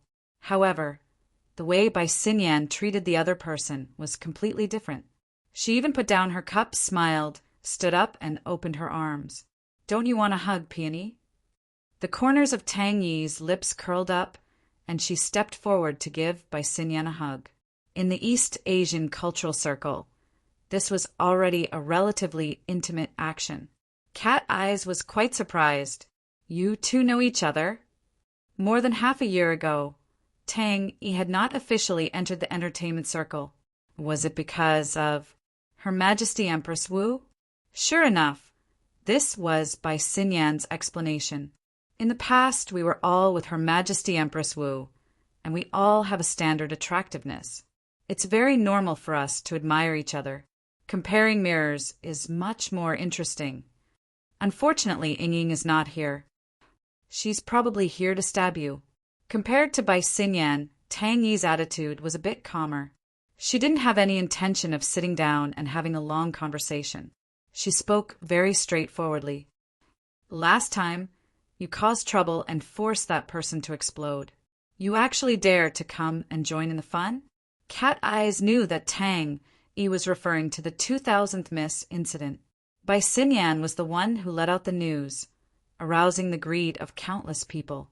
Luo Nan, Ruiwen, and even their entire family were pushed into the teeth of the storm. Were it not for the fact that Xia City had two extraordinaries overseeing it, and that they had promptly sent Jin Tong as a sacrifice to the heavens, as well as Luo Nan's world-shaking speech, It was unknown to what degree the situation would have deteriorated to. Bai Xinyan pretended not to know. I have no choice. I found a new boyfriend, but he's a black-hearted bastard. I can't cure him at all. If I don't destroy a few of his cards, I'll feel like I'm losing out. Tang Yi glanced at her. What about your boyfriend? Bai Xinyan laughed as she waved her hand. Her chestnut-colored hair swayed gently. Under her black hair, her red lips and white teeth were revealed. She had the standard posture of a flirtatious hey, you want that kind of trash to go shopping with a woman? I'll just bring his card. To the side, Cat Eyes thought back to the information she had gathered at the Wild Inn last time. She coldly said, Isn't it going to be quite difficult to kill them all? Of course not. Don't underestimate a woman's evil thoughts.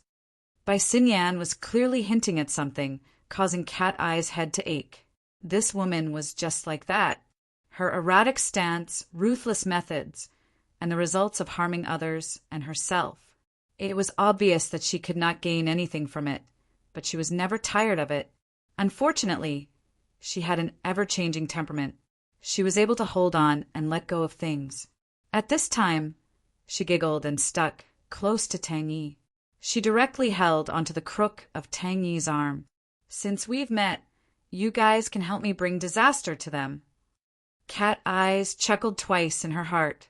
She was just about to refuse when she suddenly heard the humming of an engine approaching from above. A rather large motorcade landed on the platform of the high-rise building that belonged to the cultural center. Judging from the banging of the car doors, there were quite a lot of people getting off. Cat Eye's mental senses naturally swept over, and the scene dozens of meters away was taken into her heart. Cat Eyes frowned. It was also at this time that God, who was within the cultural center, contacted her and reported, The upper echelons of the Lean Sentry have come over for a temporary inspection. I see it. There seems to be another eye-catching guy.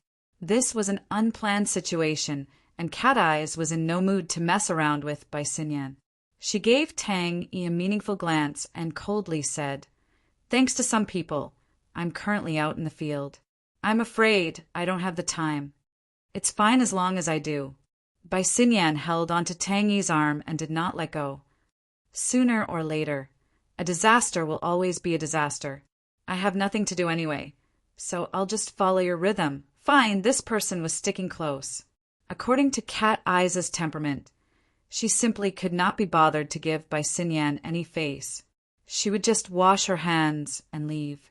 However, there was still Tang Yi in the middle. Tang Yi's expression was calm and tranquil.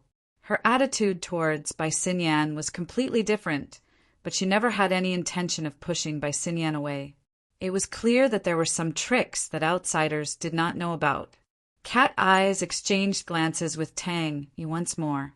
They briefly weighed the pros and cons, but in the end, she still curled her lips and walked in front without saying a word. They directly entered the cultural center. From the outside, the cultural center was rather unremarkable.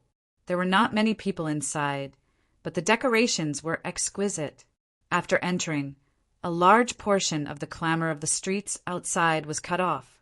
It was truly the essence of quiet amidst the noise. However, in reality, the atmosphere of this place did not quite match with the rock and roll style of the Mountain Creek Band. The corresponding influence had appeared during the past 2 days of rehearsals. It even directly interfered with the band's song selection. Whether or not the performance was successful was not within the scope of Cat Eyes' concern. Instead, she was deeply curious about the relationship between the two people behind her. Tang Yi and Bai Xinyan walked to the back. At first, Bai Xinyan spoke a few words, but later on, she no longer said anything. The atmosphere was subtle and gradually became oppressive.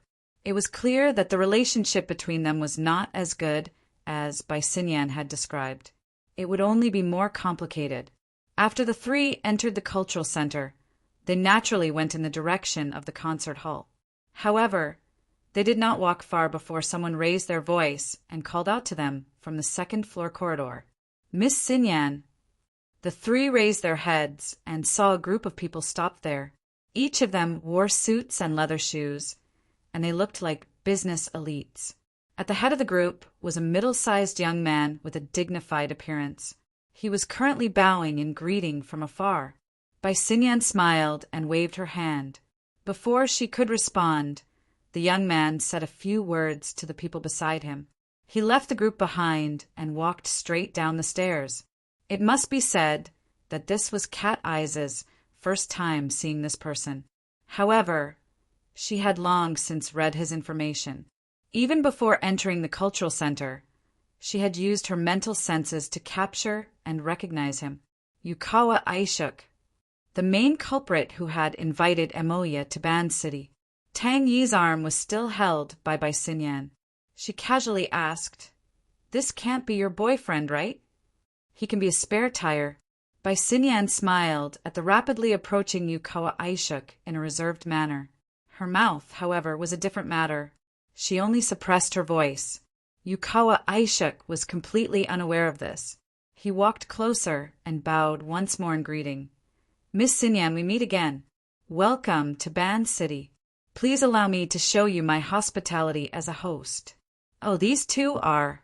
Following Yukawa Aishuk's gaze, they entered an especially hypocritical mutual introduction period. Looking at this person's eyes, he clearly knew the identity and background of Cat Eyes and Tang Yi.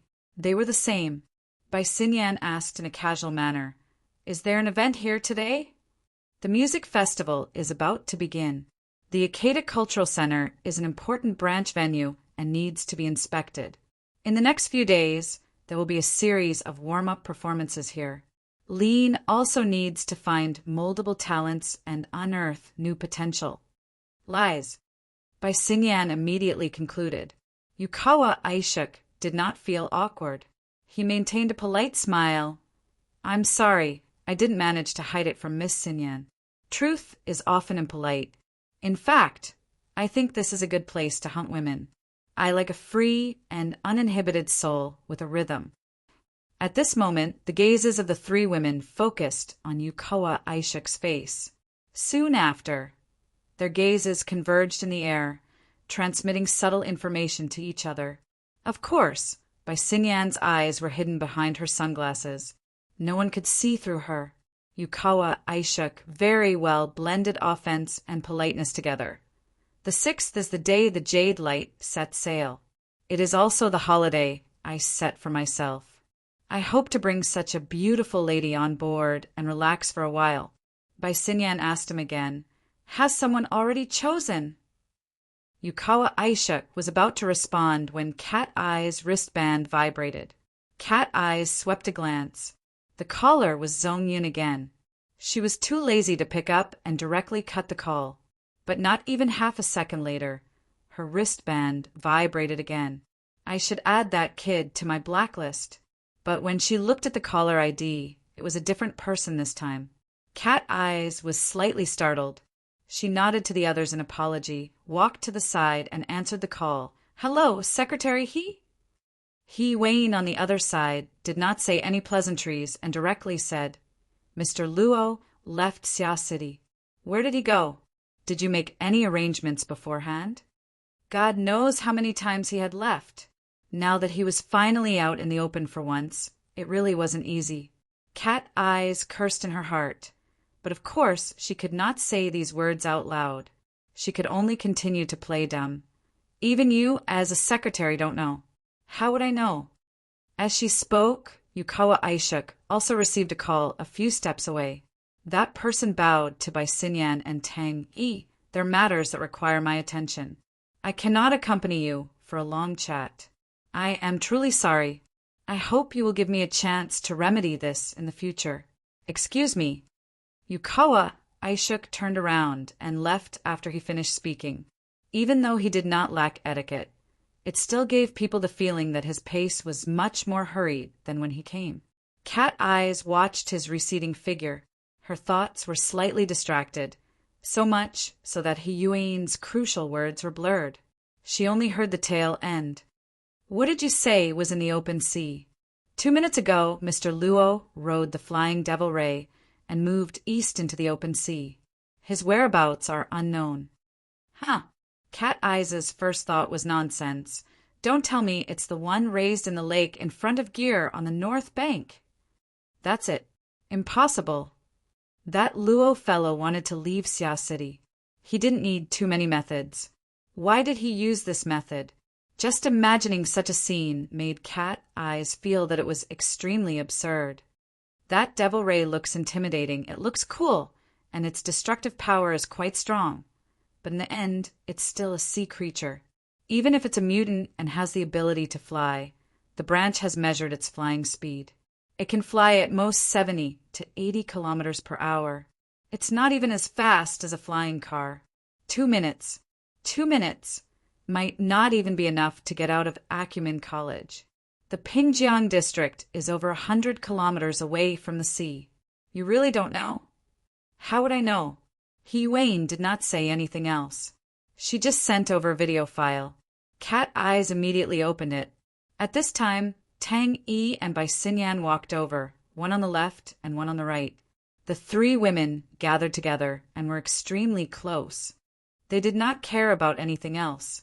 They only looked at the small projection area. The original image was probably a random shot by a passerby. The ambient noise was very noisy, but the anti-shake lens was very powerful. It clearly projected a white scar that continuously advanced forward, cutting through the horizon. Judging from its height, it was at least 1,000 meters. When the camera zoomed in, the person who recorded it immediately burst out with profanity. Fuck me. Chapter 778. After saying goodbye to Bai Xinyan and the others, Yukawa Aishuk did not join up with the mighty patrol team. Instead, he went directly to the upper level of the cultural center, to a temporary private room. In here, he turned on the projection system and silently looked at the video data from various channels. The angles, sharpness, and duration of these videos were all different. But the core content of the video was, without exception, the sky above Xia City, the dazzling flight trail. The advantage of piling up data was that there was more information than appearing through a single channel. This set of video data started from when Luo Nen stepped out of Gear on the north bank, shook off Zhonglang, and boarded the Flying Devil Ray all the way until he entered the sea outside Xia City. The entire process was recorded. The internal intelligence analyst of the corporation listed out the information revealed in the series of videos one by one. Target flight distance, 134 kilometers. Target flight speed, Mach 2. 5 average speed. Maximum speed, Mach 4. The Devil Ray's limbs are in an unnatural state. High probability is that it is only a carrier of energy operation. Flight altitude, temperature, and surrounding atmospheric environment do not meet the conditions for a flight trail. It is suspected that there is a large amount of water vapor gathering beforehand. The analyzed data elements were extremely detailed. It looked like Luo Nen had been thoroughly dissected inside and out. A countermeasure could be formulated at any time, but reality was far from this. Yukawa Aishuk only skimmed through the video analysis data once. His mind was elsewhere, but after these videos, after flying out of Xia City, it went straight to the bottom of the sea. Its whereabouts are unknown. This was the result of integrating a large amount of intelligence data. Yukawa Aishuk furrowed his brows. His expression was as heavy as water. Ban City and Xia City were only 1,500 kilometers apart. With the speed of the Flying Devil Ray, it would take half an hour to reach Xia City. If this was the case, then it would save him a lot of trouble. Even if it was a nuclear bomb, it would be exposed to the satellite, radar, and other monitoring systems. There would be people to deal with it. But after Luo Nen flew out of Xia City, he went straight to the bottom of the sea. This move alone turned 70 to 80% of the satellite and radar equipment into scrap. After entering the sea, it was unknown what method he had used. But a living person and a mutant with vigorous vitality had disappeared without alerting the sonar array and various monitoring systems at the bottom of the sea. They had disappeared without a trace, just like that. If this was the case, then things were really troublesome. While Yukawa Aishuk was deep in thought, there was a knock on the door. After receiving permission, the group's intelligence analysis section chief, Takamoto Shigeru, quietly entered. This lean middle-aged man was Yukawa Aishuk's confidant and was also in charge of handling the most sensitive issues. After entering, Takamoto Shigeru immediately expressed his concern. "President, there's a lot of bad news going around about you." Yukawa Aishuk slightly waved his hand, interrupting Luo Nan's words. He just asked, "Where in the world did Luo Nan go?" Takamoto Shigeru stood upright. "I'm sorry, but we haven't been able to find any traces of him." "Why?" Yukawa Aishuk stared at his confidant. Luo Nan can conceal his aura, but the Devil Ray is a huge target. In terms of the strength of his blood energy, it's almost at the B rank standard. The outer seas are the domain of the marine aberrations, and they are very densely distributed. As long as it enters the domain of other aberrations, it will definitely cause conflict. There is no way it can hide. Before Yukawa Aishuk could finish his sentence, a call came in on the secret line.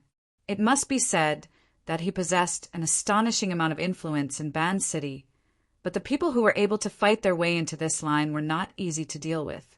He could only split his attention to deal with it. The moment the call connected, the person on the other side asked, "Tamukawa-kun, have you heard the news that the Cage Master is coming to Ban City? A powerful A-rank threat could enter the country illegally at any time. Governor Do is very worried about this." Yukawa Aishuk furrowed his brows, but his tone was very calm. "Kondo-kun, I am also paying close attention to this news. However, in a similar situation, we can only obtain more detailed information by consulting the military. On my side, isn't it Tamukawa-kun who invited that person's relative to perform in Ban City? Governor Do believes that you have a good relationship with that person, so he hopes to express his concern through Tamukawa-kun." Yukawa Aishuk's gaze was ice cold when he heard this. He swept his gaze across Takamoto Shigeru's face, and Takamoto nodded slightly, indicating that this was what he wanted to say earlier. Great waves of emotions churned in Yukawa Aishuk's heart. He managed to deal with Governor Do's loyal dog with great difficulty. He hung up the phone and stared at Takamoto Shigeru. "Someone is deliberately spreading the news that I invited Moya to participate in the music festival? Having a smart boss would save a lot of time and effort." Of course, Takamoto Shigeru couldn't simply go along with this. He spoke of the details. "Apologies, President. The news spreads very quickly. It happened before this incident. Therefore, the intelligence department believed that the Jade Society was deliberately spreading the news. They were still coordinating and communicating with each other, but things got out of hand because of Luo Nan's flight. Before this," Yukawa Aishuk rewound the video and rewatched the first half of the video, especially the entire process of Luo Nan coming out of gear on the north bank, forcefully shaking off Zonggong's entanglement and summoning the Flying Devil Ray. Luo Nan's face was cold the entire time. It could even be said that he was expressionless. It was in line with his usual reserved persona, but according to Takamoto Shigeru, there was clearly a deeper meaning behind this. He's putting on an act? Did he plan all of this? There's no problem logically. Takamoto Shigeru spoke in a low voice. "There's a lot of news right now that Moya's personal freedom has been restricted. Add the stimulation from the Wilderness Laboratory, and Luo Nan will react intensely to this.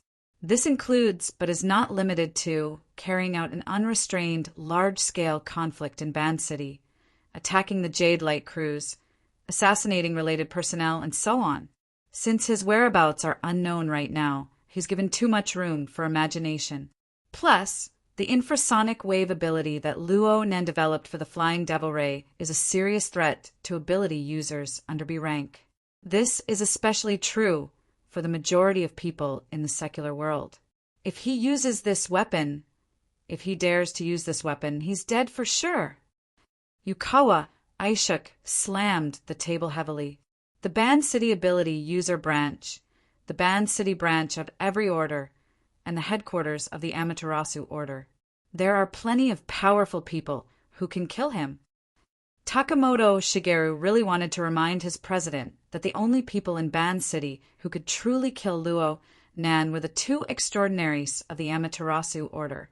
But the words came to his mouth. But he hasn't displayed any clear inclination up until now. This was where Luo Nan was the smartest,